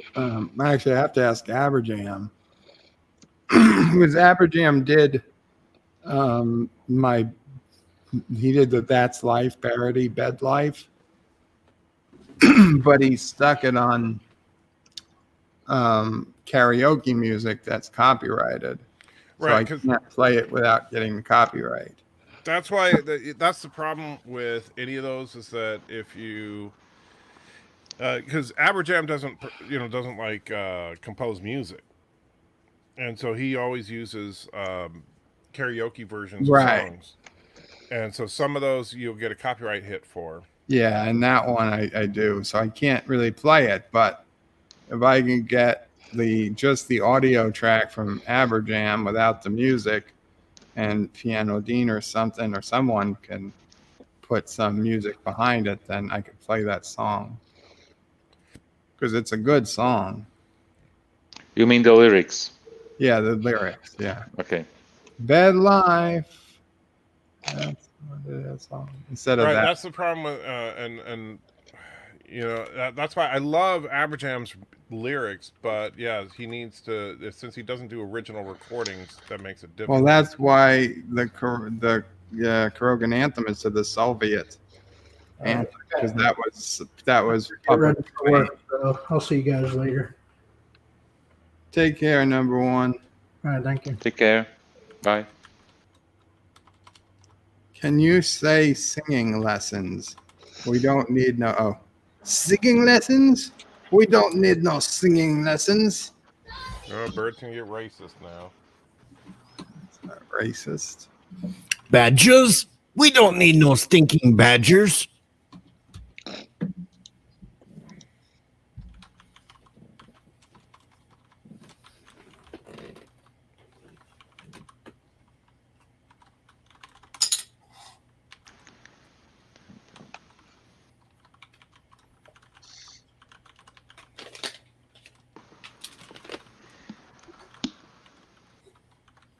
That must really that it kind of sucks though for Anti-Trekker today because it is 420. It's his birthday, and he can't have any partake in any of that fun stuff. Yeah, F you, I know.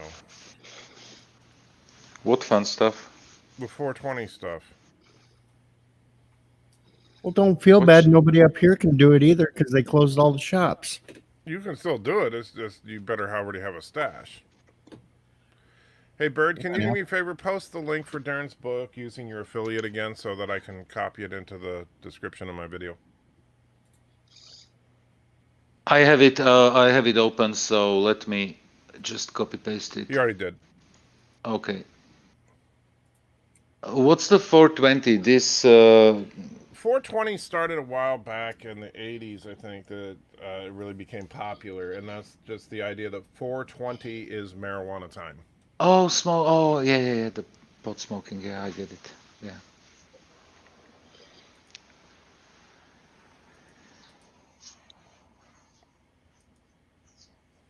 I have none. There I are would be in many jail. conflicting stories to how it got started. The one I personally tend to subscribe to is the one that says that basically the stoners from school would hang out at a specific place to get high at about 4:20 in the afternoon because that would be shortly after school.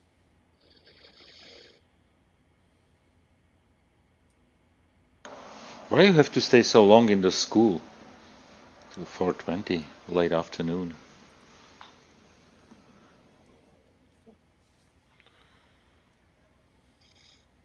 Well, you know, that's just American schools usually get out at like about 3:30 or so in the afternoon. And when do the schools start?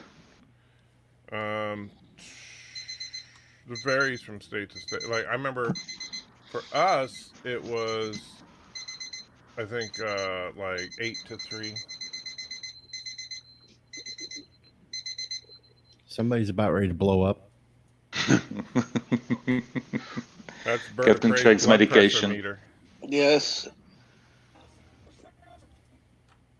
No, because our school system is the day starts at 8. One lesson is 45 minutes. You have 5-minute break is the first one, 10 minutes is the second one, third one is 20 minutes, and then they go down back to 5. After 5 lessons, you have the lunch break. 5 or 6, you have the lunch break, and then you are basically done with the day. So the kids leave around 1:30 to school. The small kids that are sub 12, they either they are being picked up by their parents or grandparents, or they have after school activities, and those activities go till 5 p.m. I think, something like this. But generally, older kids, 13:30, so half past 1, they're done.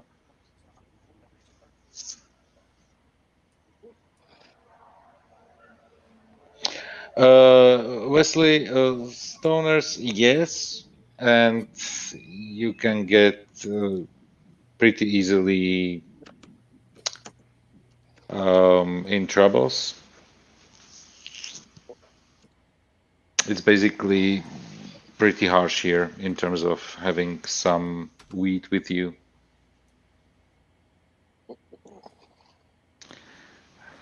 Herbal remedy is not accepted here at all. So is it straight up illegal in Slovakia? Straight up illegal. Straight up illegal. They are now trying to make it not a crime but an offense. Is it called? Right, to decriminalize it. Decriminalize it, yeah. Because otherwise, really, you have just one joint and you can end up in jail. Right. I do think that. See, I have mixed feelings on it. On the one hand, I think that it should be considered pretty much like an over-the-counter medication. Because it is incredibly effective as a painkiller. It's the one thing. Another thing, I think alcohol is way worse than marijuana. Well, yeah, and the thing about the difference... Sorry, I'm grabbing my coffee that's now cold because I've been sitting here yapping. With coffee, or with alcohol, with alcohol, it deadens the pain just as effectively as marijuana, but it also has a host of other side effects like loss of coordination and slurred speech and all that crap that come along with it. Plus, of course, if you drink a significant amount, you can actually die from alcohol poisoning, and you wake up with a nasty hangover the next day because the alcohol dehydrates you.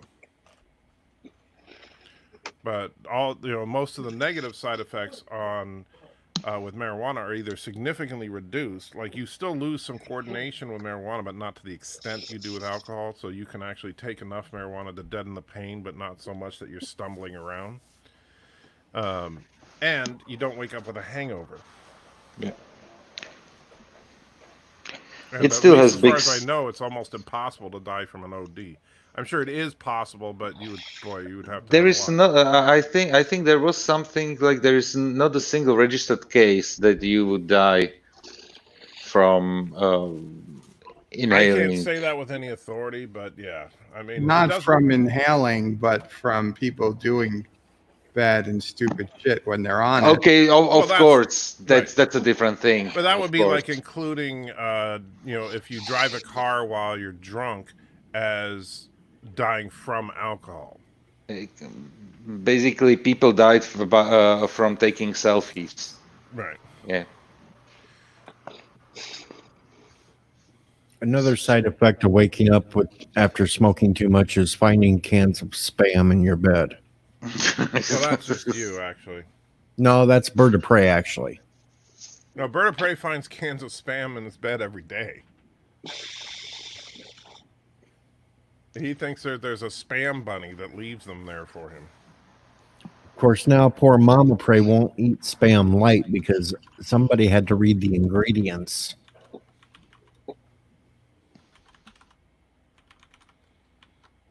She's happy to know. Oh, I am happy to know. Yeah. I really don't want to eat chicken. Well, you know, I just remember SPAM stands for scientifically processed animal matter. That is not true. It's just like hot dogs are made out of animal lips. No, not if you have all beef hot dogs. Yeah, they're made of beef lips. No, I thought they were made of the other end of the. Actually, Yeah. that's the funny. Hot dogs and hamburger is basically the rejected parts of the cow, pig, whatever, that they can't use for prime cuts. Yeah. And so, yes, Bird, you are eating lips when you eat a hot dog. And not if it's Hebrew National. You're right. Hebrew National is kosher, so they actually do follow kasherite law on that. But so they also cost a lot more than, you know. Yeah, they answer to a higher authority. Yes, they do. Me. No. wait a minute, you're putting yourself on the level of God. Apparently, No, I'm he just is. saying that it's between God and the kosher authority. If they want to be sold in Karoga, they have to meet Karogan standards. Karogan standards.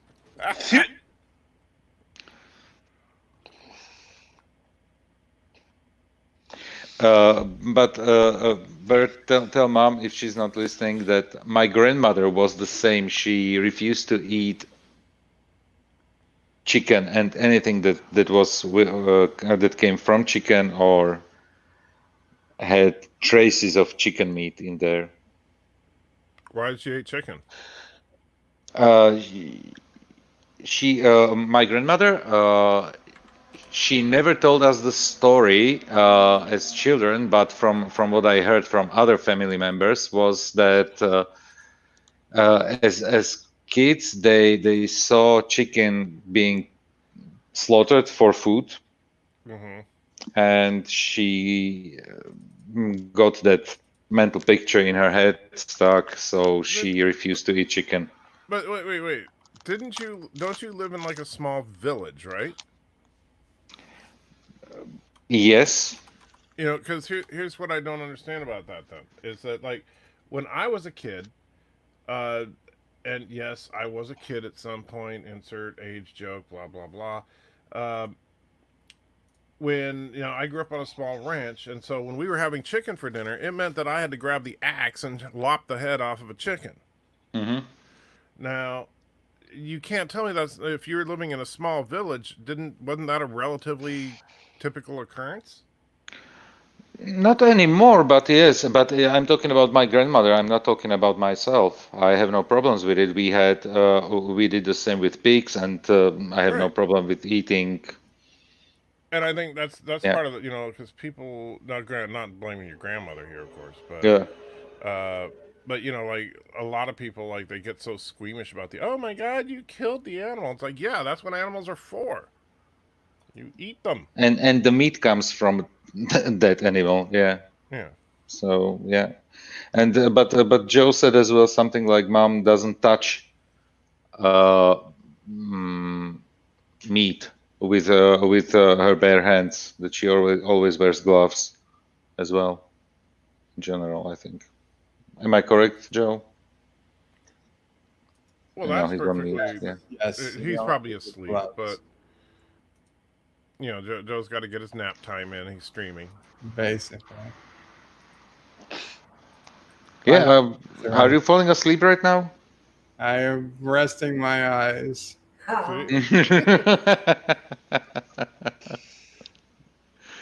That's so nice. How can you literally live in bed and yet fall asleep all the time? Sassy woke me up at 4 a.m. So then you go back to bed. Up at 4, but we had to. Well, the problem is Sassy's in heat too, and she went outside and didn't want to come back in. Sassy's in heat, so she's doing all types of crazy things. She's attacking paper towels. She's pulled Mama Pray's socks off in the middle of the night and started chewing on them. Wait, Mama Pray wears socks in bed? Well, she doesn't usually, but she was cold. She put socks on. She woke up. She had no socks on. She had the socks on until she saw Sassy chewing on her sock.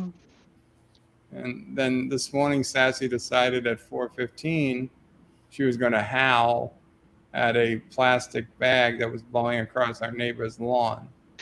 And after a half hour of fighting with Sassy, trying to get her to go back to sleep, we finally realized it wasn't going to happen.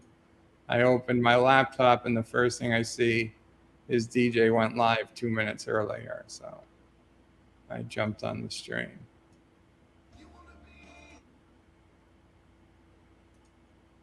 And since then, you are with us. Right. But as I said, I would nap at some point. And the point is right here, right now. It's getting And close. look, I've been live for 420. Have you really? Yeah, 420. It says in the upper left corner. Yeah, Unless it's just someone crazy. wants to play Risk or something, then I might wake up.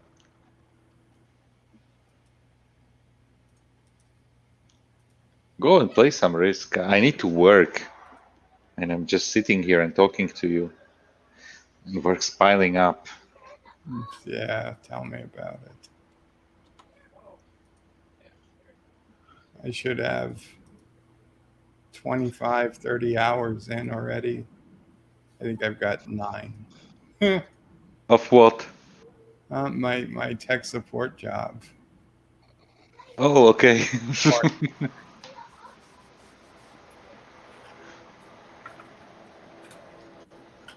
So you kept it, right? Because you were thinking about getting rid of it. Just couldn't give it up. Yeah. As long as they're still going to pay me, even if I don't put in the full hours, I was like, okay. But if they fire me or let me go, I really won't mind.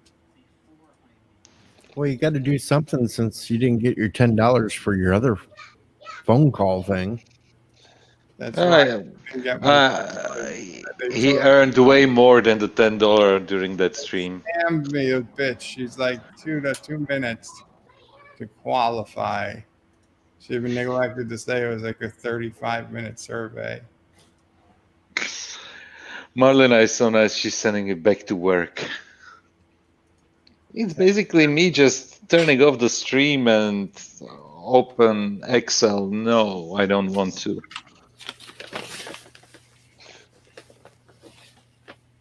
And the Excel is actually open here. I just don't want to look at it.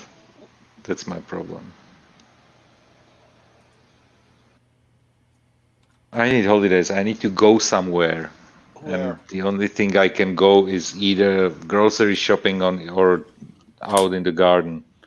You go outside and kill a chicken. I don't have chicken now. There are just some frozen corpses in the freezer. Are you in Kuroga? Maybe. I mean, frozen corpses in the freezer sounds like Kuroga to me. Yeah. You know, dead animals. Yeah. Schromer's leaving, but he says, happy birthday once again to the anti-tricker. Thank you, Schromer. Have a good one, my friend. I think Captain Trick fell asleep. What? No. Okay. No, I just took another pill. Taking bets on who's going to fall asleep today? Since it's 3 in the afternoon for me, yeah, afternoon nap would be nice. Although I've only had 1 cup of coffee, so I wouldn't be surprised if I did without.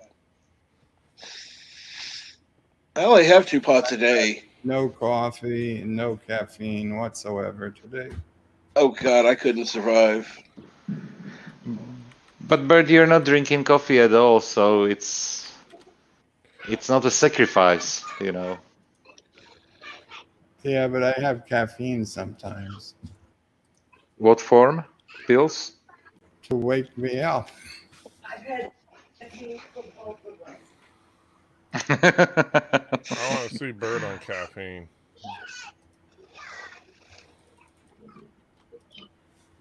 He still moves slow, but it's just not as slow. He moves almost half as fast as a normal person. Back when I was working, the real job, we had an energy drink in addition to the alcoholic drinks. We had a separate company for Crunk energy drink, which was Crunk? Little John's energy drink, and it was pomegranate based. It was pretty good. I'd drink some of those. That would give me a ton of caffeine. Somebody slip Bird a Red Bull. Zachary, Drink Red Bull. It tastes like crap. I don't know, what kind of human wings. corpses cut in pieces? Small pieces. Specifically small pieces. Yeah. Like nuggets. Nuggets. Human nuggets. I didn't say it's human. Well, you said person. I said corpses. I didn't say person. No, he didn't.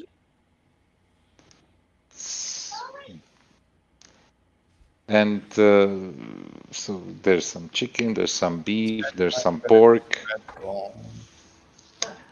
I just have all the stuff there. There's Just some human. Not denying, not confirming. I think the more important part is the not denying. Just saying. We really just got to get down to it. It's the not denying that's going to bother people.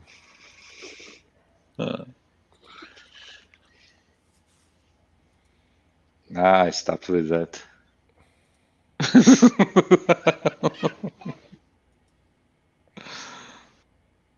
Too much hassle.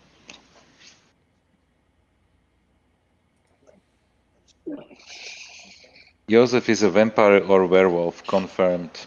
Not a vampire, I sleep during the nights. Not a And werewolf. I don't know.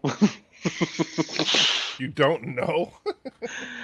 How can I know? Werewolves When was usually the last don't time you know actually that. remember looking at the full moon? That's a good question. That's a good question. No, I took actually pictures of a full moon not so long ago. Have you ever woke up somewhere naked that you didn't know how you got there?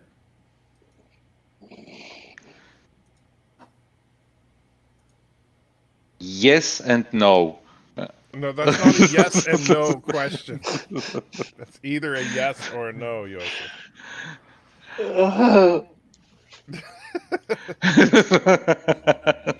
No, to the first part, yes, I woke up naked at a place, but I know how I got there. So How do you know how you got there? Was it because somebody told you, or was it because you actually remembered it? I remembered it. I remember it. No, neither werewolf nor a vampire. Werewolf, their wolf. I don't know. Werewolf confirmed without drinking booze. I'm not a heavy drinker. I'm not a drinker at all, actually. But I got a good idea from Antichecker when he was drinking Baileys. So that I bought a bottle recently. I do like me some Baileys. Might Yeah. have some tonight during the Piano Dean stream. Yeah. It's like having candies for adults. Yeah. Yeah. Well, I might have to get some more, but we have to go to the store today anyway. I know Ramblings bought some Crown Royal to drink. How during- much is a bottle of Bailey's? I don't know. I don't. The problem is I don't buy alcohol. Even though I know people think I'm a lush, but honestly, the only time I ever drink is when I'm streaming. But so I don't really remember prices too well. But I think it's less than $20 a bottle. Same here. It's 1780 I paid for. It's Well, I don't know how that 0.7 compares to American dollars. euro to dollar. So So plus pretty minus pretty close. Yeah. Yeah, that sounds about right. I think the last time I bought a bottle of Bailey's was like about $18-19. Yeah. So if it sometimes they do like promo and you can get it for 12 or 13, but otherwise the standard price is sub 20. And don't forget, everybody. So while the Miranda class variant video is now live, please consider buying Darren's book. It is the #1 book ever written by Darren Wagner. That is 100% true. If you want to have some fun with somebody, put Bailey's in a shot glass and then put just a little bit of sweet and sour on the top of it and tell them to take the shot and swish it around their mouth first before they swallow. What will happen? It's what we call a cement mixture, and it will curdle like cottage cheese in your mouth. Is Bailey's mixed with what? Sweet and sour. Sounds disgusting. Well, it is, but that was a little trick that bartenders would do when we'd keep getting these people, oh, come on, give us a free shot, give us a free shot. So we'd mix that up for them and say, here you go. So they don't bother you again, yeah? That's right. They never ask for another shot again for free.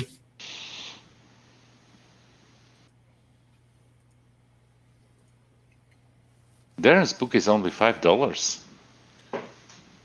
Well, Darren isn't exactly Stephen King. But yeah, I hope if we can get him a couple of sales, that would be good. Of course, Bird put the link to the free Kindle version, which Darren gets nothing for. Way to go, Bird. I just realized that.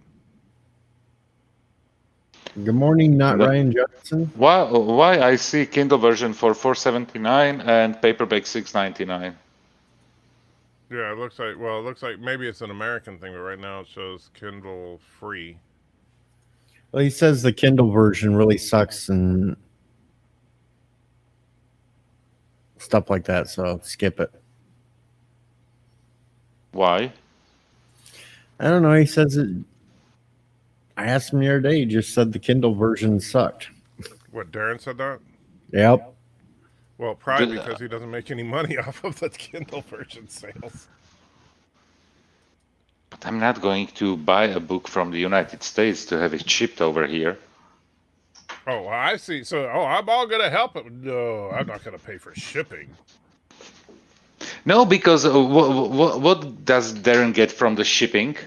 Well, he doesn't get anything from the shipping, but he does. I don't know if he gets anything from the Kindle sale. Well, because if you have to pay for the Kindle, he'll probably get something. Yeah, because otherwise I have to pay like $15 for shipping one book. It's funny. I have a copy of the book, but I haven't read it. I have read his comic book. It's not too bad, although he has a character that I'm absolutely convinced is based on me. Why? Because, well, I'll show you. Let's see. With where's my screen here? While he's looking, I'm going to say, not Ryan Johnson says happy birthday, Anti-Trekker, and good morning, LDG Pixels. Thank you, not Ryan Johnson. All right, so where is? Dang, I have way too many I have like almost bird o' prey number of windows open, I think. All right, there we go. So this is Darren's book, his comic book, The Hyperactives. Now, he did not do the artwork. He wrote it. So you can see Wagner would be Darren. And so we have a character in here. There you go. This black dude here. Okay. So he is a superhero that's been around for a while. And he basically is like, when he fights this big tank looking dude, he ends up like throwing out his back and he can barely stand and he's like aching and everything, and the arthritis is kicking in, and then he ends up getting killed. So I think that character is based on me. So you're dead? I didn't know that. Well, no, because he's just like, old man, the superhero. And then his powers transfer into a young kid, and that's what kicks off the story. Hey, Nico says, happy birthday, sent you a cake and a penguin. I'm not sure what the penguin is for, but thank you. Clubbing. Well, that would be for Bird. Bird does love clubbing penguins and seals and stuff like that. So, I and think I think it's Bird's official. asleep again. You sleep think again, he's- Bird? I think he's sleeping. Yeah. We got to get him though to keep, to unmute his mic when he falls asleep so we can listen to him snoring. Why can't you text Mama Pray? Do us a favor, unmute Bird so we can hear him snore. She's probably listening right now. I can just see her like just laughing right now. Save the baby seals. Yes, keep Bird asleep. That's the only way to save the baby seals.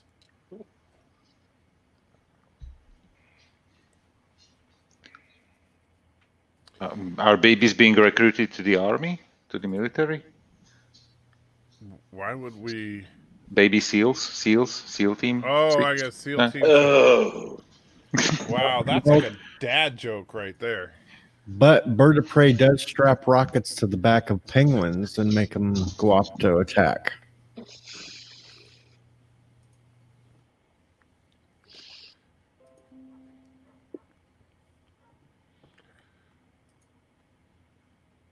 Well, that's just, Bird being Bird, though. I think Bird of Prey is, he's just a typical guy that just likes to abuse animals and his mother and the citizens of his country. My role model was Norman Bates. I think Bird's more like a Hannibal Lecter type. Yeah. I had the orphans open for dinner. Fava beans and Chianti. Yes. Although, it's Bird, so he's like, yeah, I had an orphan with some pork and beans and Mad Dog. LDG says more like Cable Guy. It's a Jim Carrey movie. I didn't see it. You've never seen Cable Guy? No. Is it any good? It's actually, here's the thing. It didn't do particularly well at the box office, but I think a big problem with it is the simple fact that the movie is not a comedy. People were going to it expecting it to be a comedy because it's Jim Carrey being Jim Carrey. He's over the top in it, and he does some crazy zany stuff. But it's really, the main character is Matthew Broderick's character, who's being tormented by Jim Carrey. Wow, so it can be good because honestly, I don't like Jim Carrey as a comedy actor. Right, and the thing is, they take his comedy style, and imagine if there was a person who is truly psychotic and obsessed with you and behaves like Jim Carrey's comedy. Mm-hmm. And LDG says Jim Carrey's first psycho role. Okay. Yeah, and honestly, I love that movie. I think, and the funny thing is, it's actually, besides the fact that it's a pretty darn good creepy psycho movie. Besides that, it's also interestingly predictive of technology. You have to keep in mind when this movie was made, and you listen to some of the stuff said, and you're like, wow, because this guy, he's a cable guy. Obviously, that's the name of the movie. Yeah. And he's sitting there trying to tell Matthew Broderick about the benefits of having cable. And he's like, one day cable will not just be for watching TV, but people will be able to make phone calls and even get the internet through their cable. This is before any of that. Yep. And so they did a really good job, and they clearly did their research about emergent technologies coming from the cable industry to put into this. And actually, the funny thing is, when I was a cable, the first time I saw the cable guy, after I became a cable guy myself, because I saw it when it first came out in theaters. Then years later, I became a technician for Comcast, and then I watched the movie again, and I realized, holy crap, they're being so accurate. Like when you watch him while he's being psychotic about it, and he's being zany and over the top about it, when he's installing the cable at Matthew Broderick's house, he's actually using terminology and tools and everything the way that he should. Just in a kind of a crazy over-the-top way. So the people that produced this movie did a lot of research. And Matthew Broderick was great. Jim Carrey was great. There's a scene from Medieval Times that will appeal to all Trekkies, old and young. Anybody that's seen the movie knows the scene I'm talking about. And Janine Garofalo has a cameo as a waitress at Medieval Times, which is hilarious, but yeah, it's good. You should see it, Joseph. That's one worth watching. In fact, I'm gonna have to put that. I haven't watched it in a long time. I'm gonna have to put that on my rewatch list. I'm going to look for it because I just opened Netflix and typed Cable Guy in and explore titles related to the Cable Guy. And the first suggestion is Cable Girls. I think. Are you sure you're on Netflix? Yes, I'm on Netflix. That doesn't sound like that sounds like something that you'd find on Bird's site.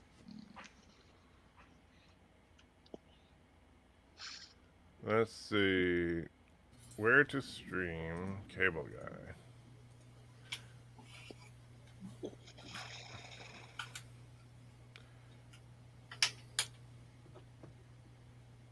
Of course, it's pretty much possible that you will have it on Netflix because US Netflix is different what we get here in Europe. We have Discovery on Netflix, for example. Right, because CBS doesn't care about Europe. Which is weird. Well, honestly, I can understand it because if you think about it, to actually do an international streaming service like that, you'd have to make deals with all these different countries and stuff. And is it really worth the trouble when you can just contract with Netflix to go outside of the nation? Yeah. So, yeah, it's not on Hulu.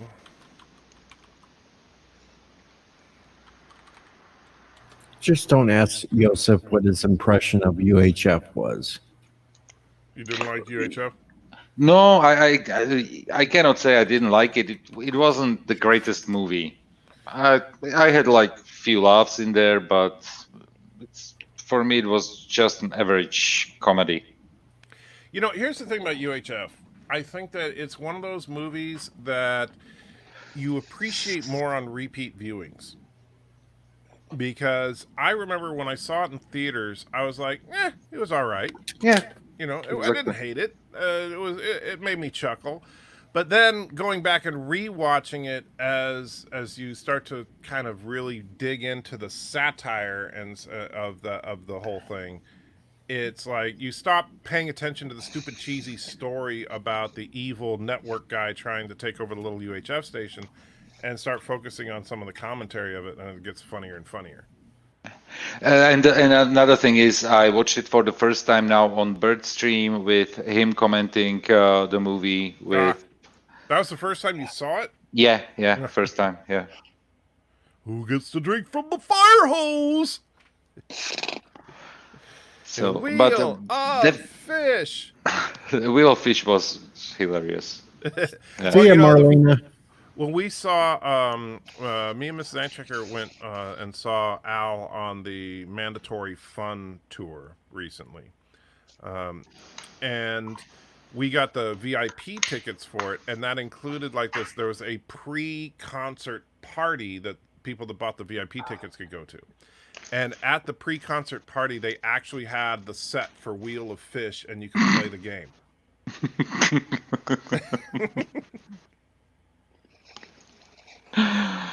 and of crazy. course, everybody would choose what's in the box, and there was always nothing in the box. Everybody was expecting, okay, one time there's going to be some cool prize. Nope, there was never anything in the box. Nothing. Oh, it wasn't horrible. It was just good comedy. Definitely, what I didn't like was Blazing Saddles. I didn't enjoy that movie at all. Really, you didn't like it? Yeah, I think no. Blazing Saddles is because you're non-American, and so maybe the racism element of it didn't hit as hard home with you. I understood the references, but yeah, it's like. But the okay. thing is, it's one thing to understand it intellectually. It's another thing to have lived it your whole life. Yes. And he wants to skip Spaceballs. I agree. Skip Spaceballs.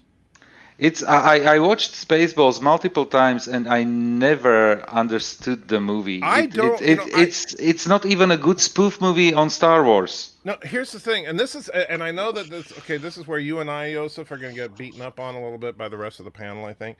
But Spaceball, like if you look at Galaxy Quest is a love letter to Star Trek. Galaxy Quest is an absolute, the people that made it, they're like Seth MacFarlane. They absolutely love Trek. They love everything about it, and they want to make fun of themselves by pointing out the silliness of their own fandom.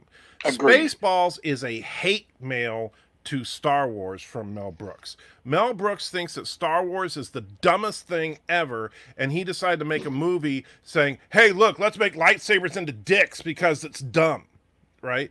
And I get it. There are some funny gags in Spaceballs, but overall, there is no love for Star Wars in Spaceballs.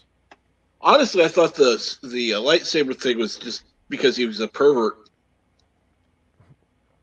Well, if you look at the jokes and the tone of Spaceballs, and you'll realize that everything about it is just trying to point out how dumb Star Wars is. I hadn't considered that before, and I think you're right. Yeah. And Galaxy Quest, I watched already twice this year.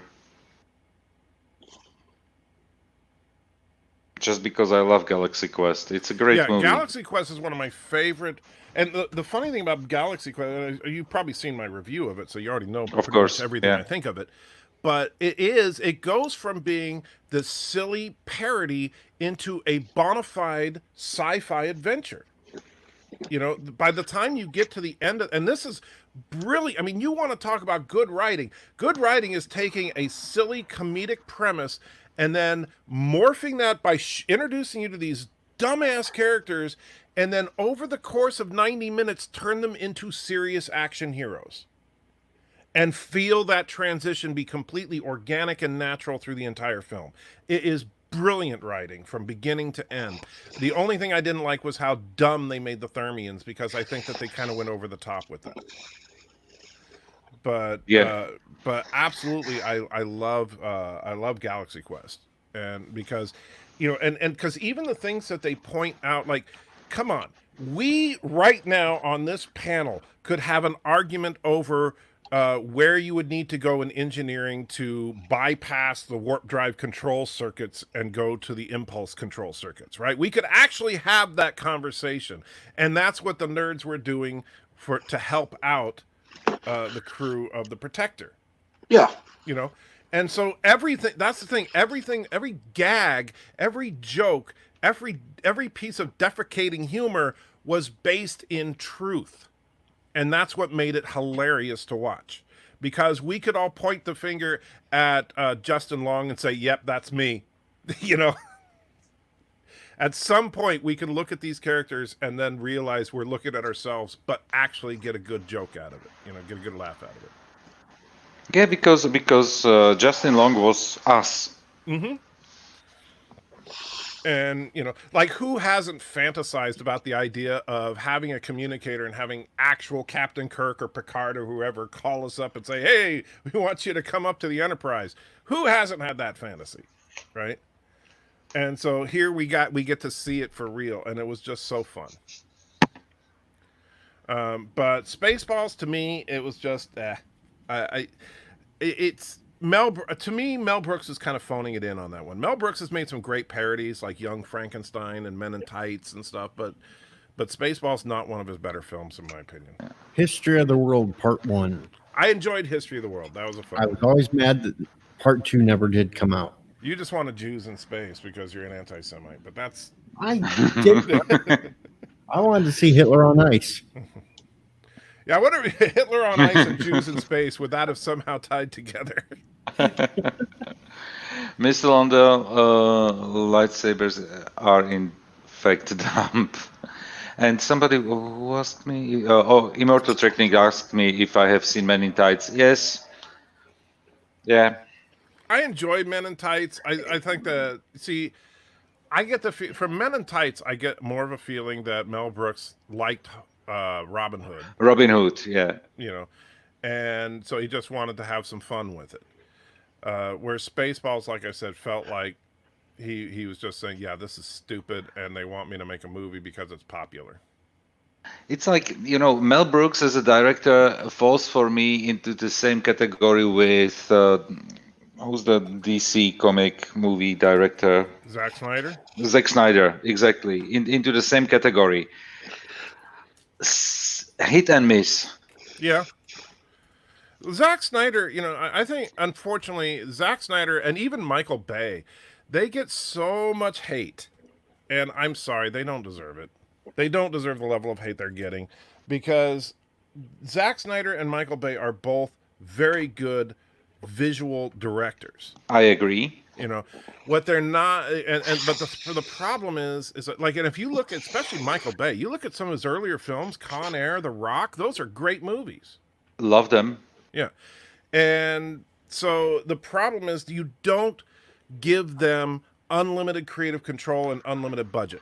Don't do that. That is a dumbass thing to do. You know? Because then it ends up all in explosions. Right. You end up with Transformers or or Batman v Superman. You know. And Batman v Superman, for example, the movie, I like the first 2 acts. And they should, without Doomsday, it would be a perfect movie. Batman v Superman was a great Batman film buried in a crappy Superman movie. I mean, okay. Yeah, that's how I look at it. I mean, Batman if you look at Ben Affleck's Batman, that is the one and only time that we got to see the real deal Batman on screen, was Batman v Superman. Because, of course, Justice League, they completely neutered him, you know. And before that, we had the Bale Batman and stuff. And I'm sorry, I know that a lot of people love the Bale Batman movies, and they're not bad movies, but they're not Batman.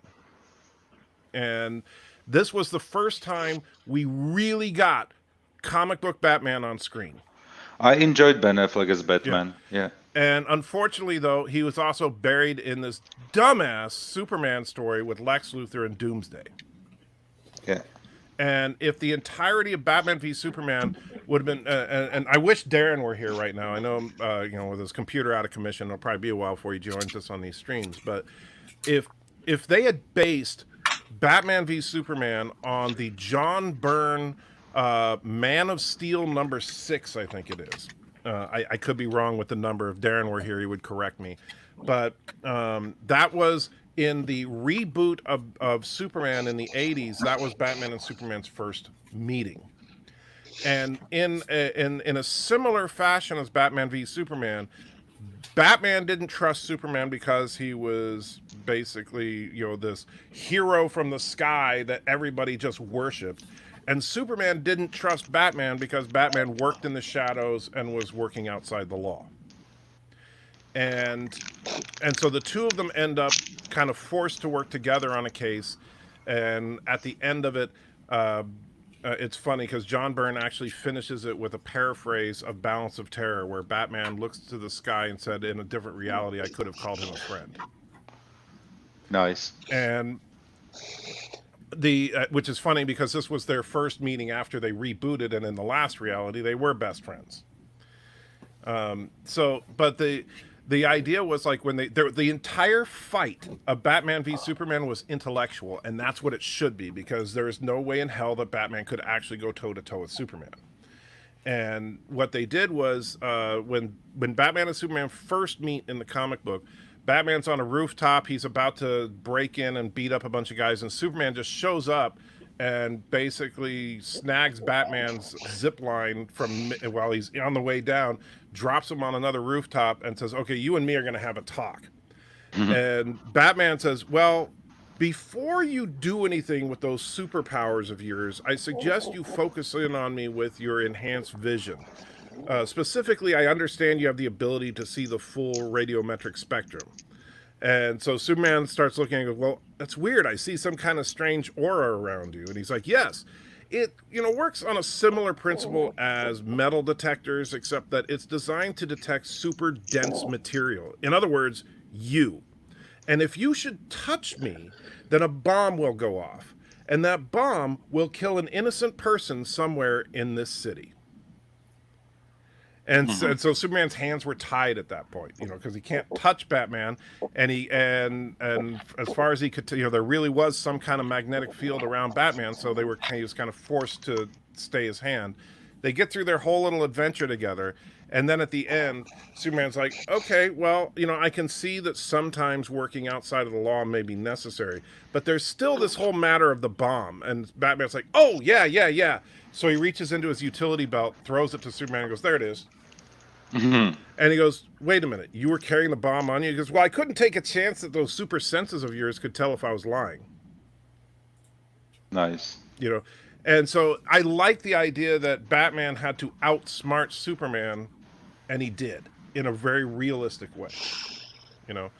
It's kind of like, did you guys see the Richard Donner cut of Superman 2? No, I have not. Yes, I have. I'll tell you about one scene from it, and this should inspire you to want to see it, Joseph. Lois Lane is not a dumbass in the Richard Donner cut. Now, do you remember in the theatrical release of Superman 2, Lois Lane figures out that Clark is Superman. She pulls a little stunt where she jumps into the river. Yes. And then Clark, happens to rescue her, and then he falls into the fire, revealing that he's Superman. Right? Which is stupid, because why would Clark Kent trip and fall into a fireplace? So in the original Richard Donner cut, that whole Niagara Falls thing never happened. And instead, Clark had asked Lois on a date, and she said yes. Clark shows up at Lois's house to pick her up. And she says, "Oh, yeah, but before we go, there's something I want to talk to you about. You're Superman, aren't you?" And of course, you have your standard, "Oh, gosh, golly, Lois, I don't know what you're talking about. I'm clearly not Superman."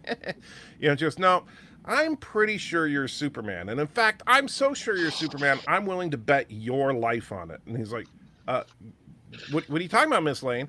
So she reaches into her purse and pulls out a revolver and shoots him point blank. Right? And at first, Clark kind of starts to double over like he got shot, and then he just stops and realizes, he goes, okay, you got me, Lois. I what can I do? And she's like, "Yeah, I kind of knew it all along." He's like, "Okay, but let me ask you, what if Clark wasn't really Superman? You would have just committed murder." And then she holds up the gun and she goes, "Blanks." So she totally psyched him out. And that made sense, instead of this whole stupid thing with the tree and tripping into the fire. Okay, so the Donner version is better.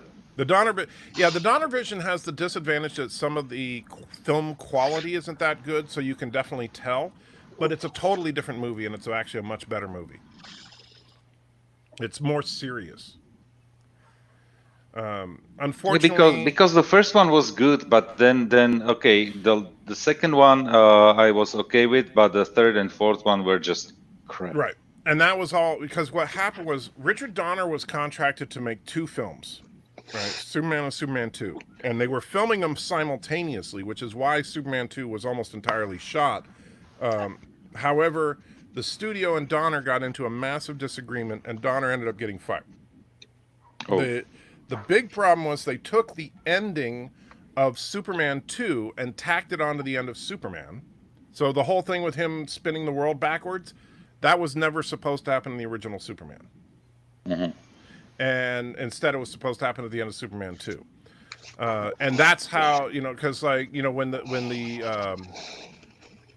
three Kryptonians were causing all sorts of havoc around the world, that's how he repaired the damage. Okay, by spinning the world back. Okay. Yeah, instead of stupid things like he has the reconstruct Mount Rushmore vision now. That didn't make any sense. But the so that part is a little repetitive because you already saw the ending, but at the same time it makes sense. But so they got into this big disagreement. They fired Donner. They brought in another director, and the other director was going to simply reshoot a few scenes to make it line up better with what the studios wanted, to make it a little more funny and that kind of thing. And then the Directors Guild stepped in and said, no, you can't do that because Richard Donner made 80% of this movie. You cannot name this other guy the director of the film. And so then they said, okay, so you have to reshoot at least like 75% of the film in order to be named as the director. So they completely reshot the film at that point. However, the interesting thing is that a couple of actors, including Gene Hackman, refused to work with the substitute director. Mm-hmm. And so it's very, very well done, but Gene Hackman is barely in the theatrical release of Superman 2. You just never realize it. It's mostly a body double and a guy that does a really good job imitating his voice. This I didn't know. Yeah. And so, but Gene Hackman does not, but Gene Hackman's part is much more substantial in the Donner version. So, and where can I get it? The Donner version is I don't somewhere. know where you can get it now. I know that it's you can buy it on Blu-ray and stuff. I don't know if any of the So it's officially out, yes? Yeah, it is actually released. What happened was this happened just a few years back, where Richard Donner approached Warner Brothers and said, you know what? How about we bury the hatchet and you let me release the footage that we have and into a Donner cut, and they let him do it, and so a lot of people it would be like if they released the Zack Snyder cut of Justice League 20 years from now. Mm-hmm. That's basically what they did, and I think that's why a lot of people insist that the Snyder cut is out there somewhere because they think that they're going to do the same thing what they did with Donner. And thank you, Alexander, for the happy birthday wishes. But yeah, the thing about Superman though is that you can't keep bringing in Kryptonians for him to fight.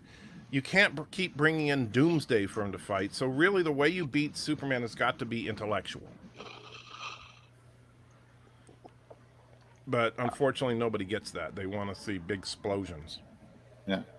Well, This was my problem with Superman, Batman v Superman. Mm-hmm. It was just plain stupid, and then Justice League was just a bad movie.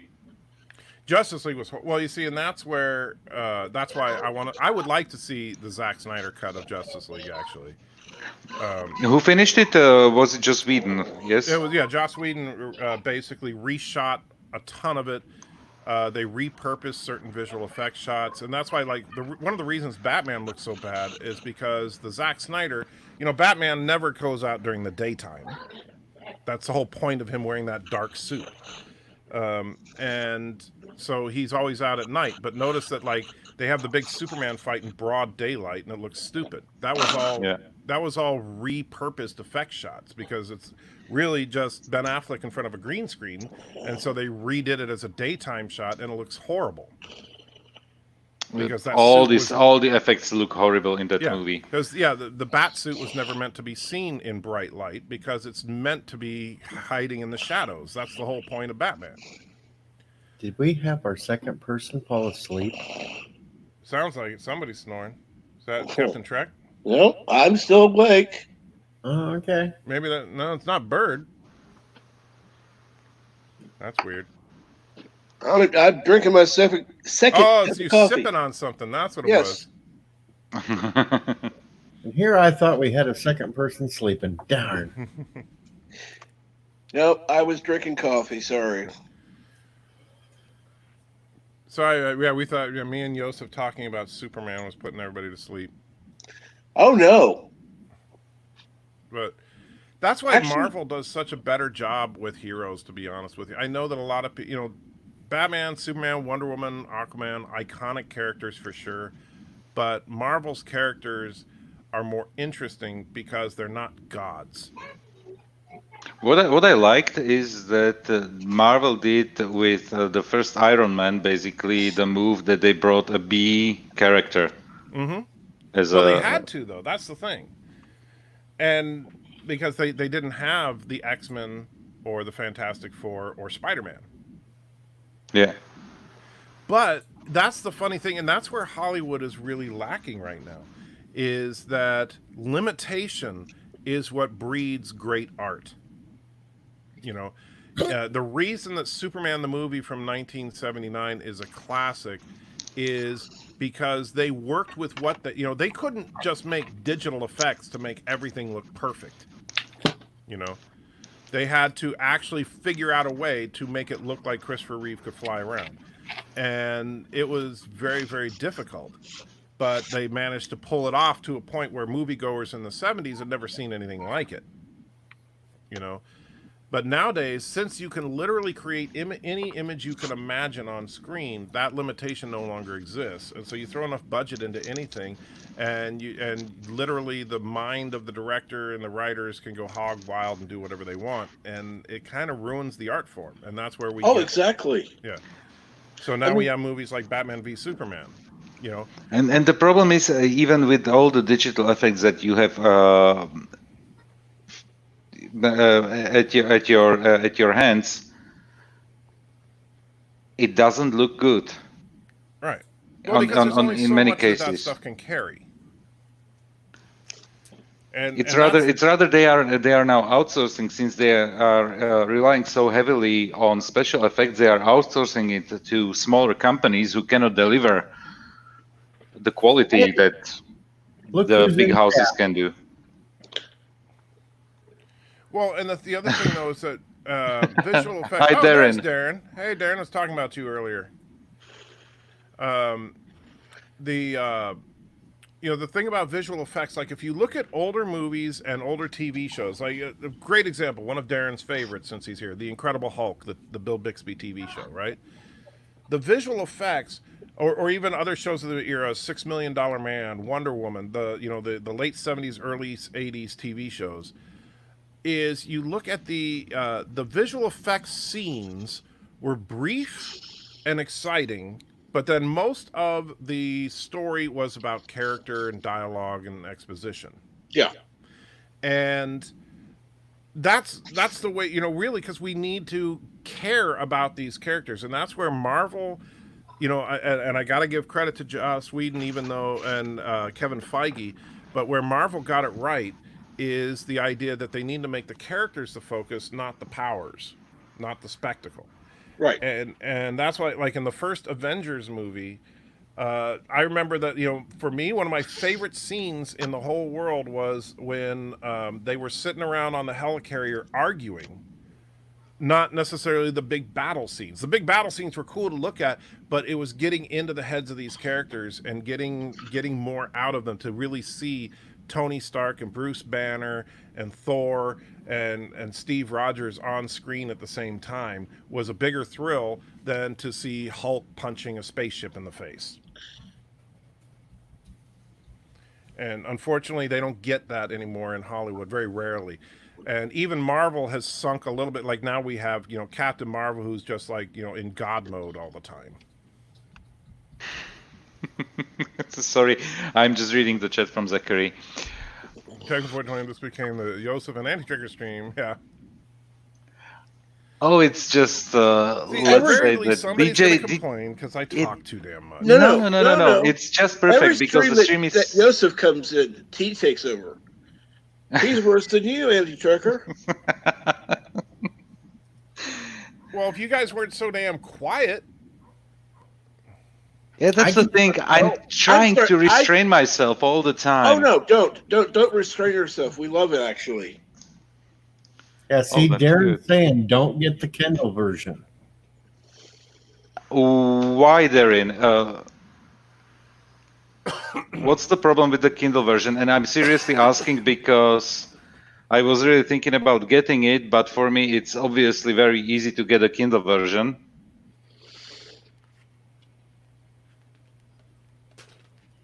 And now I have to wait for Darren to respond because the delay in him typing. Yeah, there's lots of delay, but it'll pop Yeah. up here eventually. Yeah, of course. Well, it plus will. poor Darren's trying to type this crap up on a tablet. On a Yeah. tablet. Yeah. But please, guys, if you can, support Darren. You get the book. He needs to get a new computer. while Because we if you wait- like those Submariner videos that he does, which I love those videos, not just because they help my channel, but because they're a lot of fun. Absolutely. And while we wait, we can always sing happy birthday to the Anti-Tracker again. Or you could not. Darren says you are not supposed to read books on a tablet. It's not a tablet. I have an actual Kindle. Well, that's even worse. You actually spent money on a Kindle. Yeah, you know why? Because usually when we are going for holidays, me and my wife, we used to drag like tons of books with us. What is No. the wait? What is the point of going on a vacation and bringing books? You could just To read at read? home. To read, I'm reading in bed, but I usually manage in a year reading something like 12 books in bed in the evening when I'm listening to a stream and reading a book or something. But on holidays, when I'm at the swimming pool or at the beach, I can just take a book and I can read it. Okay. Okay.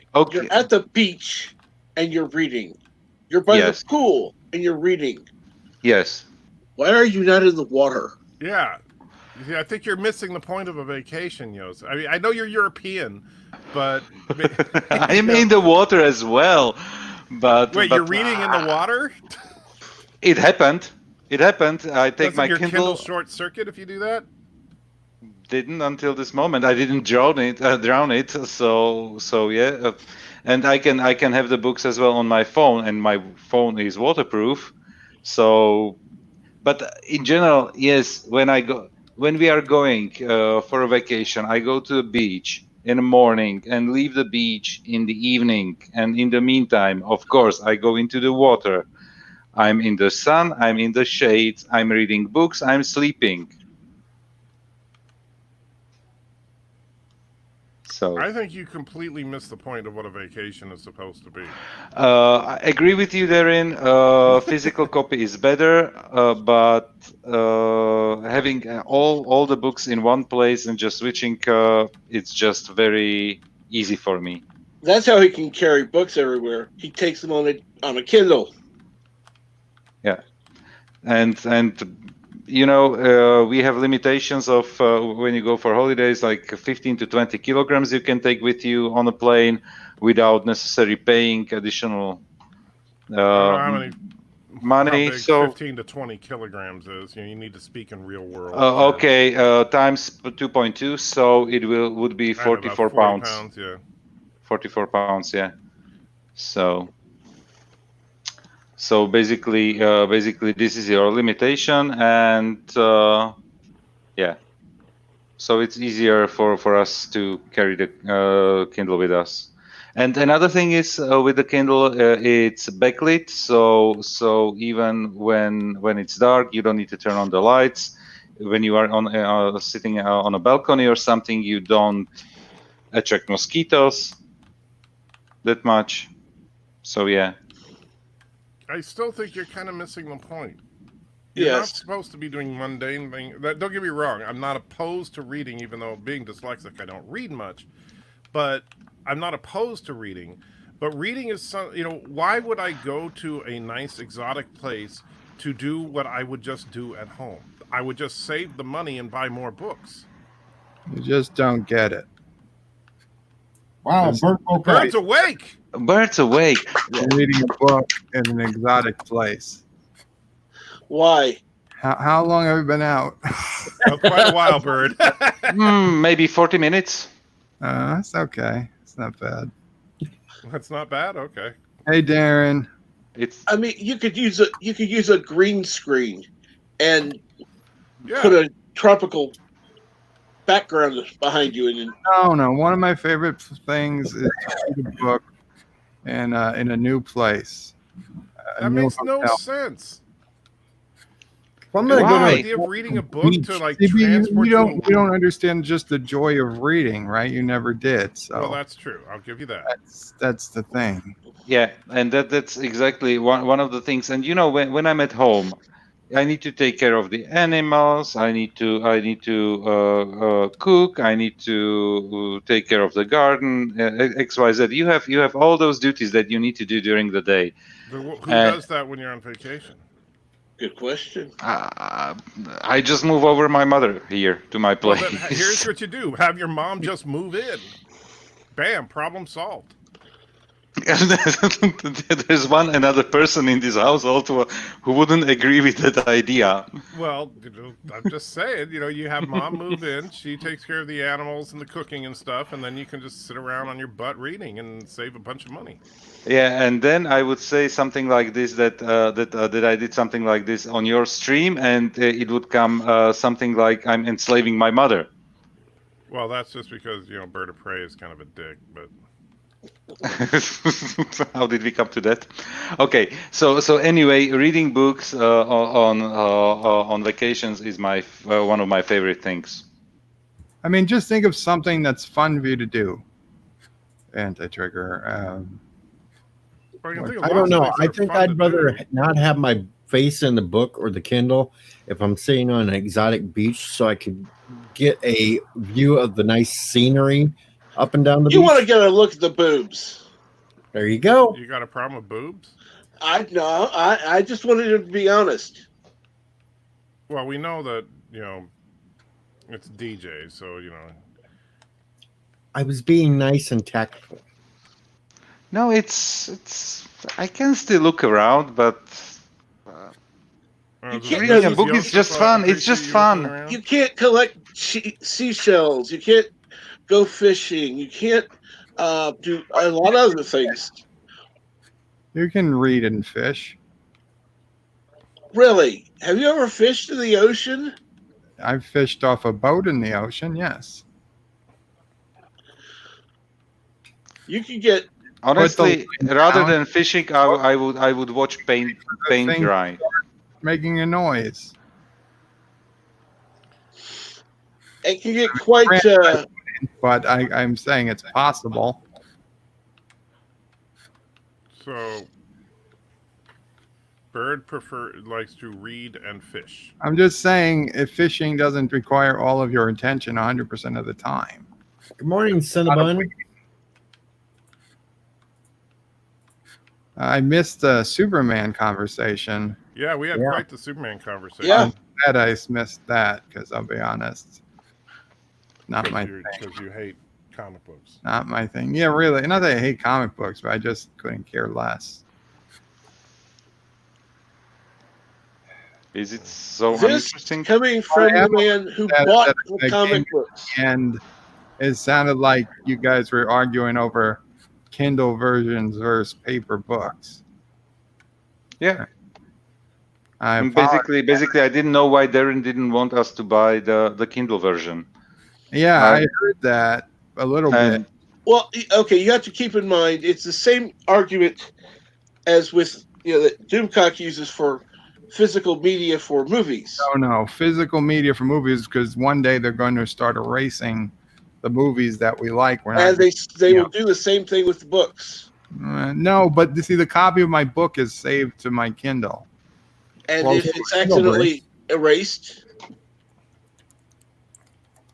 For Kindle bricks, you lost Accidentally bigger ones. erased. What happens if I accidentally, throw away my DVD? It's still a problem. how can you accidentally throw away a DVD? How do I accidentally erase my Kindle? I don't know. Never had to erase anything with my Kindle.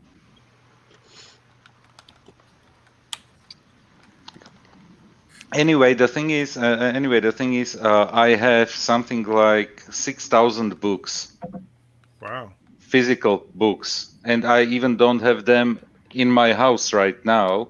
They are in a storage. And with Kindle, I can easily have I don't know how many books, Thousands, yes. thousands of books basically in one Kindle. But And the good thing is with Kindle, me and my wife can read the same book at once and we can discuss it. I Hey, assume you if know what? You Darren could do had- that with real books too. When you buy 2 copies of it, but Yeah. with Kindle Oh, you but you buy don't want to just. support the writers. You just want to support Amazon. I just want to be fiscally responsible. I assume if Darren had a moral problem with Kindle books, he wouldn't have made his book available on the Kindle. Actually, that might have been a matter of just in order to sell it on Amazon, you have to be available. Hey, I'm sure Sorry. books that are available on Amazon that aren't available on Kindle. hold on. I'll be right back, guys. Mrs. Anti-Trigger's here. So Okay. Say hi to the missus. Hello, Mrs. Enta Trekka. Spanks the You know, birthday the- boy for us. No, the thing is, what I understood from what Darren wrote is basically that he considers paper books the real books, and he wants the book being read from in a printed format, not in a digital one. Well, it seems like I Which can't- I understand. I know people who just say, I need to have the smell of the book. Yeah, I get that too. But if that's your thing, then you should certainly buy it in paper. But when I bought my copy, it was before I heard that he didn't like people reading it on Mhm. Kindle. Yeah. Just boggles my mind. That why is it available on a Kindle? In fact, I paid for the book because I wanted him to get money. I assume he gets about the same amount between the Kindle version and the print version. well, Now, if he's still here, maybe he should ask him. He said He had to go to work, so he Darren, left. if you do hear this at some point, is if I assume you get about the same amount of money from both versions. So if it's just a matter of your preference, Yeah. and I can live with the difference. Now the thing is, I didn't have to buy the version because apparently I'm a member of Kindle Unlimited. Right, because so you get it for Mama free. reads so many books, so I could have just read it for free, but I figured no, I'll buy the book to support Darren. But I bought the Kindle version because the reality is, in my condition, if I want to read a book, I have my Kindle next to me at any time. If I have a paper book, I have to ask Mama Pray to first get that book and bring it to me, and then find a spot for it. So the Kindle is far more easier. Yeah. And another thing, when you're reading a book outside, the wind tends to turn your pages, and you need to find the ways how to Right. avoid it. And with a Kindle, you don't have this problem. Yeah. Get pissed. And Like, yeah, oh my it's- God. You're Zachary Gibbons says, I don't consider a beach vacation a beach a vacation because I live in Florida. My vacation is heading to mountains. Yeah, if you live in Florida, it's like the beach is like everywhere because the entire state is made of sand. That's not exactly true. That is exactly true. I've been to Jesus Florida. Christ, if you live in Orlando, there's no beach. Yeah, but there's also, you know what they don't have? They don't have dirt. They have sand. Everything is sand. No, they've got dirt. Grass doesn't grow in sand. They don't have, well, the only places they have grass is if Florida they put has down that like horrible, thick grass. Green. It's not good to the feet. If you're from I New have a and question. you Maybe walk to barefoot through Florida grass, it's like, this is not grass. I don't know what this is, but it's not grass. LDG says, I'm in Orlando. We have dirt. Yeah, there we go. There's plenty of dirt. Question: when you since guys you are in Florida, I mean in the chat, what's the furthest point? So how long do you have to drive to a beach? when you want to go to a beach, let's say LDG, when you say you're in Orlando, and I just been told that there are no beaches in Orlando. Probably 45 minutes to an hour tops. Which from the is not, furthest you place know, they to a make it beach. sound like that's horrible. I live in Tennessee. To get to the beach, I'd have to drive for like a day. It's not terrible, but it's not that the beach is everywhere. Yeah. Yeah, Yeah, but the thing for sand me is I would have to drive. The closest one that I have is probably something like Slovenia, which they have only very limited area with beaches. So the next one will be Croatia, which is basically a country that goes just along the just along the sea. So they have like extremely long basically the whole country is a beach site. So Yeah. Zachary says my longest is about 30 to 40 minute stops depending on where you live. Yeah, so that's the thing, and I would have to drive at least 6 to 7 hours. I'd have to go 2 hours just to go to a beach in Chicago. That's not really a beach. That's a It lake. counts. It's on Lake Michigan. Yeah, Exactly. real beaches. or Of course, like birds when LDG to says, talk and living in New York, it's like, have you ever seen the commercial for Swill on Saturday Night Live?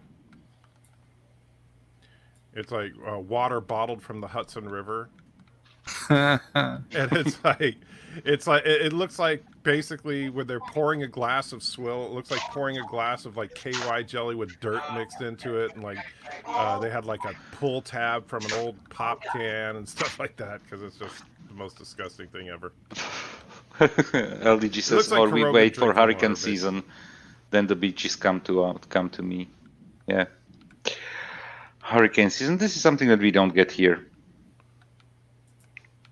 The strongest winds that we get here kick over my trash cans. That's about it. But you do sometimes you get Soviets, so it's a trade-off. Once in 40 years, so we have something like 10 years in freedom. Maybe then, I don't know.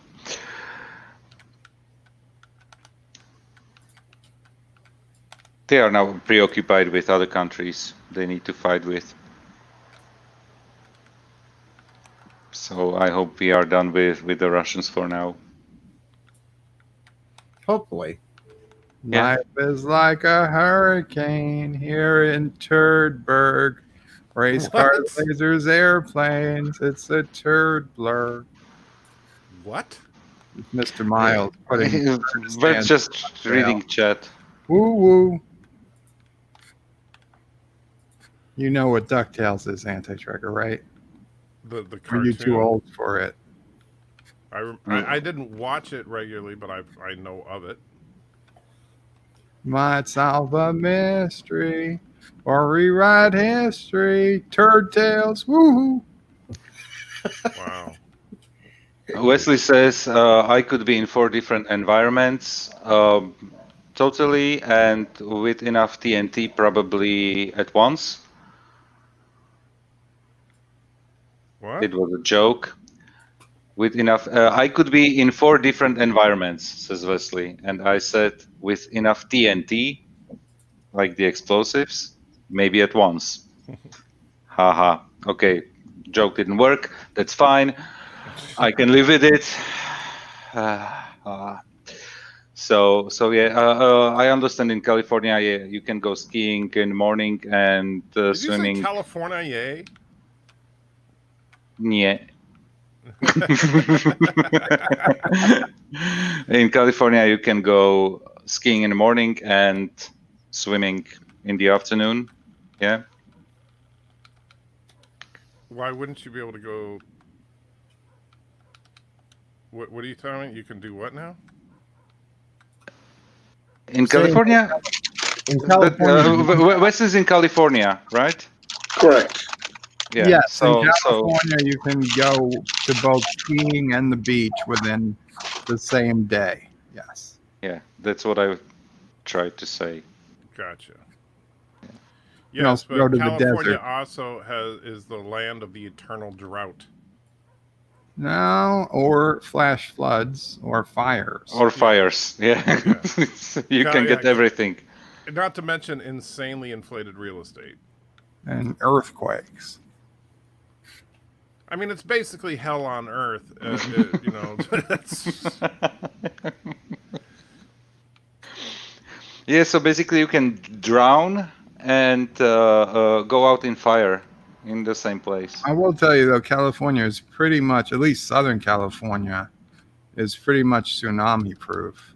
They got a pretty strong, pretty big cliff going all the way down to the ocean. so the tsunami won't get you, but the drought will. Okay, guys, sorry, phone call. Okay. Oh wow! So that's how often he has to work. That's it. He's been at work this whole time. Yeah. Wesley says earthquakes are fun.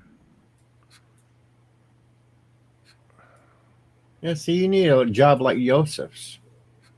I do. I would love to have Joseph's job. And Jeffrey said we had earthquake in Idaho. That's right. I remember not too long ago, a few weeks ago. They thought they had an earthquake in New York the other day. Was bird falling out of bed? Richie Poole watched the video I see somebody woke up. because he made the comment. Well, it didn't take you long to work in Sister Praise endorsement. I still haven't watched the whole video. Because I didn't know about it until after I joined this live stream. So it's funny that YouTube will suggest your live stream, but not your video. I know it. YouTube is so messed up sometimes. Probably because the video is only like 2 minutes long.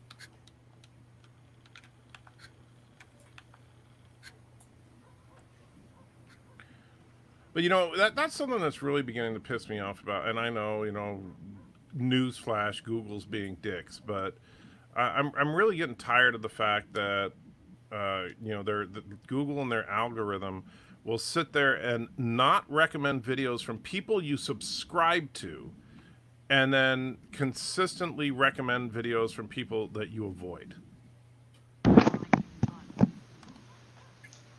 Yeah, or you go to the main page and they're putting up all these stupid videos that you don't even want to touch. And that's why you get these stupid bubble-headed bimbos that sit there and go, I'm going to spend 20 minutes putting on makeup. It's awesome. And she gets like 8 million views. I'm like, really? Well, that's just because she has boobs. No, because if you read the comments, most of the comments are from other girls going, oh, that's so cool. I didn't know how to put on makeup. Wow, you guys are awesome. You got that voice down good, though. I've been listening to too much Doomcock, I think. It's the bestest ever. But I got your video, Anti-Checker, the Miranda Claus variants. Yeah, that's the latest of the Darren Wagner video. Yeah, that popped up. That's probably the last of the Darren Wagner videos for a while, and then so. And what happened to his computer? I don't know exactly. He just told me in the Reader's Digest term that his computer took a dump or something like that, you know. So I don't know exactly. I just know that his computer's out of commission. He's going to order another one. But, of course, ordering a computer nowadays, there's a lot of delays and stuff because of COVID. Yeah. You know, and he was actually talking about getting Alienware, so maybe you should talk to him. You know, maybe can you get him a discount? That's the thing. In the United States, I don't know. I don't know that. I don't have that many contacts who could help me out there. For Europe, it would be possible, but United States, I would have to ask. I would have to ask around if there's a possibility, just to get something. He can catch up with me on either Twitter or Discord. LDG is yelling not to get Alienware. The LDG doesn't. He doesn't like you. Maybe you should get LDG in here to argue with Joseph a little bit. That'd be good. LDG knows that I'm working for Dell, so. Exactly. Let's get No, some get fight an going. Asus. Get an Asus. Okay, so LDG has probably some shares with Asus. Oh, now whenever I have a problem with my computer, I can yell at Yosef. Oh, you have a Dell. No, you should yell at. You can go to LDG because he gives tech support for free. The thing is, I completely agree with Mr. Miles building your own PC because it's the cheapest. And actually, I don't know if it works in the United States. I assume as well that when you pick up your pick the components, that they build it for you as well. So even if you are not that familiar with building your own computer, somebody can do it, and they don't charge that much. But there is one problem to that, and don't get me wrong. I'm a big endorser of building. I built most of the computers I've. I'm as well, so no problem there. Right. Yeah. But at the same time, the if you build your own, there's no warranty. Okay, it works differently in the United States in that case. Okay. Yeah. So I mean, you might get warranties on the individual parts, but you're not going to get like warranty on the machine itself. And so if something goes wrong and you call up whoever you got the graphics card from, but they say, oh no, that's the main board that caused that, and then you got to call the people that made oh no, it's that, as opposed to if you just buy a Alienware or Dell or whatever system, then they have to deal with it. They can't pass the buck to some other company. If that makes any kind of sense. Yeah, makes sense. So that's why I say you can buy it with. We have here like shops where you can buy either the components or you can select basically the components that you want to have, and they will build a computer for you. And so you have the warranty from that one place on everything. And since they build it. Okay, DJ. LDG wants to come on. Oh God, here it comes. Here it comes. I'm just waiting. I'm having an Alienware, an old one, and it's still working great. Actually, I had an Alienware. This was before the Dell merger, but I had an Alienware. So it was really a long time ago. Yeah, this was a while back, but it was a dual processor workstation. Alienware for a brief time tried to get into professional workstations, and like if you look at like the HP Z series workstations, that kind of thing, and it was a dual processor with 4 Quadro FX graphics cards in it, which you're talking about. I think I spent like $8,000 on this system. Yeah, and it was a beast, and it lasted me forever. It never broke down. It just became obsolete eventually. Yeah. So LDG, tell me why you hate so much Alienware, and why do you endorse Asus? Where do I It start? sounds like why you endorse asses. Yes. Oh God! First of all, Alienware is not even Alienware anymore. They got bought out by Dell. Right, that's who Joseph I know. works for. Yes, That's so where I get work that, for, but and it happened 2006, the merger, or yes, basically hostile takeover. No hostile, we just bought them. They were basically going down. So I mean, an Alienware. Okay, it's bad. LDG, something's not all right with your microphone. Okay. Hello? Yeah, you sound like you're. Check your microphone settings. It sounds like you're on a webcam mic or something. Oh, Or in a glass. Yeah. oh, I know what the problem is. One moment. Yeah, Of course he does. yeah. Tech support guy. The problem is it's LDG. No, you know what? I honestly don't mind this kind of discussions, and maybe people say I hate Dell or something like this. You know what? One of the early web pages that were on the internet next to Dell was a web page that was really called I hate Dell. And the funny thing is that Michael Dell didn't even try to get this web page down, despite there was a lot of criticism and negativity. They were actually commenting on those. There were people commenting on those posts from Dell directly. So they'd used it as an opportunity to like as an opportunity. Propaganda in there. Counterfacts. Yeah.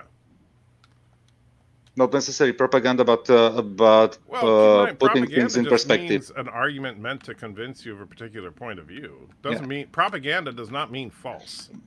So I just want to take out the negative correlation to it. Yeah. Yeah. No, but you see, I'm one of those people. I know a lot of people like Mr. Miles think I'm a dick, which is a lot of times true. But I like to use the correct word in the correct way with stuff like that. And so like I'll use propaganda a lot when talking about an argumentative video, because that's what any argumentative video is. If it's trying to convince you of a particular viewpoint, it is propaganda. That should do it. Yeah, here you are, and now the sound looks better, right, way better. Much better. Thank you. Just turn off my. There we go. All right. First of all, dear God, so much protection. I used a different browser, so it was trying to kick over the wrong mic. Because I got way too many mics for this on this thing. Okay. So first of all, Alienware is not even Alienware anymore. It's Dell's version of Alienware. Second, Alienware used to be like a top-end model to buy, and they put a lot of love and respect into their computers, even though they put a lot of love into their price tags as well. Now Alienware, if you want to get a computer, so if you just want to get a computer, an Alienware today is like what a Mac is today. If you want to get it and not touch it and not have anything, just have a box that just does its job and you don't have to deal with it, then yeah, sure, get an Alienware. They come out with some decent specs, even though I think the 16 gigabytes of RAM on their high models is an absolute joke. You can't do anything with an Alienware. They solder their RAM to the board. They solder their processor to the board. They make their cases Fort freaking Knox. You can't even take out the video card. Any kind of regular maintenance you want to do to your computer is virtually impossible, if not impossible, to do with an Alienware. Second, it's covered by Dell. So you have to deal with Dell warranty, Dell support, and if anything happens to your brand new Alienware, the odds of them giving you a brand new one or a brand new part, the most likely is not going to happen. I trust the warranties that you get. So if you build a custom machine, the warranties that you get from the manufacturers are a lot better than the warranties you get from Dell. Okay, so let me ask you this. So we have a Dell customer service rep in this group. So yes, so he can confirm everything I'm saying. Right. So I can tell you one thing. Yesterday, I opened my Alienware and changed the graphics card on it. Which Alienware is it? Model? It's Area 50. It's just to be precise. It's Alienware X51 Revision 2.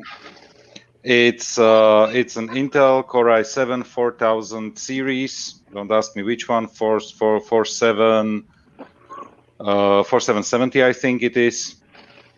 And I changed my graphics card yesterday in it. Was that before or after they got bought out by Dell? It's a Dell model. And I can tell you, even on notebooks, we have recently one notebook out where you can change on a notebook. You can change your processor, you can change your graphics card. Wow. Custom-made parts, but you can upgrade it. So it's basically a high-end gaming laptop where you can change those things. And I can tell you, I had never problems upgrade. There are different models from Dell where you have really problems with upgrading your components, but never with an Alienware. Never. Because I'm telling you, I just sent back an Aurora 9. I just sent it back. That thing was completely locked down. Everything, you could not change anything on that computer. The Aurora 9. What couldn't you change on that one? Nothing. They locked down the video card. They soldered the RAM to the board. There was nothing you can change out. You couldn't even add a card because they put some kind of super lock across the PCI board, Express board. You couldn't even add a card. Yes. And I'm telling you this. Yesterday I changed on this one. I was playing before the lockdown. Because I can borrow systems from the office for week 2. It's not a problem. I had to kind of test them out and to test them out, to play with it a little bit. I had a system at home with 2 2080 graphics cards at home. I played with it. I could upgrade the memory. No problem there. I honestly. I mean, and here's an interesting thing, and this is because I know that you, Joseph, the customer service support that you get, is that specific? Customer service is customer service, especially for United States and English-speaking countries. And I hope nobody gets offended. Comes from India, and it sucks. Right, yeah, it does. But it sucks. For you, the customer service that you provide, is that specifically in the Slovakian language, or No. So I'm not providing like customer service. I'm working on large tenders. It means I'm the one who is doing the technical suggestions based on customer requirements, and I'm basically doing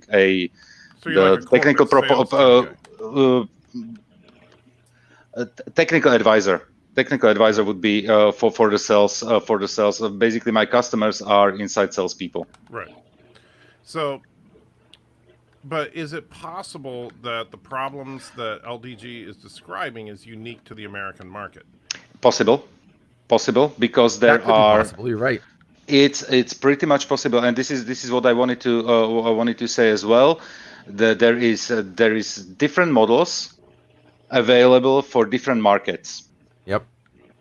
So that's completely possible. That there are some limitations, and definitely there can be configurations that are fixed to some level. But definitely for example, for corporate systems, getting just a mainboard replaced for a free on the market available mainboard is basically not possible because the power supply is different. Power supplies have different wiring. The motherboards are very specific for the chassis, and so on and so on. Yep. So but that's not only Dell. It's basically every OEM manufacturer. So if you take the big 3 like HP, Lenovo, and Dell, it's all across the board the same thing. Right. So that's why I say if you are able to build your own computer, yes, build your own computer. Yes. Yeah. So this is the other side of that, though, and where I would argue with LDG a little bit is that you're assuming, like when you talk about that, well, you can't just change everything out. You're assuming that's a negative. However, to most people, I mean, the majority of computer buyers, they are never, and it would be ill-advised for them to open up the chassis and replace anything. Absolutely correct, but unfortunately, that it is up to them to call somebody like me to try to do it for them. Or it's the text. They buy a system with a robust warranty, and that's something that that I would look for. Like, for example, now that the arthritis and carpal tunnel in my hands makes the fine motor work required for replacing components more difficult, I would probably look towards getting a pre-built system with a very robust warranty plan rather than hiring someone like you, because of no offense to you, but hiring someone like you is going to cost me more money than doing a warranty claim. And I wish you're absolutely right, but I wish it was that easy. But unfortunately, robust warranties, this is the problem I have. If anything does happen, let's say something happens with the first 3 months of your computer, right? You get a defective machine, and it's your motherboard, or it's your video card, or whatever it is. Your warranty, they will not. Okay, when people think warranty, they think, oh, okay, something happens first 3 months, I'm getting a brand new part. No, you're not getting a brand new usually part. said you're refurbished. Yes. Do you know what refurbished means? Yes, It doesn't mean new. It means old. It means used. You just bought a $3,000 brand new computer, and if something happens to it, you're automatically getting a used replacement part. Yep. That is not warranty. Question: if it's a brand new computer, and I'm not saying it's on the market, it's new for you, but it's a new computer because it's a new model. Yeah. It's not an old part that you can get because the parts are not old on the market. I think I lost you. Here's the thing. Basically, let's say, since I'm with Dell, we put on the market new Alienware model. Yeah, right now new processors are coming out, so it means new models will come out on the market. Something happens, and you buy it. Let's say now in April. Something happens to that computer in 3 months period. So let's say in June or July, something happens to your computer. We don't have used parts on that. We don't have used parts because the main boards or the processors were only built recently. So it will be a 2020 product.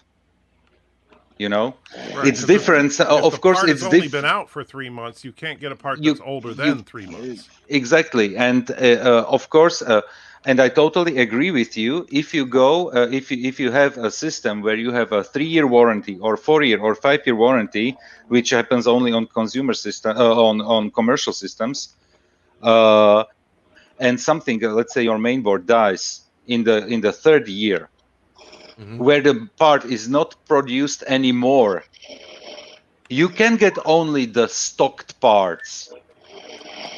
And refurbished doesn't necessarily mean it has been used. It can be. I totally agree. It can be used.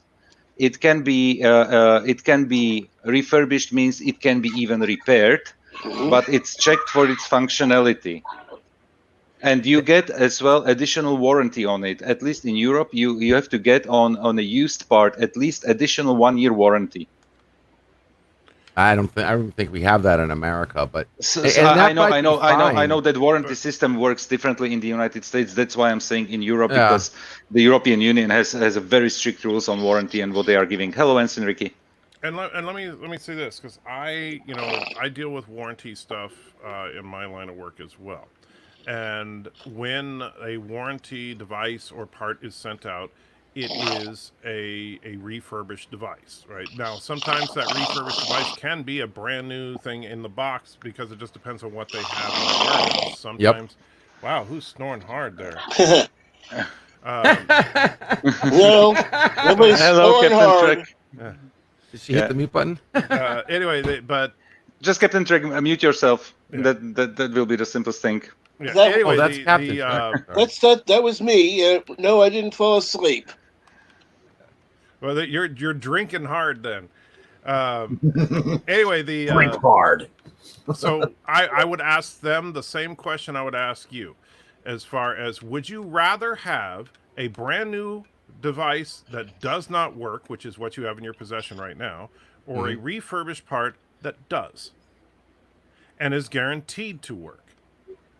And not only that, now again, the difference between Europe and the United States is that Europe has a lot of regulation on that we don't. Like when you talk about how what a warranty has to include. Well, in the United States, warranties are whatever the contract states it is. Yep. And so it depends on the company, and you need to make sure that you look at what the details of the warranty for that company are. Read the fine print. Right.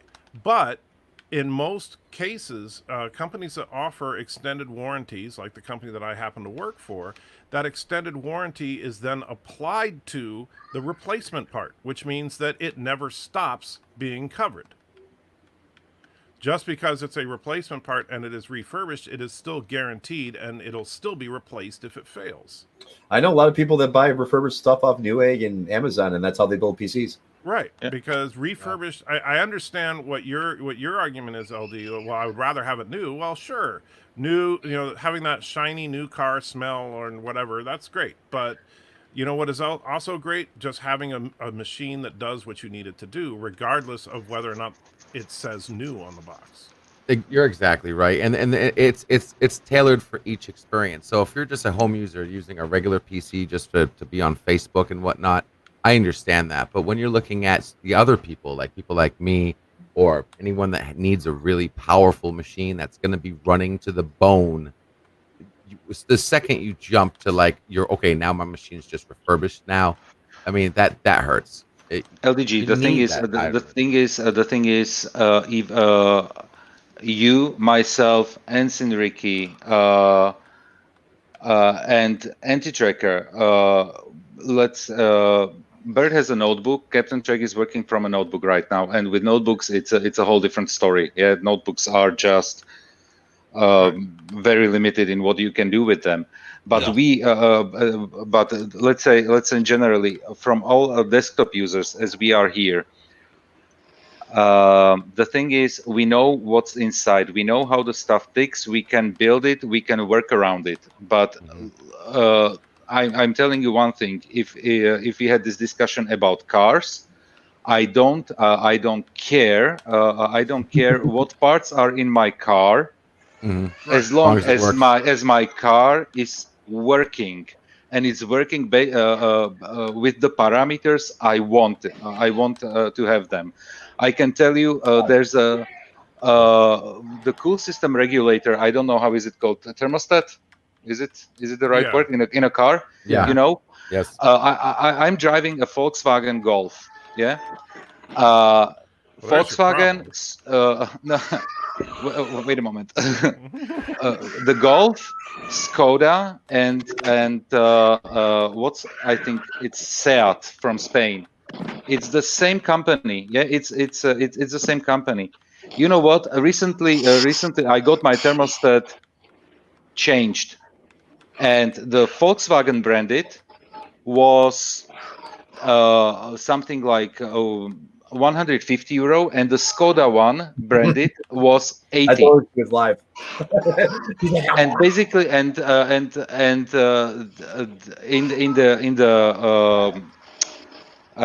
car mechanic asked me, which one do you want? And he showed me both. They were exactly the same thing. So I think, okay, give me the cheaper one. It has the same parameters. It's only a different brand on it. I don't care. That's a very good point. Yeah, I'm saying, because it's like we look at PCs in a different way, and so I mean, but that's perspective, as most end users probably don't open up their PCs or flop RAM or any of that, or they'll take it to Best Buy to do it for them. You know, I mean, exactly, and that's where I come back to the warranty thing. Is that what exactly to the consumer, generally speaking, what's more important is what am I going to have to pay for, right? I'm more interested in if that really does sound like you're stupid, man. I just I'm sorry. What is that sound? I just think sorry. You don't have to be sorry, but what is it? I'm drinking coffee. Okay. Oh my God, that sounds so similar. Oh my God, it's hilarious. Captain Jack, just mute yourself. When you want to talk, you can unmute yourself. It's not a problem. No, not leave the chat. I was just curious what it was. it sounded like he was like just randomly passing out. It was quite obvious in the microphone, Captain. In the middle of talking, then yeah, if you listen again, you'll understand what we were hearing. Yeah. But I'm sorry. Yeah, I mean, even although I advise people that don't know how to build computers definitely to check into it because it's a lot easier today. And to It is. especially if you're spending a lot of time behind a PC, Right. I mean, at least know how it runs. Yeah. But at the Matthew, same time, Matthew, like, I look Life at- with Matthew did basically a very good point. To be fair, a lot of times refurbished means that some idiot bought it, didn't understand how to use it, and returned it. Right. It happens many times that people buy computer, test it, and you have 7 days return warranty or something like this. In Europe, it's 2 weeks. They just send it back, and then that's why you have on many pages. That's why you have on many pages as well, like the refurbished section. And Well, it's basically for instance, if I RMA a graphics card, like say my graphics card goes out, I mean, it's all warranted. They'll send me a new one, but they're not sending me a fucking brand new one. It doesn't work like that. You get a refurbished graphics card. So I mean, that's the same thing if you send in a cell phone. You get a cell phone, your cell phone gets fucked up or stolen. They're going to send you a refurbished cell phone. They're not sending you a fucking brand new cell phone. That's just Right. technology And works. that's what I was talking about.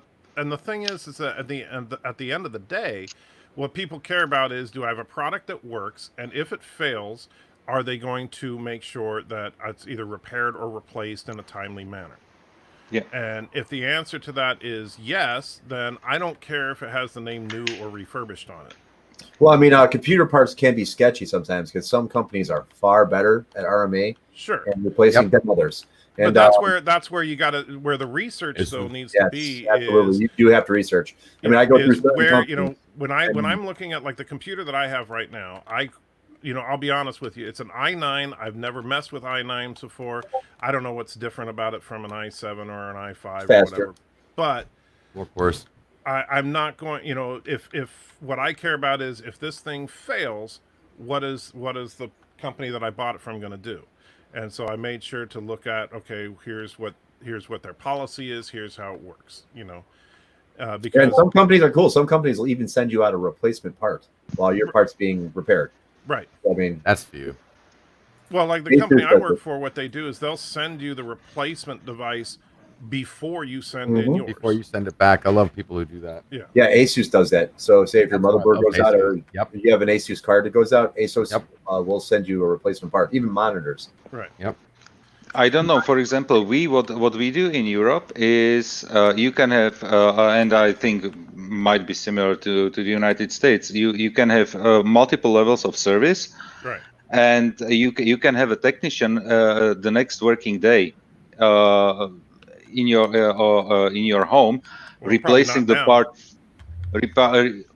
I don't know. I don't know how about now if they come over to your house right now with all the shits going on, but the normal under normal circumstances, you can have next business day service where they come to your house, replace the component by a certified technician, and they leave. Yep. Yeah, so that's and I used this option on Adele as well. I used At to do home. that for Why would when you I do that? Well, first. I mean, like, I mean, even as far, I Get wouldn't it, even go get it. Dell. I wouldn't go Apple. I'd go companies like iBuyPower or CyberPower PC, so you can customize your PC and get the warranty. I mean, that's the best. I mean, I hear a lot of good things about iBuyPower. You might pay the extra asshole tax for them building it for you, but you do get the warranty. And I hear iBuyPower is probably one of the better companies you can go to. I And bought from them. I would go over that because you can have a little more customization in what you want. You know what I'm saying? They'll build it for you, whatever you want. Yeah, but, that's where I got my i9 from, by the way. Oh, did you? Yeah, but the thing is, we are the minority, absolute minority. We are maybe the 2-3% of people who look at computers like this. Usually, you have people who have. You basically don't go and talk to people about bits and bytes. You go and talk about use case scenarios. What do you want to do with your computer? And based on this, you Right. can do a recommendation. And when the people buy those computers, if the computer run, they never touch it. They That's never true. open it. Yeah. I mean, it's same So- for like like how I play music. That the fact that I play music, I listen to music in a whole different way than just the person who's banging their head to a beat or who just thinks the song is good. I am more critical about it because I have the knowledge behind it. You know what I'm saying? And as well as like even producing music. now that I produce, I can produce music and stuff like that. Now listening to how people have produced music in the past, I critique it as where I never used to before. I used to play songs and critique musicians, but now that I'm on the production side now, it's like I critique it's production. almost like people would think you hate something that you don't, because you analyze it. Like someone might do to say a movie that people think that you hate, but you really don't. It would depend. Here we go. First contact. First contact. I'm just saying. Mr. Miles said a nice thing. I've heard that Walmart gaming PCs are pretty awesome. Hello, yes, I'm being sarcastic. I would hope so. You know what? Linus Tech Tips does the Walmart videos. Walmart. Exactly what I wanted to say. Yeah. That Linus does sometimes hilarious videos on those systems, and actually one of those systems that he bought, I think it was Walmart or something. Was good. Wasn't that bad? Wasn't that bad at all? Okay, and once again, Mr. Miles, you are as well in the small group of people who understand the technology behind a computer, right, and you know what you want from a computer. But it's basically like, Talk to 10 people, and how many of the 10 people, random people you talk to, will actually understand what's in a computer? They just tell you. That's the problem today, because people buy a computer and they're not using it. If you think using Facebook is using a computer, it's a joke. You got spyware and adware using your computer more than most people are using it. If for God's that's sake. what they want, then that's what they want. Most people aren't producing videos or live streaming. Yeah, exactly. But so they can be okay with that. $50 laptops. You know what I'm saying? That's the reason why we have such cheap shit. That's why right. the person. So for them, buying that Walmart computer is fine. It's cheap, fine with them. It does exactly. what they want. Yes. But what I was going to say is to kind of get to Joseph's point was think of it like Star Trek, because all of us and everybody in there's Sassy guarding the bed. I see. She looks at the camera. That's awesome. Sassy looks like, yeah, don't you mess with me. This is my bed. You ain't coming anywhere near this. But if you think about Star Trek, right? When we hear someone like Steve Shives say, relax, it's just a TV show. God. Okay. Yeah, pisses you off, right? It's like, how could you say that? But to someone who does not care about the details, that's absolutely true, right? There's, Steve makes a great point. If you are not a diehard Trekkie or Trekker, then why the hell are you arguing about whether or not this Trek is real Trek or whatever? It's just a TV show. Get over it, right? Yeah. That makes perfect sense. But to the Trekkie, the Trekker, to the true fans, no, that's vitally important.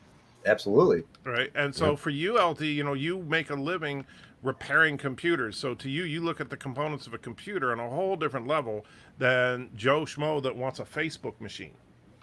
Exactly. No, but well, I know what I want in a computer. I want Anson Ricky's son's computer.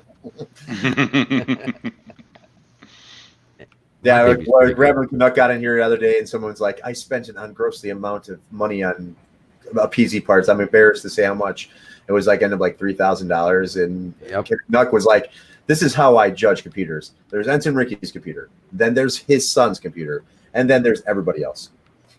Like, I mean, I have powerful machines. I love building parts. I mean, I get the best there is at the time. You know what I'm saying? Well, the last computer that I had was that I built.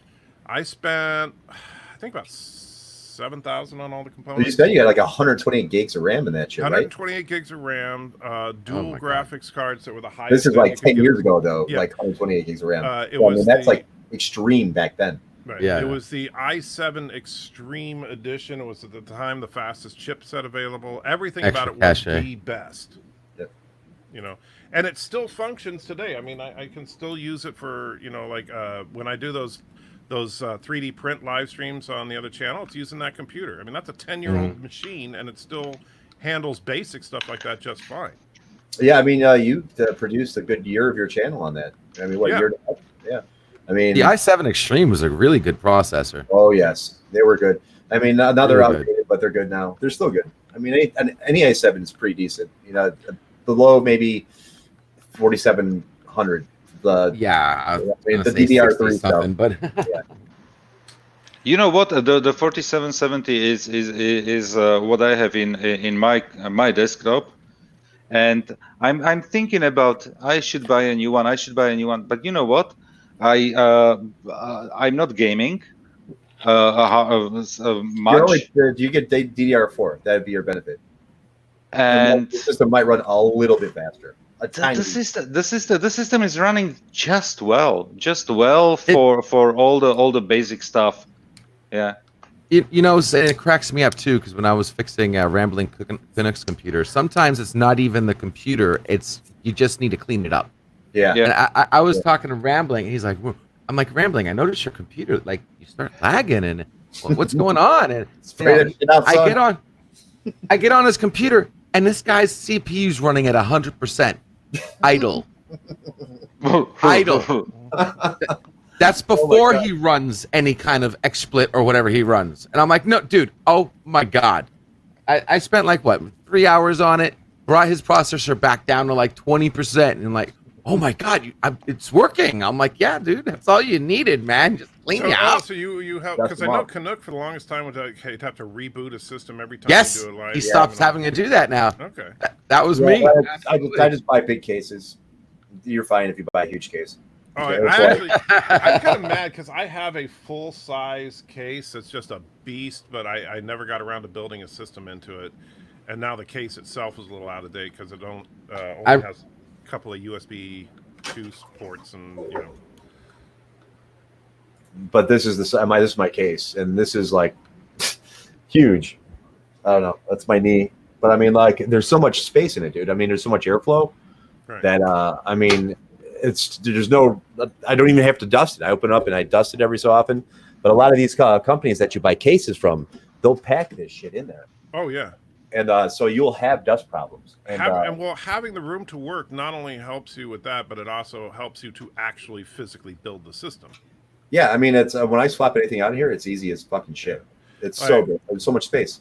That one that I was talking about, you know, the 128 gig of RAM and everything, that case, it's a standard size, full size case, but it is a cube. Oh. So it's just as wide as it is tall. Wow, I've seen those. Great. Yeah, I've seen those. Yeah, it is an awesome case. And the nice thing is, like, so it has on one side of the case, basically, so you put the main board in right, like, in the middle, and then so that you can put your hard drives basically on the other side. There's like a stackable rack for them. Oh, absolutely. Yeah, And I mean, yeah, you got room for everything. yeah, some of those cases, but even the cases even 10 years ago were not really heat efficient. So, I mean, but now people are getting bigger cases where there's a lot of airflow in your case, so you don't really have to worry about it. You just open it up and dust it off every couple months, you know. And as far as thermal paste, I usually do every year and a half. I'll redo my thermal paste on my processor and clean it up. But other than that, Thank you. That's the most critical thing you could do to a computer. You see, and this is something that 99% people don't even think about. Don't even think about that there's something like this. And not only that, but the most critical thing. I don't know how the hell this happened, but the thermal paste is obviously the most important thing as far as keeping your processor running fast and long. Cool. And I don't know what. Yeah, and cool. Like if you see my computer, why the hell are people putting it on its side? I'll tell you the number one thing when someone brings me a gaming PC, when I lift up the hood, all the gravity has just pulled it down. Yeah. And I don't know why this has become a norm, because any any computer person knows you don't put a computer on its side. It's supposed to be a desktop, not yeah. the Well, I mean, tower. unless you build a rack unit, you know what I'm saying? But if you build a rack, then everything's on its side. But I mean, I might go rack eventually, but there's no racks out there that I like. But yeah, I mean, I don't know. I would my PCs always stand straight the fuck up. Honestly, the only reason to me to get a rack-mounted system is if you plan on making a server farm. Well, I want to do it because I have multiple PCs here, and instead of moving multiple boxes everywhere, I can just move one unit out Right. You know, and I could put a server. I could put up to 3-4 PCs in it. You know what I'm saying? So I'm planning on building a server here pretty soon. So with some of my leftover chips. But the rec cases are expensive like hell. Oh yeah, they're not cheap. They're 4U cases, I think they're called 4U or AU or some shit. It's basically how many U's. It's a standardized height of a rec system, and I think the 1U is something like 2 inches. Oh, okay. So and you have 24, 48.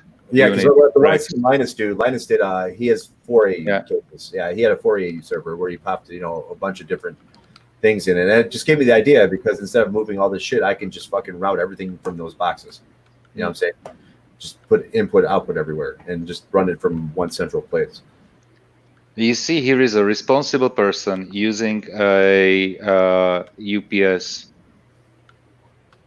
Oh hell yeah! You kidding me? Oh my god! you don't spend $3,000 on a computer and not back it up. Yeah, I mean, I've got the UPCs, all sorts of shit. But I'm loving my baby. I mean, it was time for an upgrade because I spent $5,000 on the one that blew up a couple weeks ago, and that was like 8 years LD, ago. do you have something you could send to Darren Wagner? So, sorry, say what? Well, Darren's computer died, so.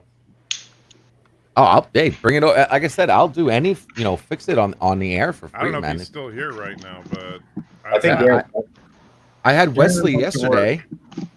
I had my first person come on, Wesley, yesterday. He made a quick comment, and I think it was on AT's channel or something. And he got back with me later when I was on the air, told me his problem with his brand new SSD and needed to install Windows 10 and transfer his license over from because he had Windows 7 in which he upgraded to Windows 10. You should do all that. Yeah, so we transferred. We got the drive installed. I talked him through the whole thing.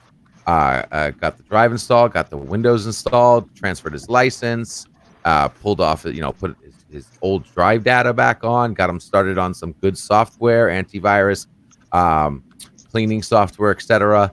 And he's doing okay. I'll hear from him again today, I'm sure, to see how he's doing. But yeah, if anybody wants anything, if you want me to build a PC, I'll build the PC for free. It has to be on the air. If I can do it on the air, guys, I'll save you some money. I kind of half built mine on the air. I don't know. What processor did you get? I got the Ryzen. Nice. Not the 50 one, but the one just below it. It's still $450 processor, but yeah, I ended up getting a 3950X. But the 3900, 3700, those are great processors now. Oh yeah, she's beautiful. She's beautiful. I love her. 3900X is what I got. Yeah, you got the one right below mine. Mm-hmm. Yep. Yeah, those are 4.8, 4.6 max boost. Beautiful. Yeah, I mean, I get 4.6 constantly, and it's amazing. It's amazing. Actually, I haven't been. You know what though? Maybe you can help me with this bit. I've been sitting pretty close at 4.2 the entire time. I haven't really seen any speeds higher than 4.2. Are you Cinebenching it or benchmarking it? I haven't benchmarked it yet. No, because that'll throw them right the fuck to the roof. If you do like a Cinebench, if you do a Cinebench or a Unity engine or TimeSpy, that's when it starts loading all the instructions into the CPU, and then that's when your CPU boosts up to 4.6. Or even when I'm heavy gaming, like if I'm gaming on Ultra, like Battlefield or something, that's fucking straight to the roof. But if I'm doing like Overwatch, since it's not nearly as physical and graphical, it idles at like 60% use or something. You know what I'm saying? I mean, but yeah, I mean, it all really depends. So I mean, but your chip is awesome. You got the 3900. I mean, that's the rival, if not better than the i9. Yeah, and I got my kid the i9 KS, and he's got the 9900 KS, so he's got the overclock chip. And some shit applications on his computer are a little bit faster, but that's because of the frequency, because it boosts the frequency. up. Yeah, exactly. Yeah, Intel's got him beat on frequency. I had to overclock. His basically came manually overclocked. So I mean, but it's my computer encodes and does shit way faster. I mean, the 64 megs of cache just blew my mind. Mine's got 72 and his has got 18, even to compare. Yeah. To AMD. Absolutely. Well, that's what they did with the Extreme processors, right? Weren't the Intel Extreme processors were just more cache?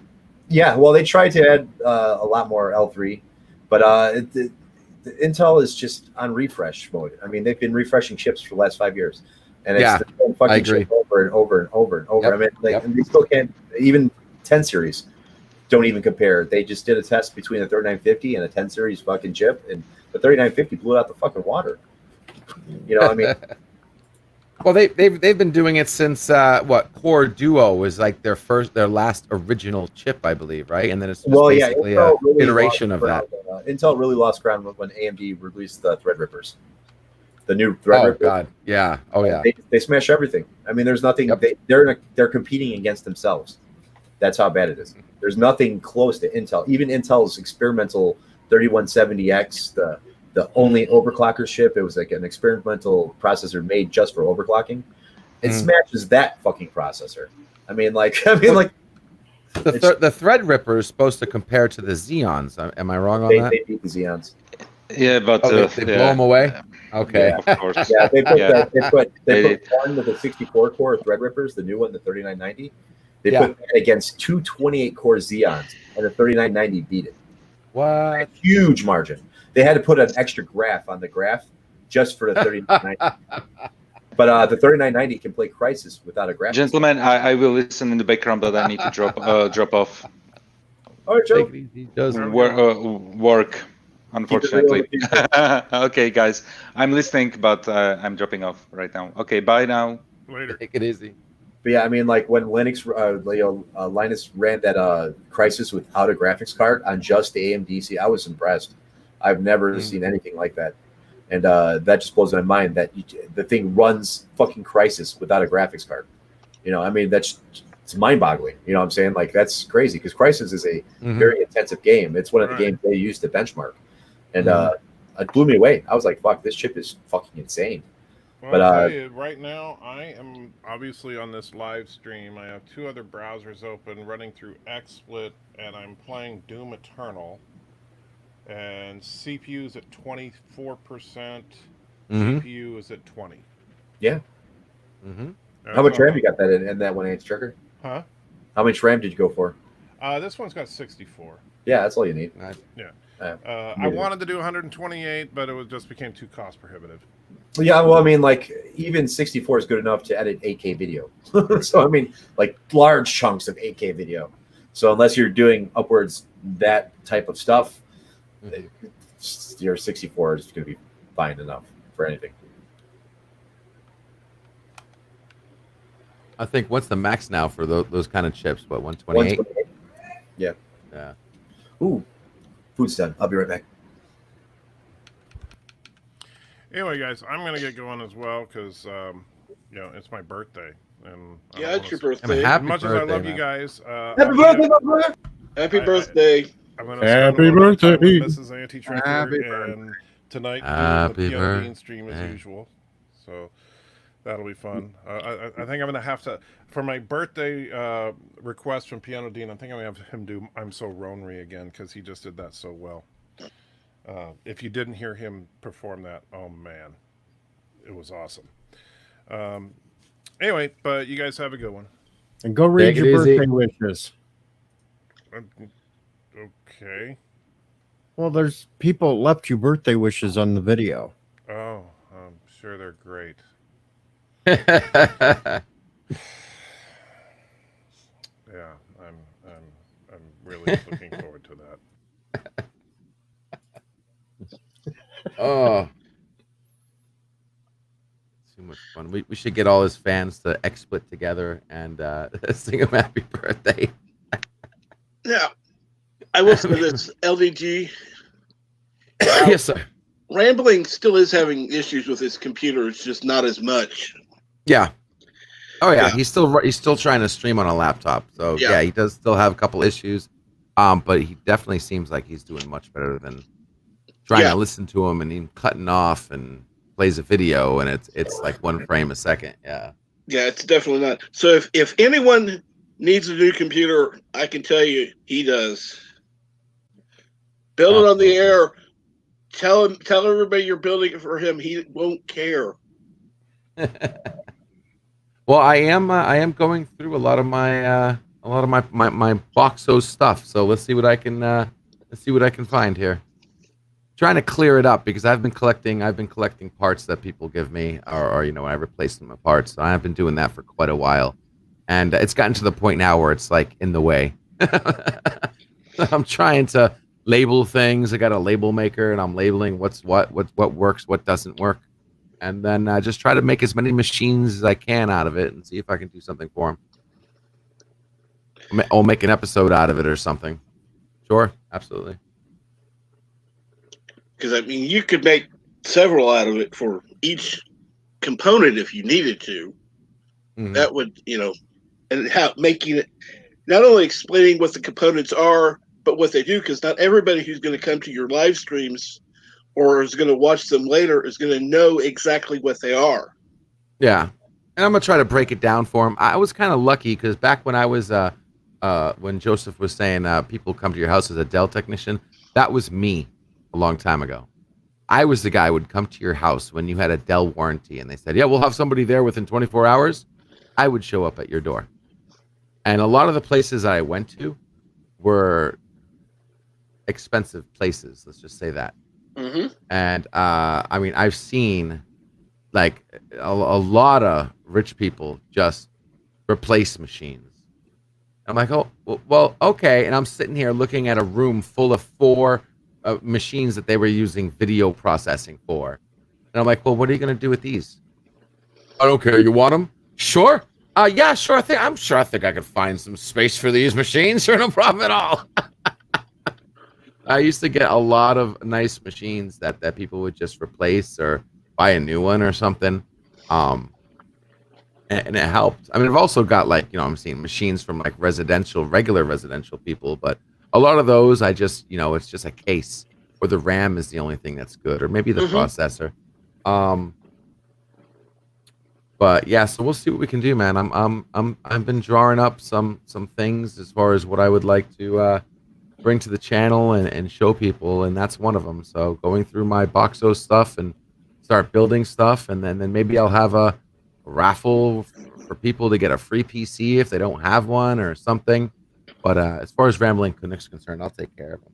But guys, seriously, if you guys have a computer issue, just come by. If I'm on the air, knock on my door. I'll help you. And if there's anything, I mean, even if it's a new computer, like I said, I'll build a new computer for free for you guys.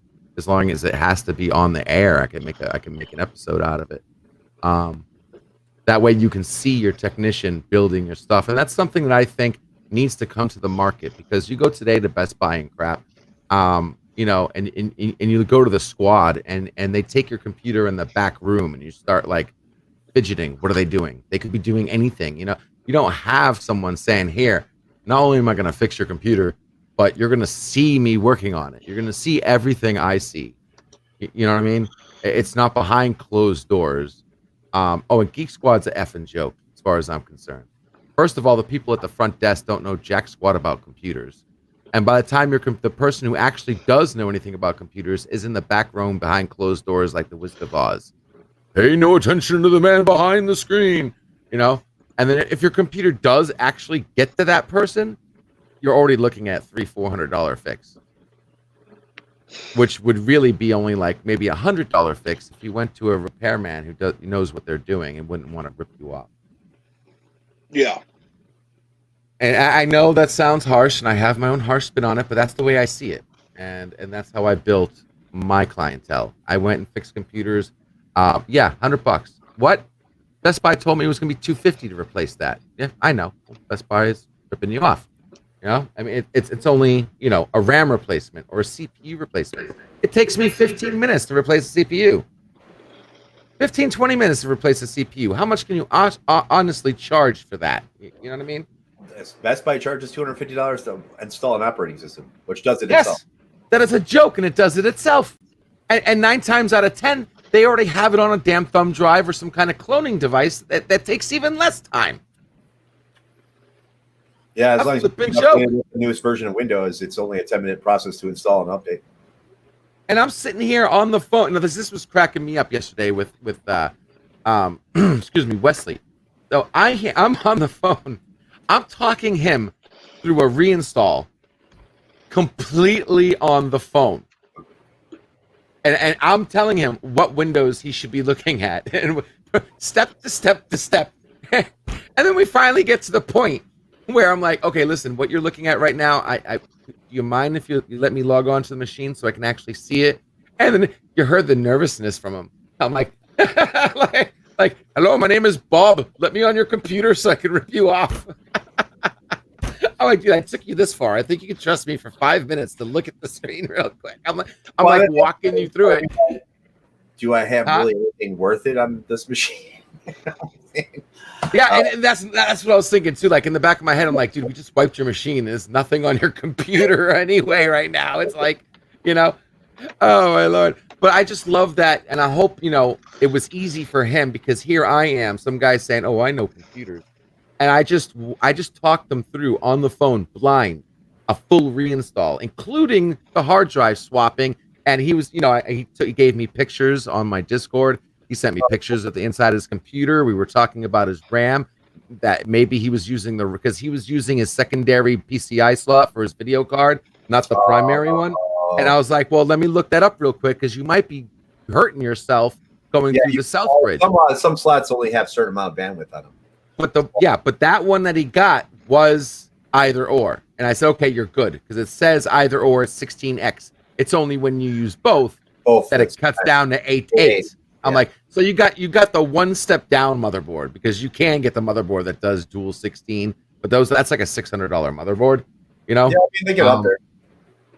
But he was good. We ended up, we went through his whole machine, made comments on this, that, this, and the other. Got his hard drive swapped out. I told him, listen, he had like, what he was doing was he was running out of space and just adding another hard drive. Oh my God. So he had 4 hard drives on his computer. Or SSD? I'm sorry, what? No, he had 2, what was it? 2 SSDs and 2 spinners. Oh, wow. Yeah.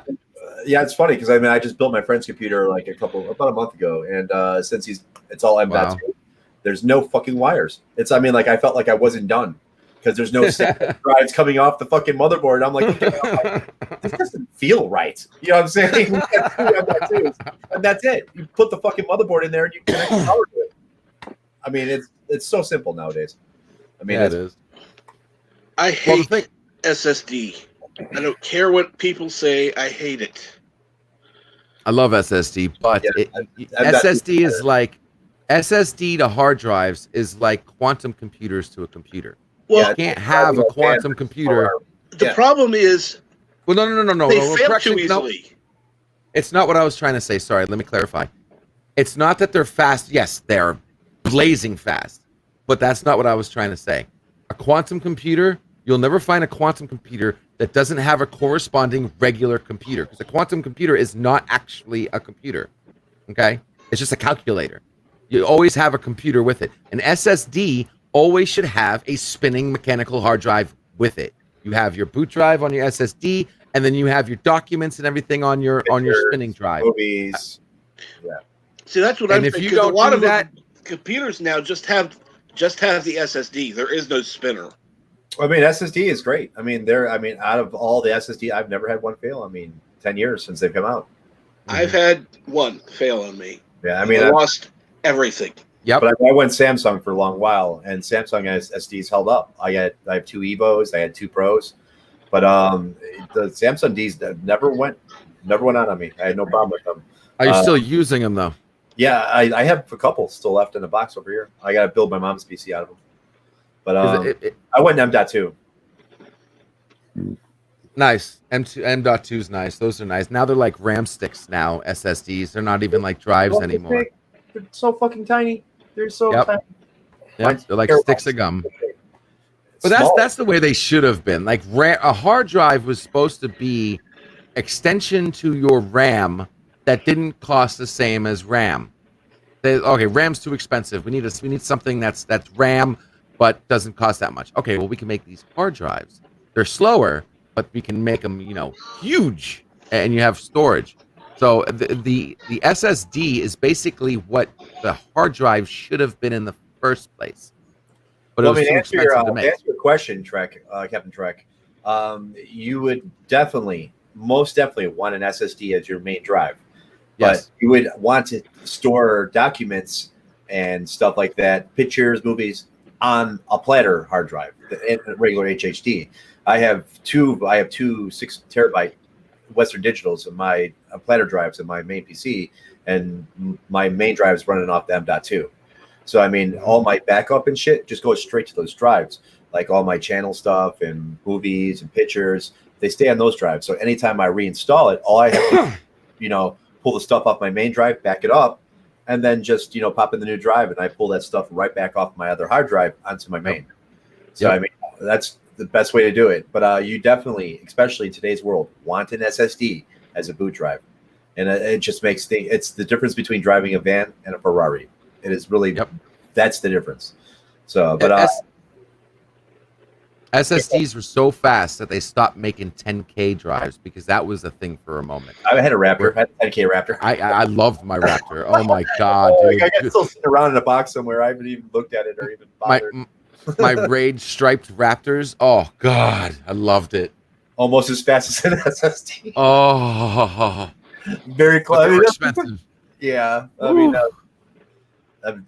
you had to raid those things to get like some really ridiculous speeds back in the day. Oh my lord! But I love the Raptors. I had 2 Raptors. I had a 150 gig and like a 300 gig or something. I don't know. But yeah, you definitely want an SSD, Captain Trek, but you got to have that backup because if anything happens to your SSD, and they will die. Okay, the fact that Ensign Ricky his hasn't died yet, that's great news, and that's like the best case scenario. But if he kept it running, it will eventually die. It won't last forever. 7 years. Yes, but they test them. They test them, and when they say, "Oh, it lasts for so many hours," you got to understand that when they test those drives, when they found out they died, they're running them at terabytes a day. They're writing to that drive, and it would take you months, if not maybe even a year or two, to even do what this thing does in a day. Yeah, or so. It writes data, releases data, writes data, releases data, writes data, and this is all day long. All day long, huge amounts, and then they say, okay, well, this drive failed at this particular hour, and then they try to say, okay, well, a regular user is going to use this much, so maybe it'll last you like, I believe the first drives were like 4 years, but now we're like usually it's about 5 years. Well, I mean, Western Digital give you a 3 to 5 year warranty on their flat hard drives, their disk hard drives, their SSDs. I don't know if the warranty. I have to look again because I just bought the M.2s. But they went straight to M.2. They really didn't get much into the SSD craze when it happened. At that point, I was just going Samsung. But now that they're in M.2, they probably still have good warranty, but most of them are 3 to 5 years. Most PC parts are 3 to 5 years. So yep. Well, guys, but I hate to call this, but I got to get up here and get ready for a radio show. Yeah, I got to run to school and grab the next packet of homework for the little one. Oh. Yeah, Western Digital all the way for me now. Now that they are M.2. But when SSDs were at their height, I went Samsung. Samsung had really reliable and really fast SSDs. I had 2 Pros and 2 Evos, and I still have a Pro and Evo left in a box back there somewhere. Nice. All right, thank you, DJ, for having us. Great show. Thank you. No problem. Absolutely, Remember, go check out the video I did early this morning for Anti-Trekker's birthday. Leave him some kind of a comment on there for him. First Contact, best movie ever. Take care. Take care, everybody. Be good. First Contact when he said that shit, right? Y'all heard me, right? Oh, It'll yes. be on sometime today, and Anti-Trekker will be on tonight with the Piano Deem stream. So, when's he doing the 24 hours? Is that tomorrow? Tomorrow he starts the 24 hours. He said late afternoon, early evening, somewhere around there. That's when he's starting. Yeah, I said he was going Sounds to do good. 24 hours. So it'll be a all right, guys. Thanks for coming. Hit the like button, and I'm out of here and all that. I already hit the like button, bastard. You already got your like from me.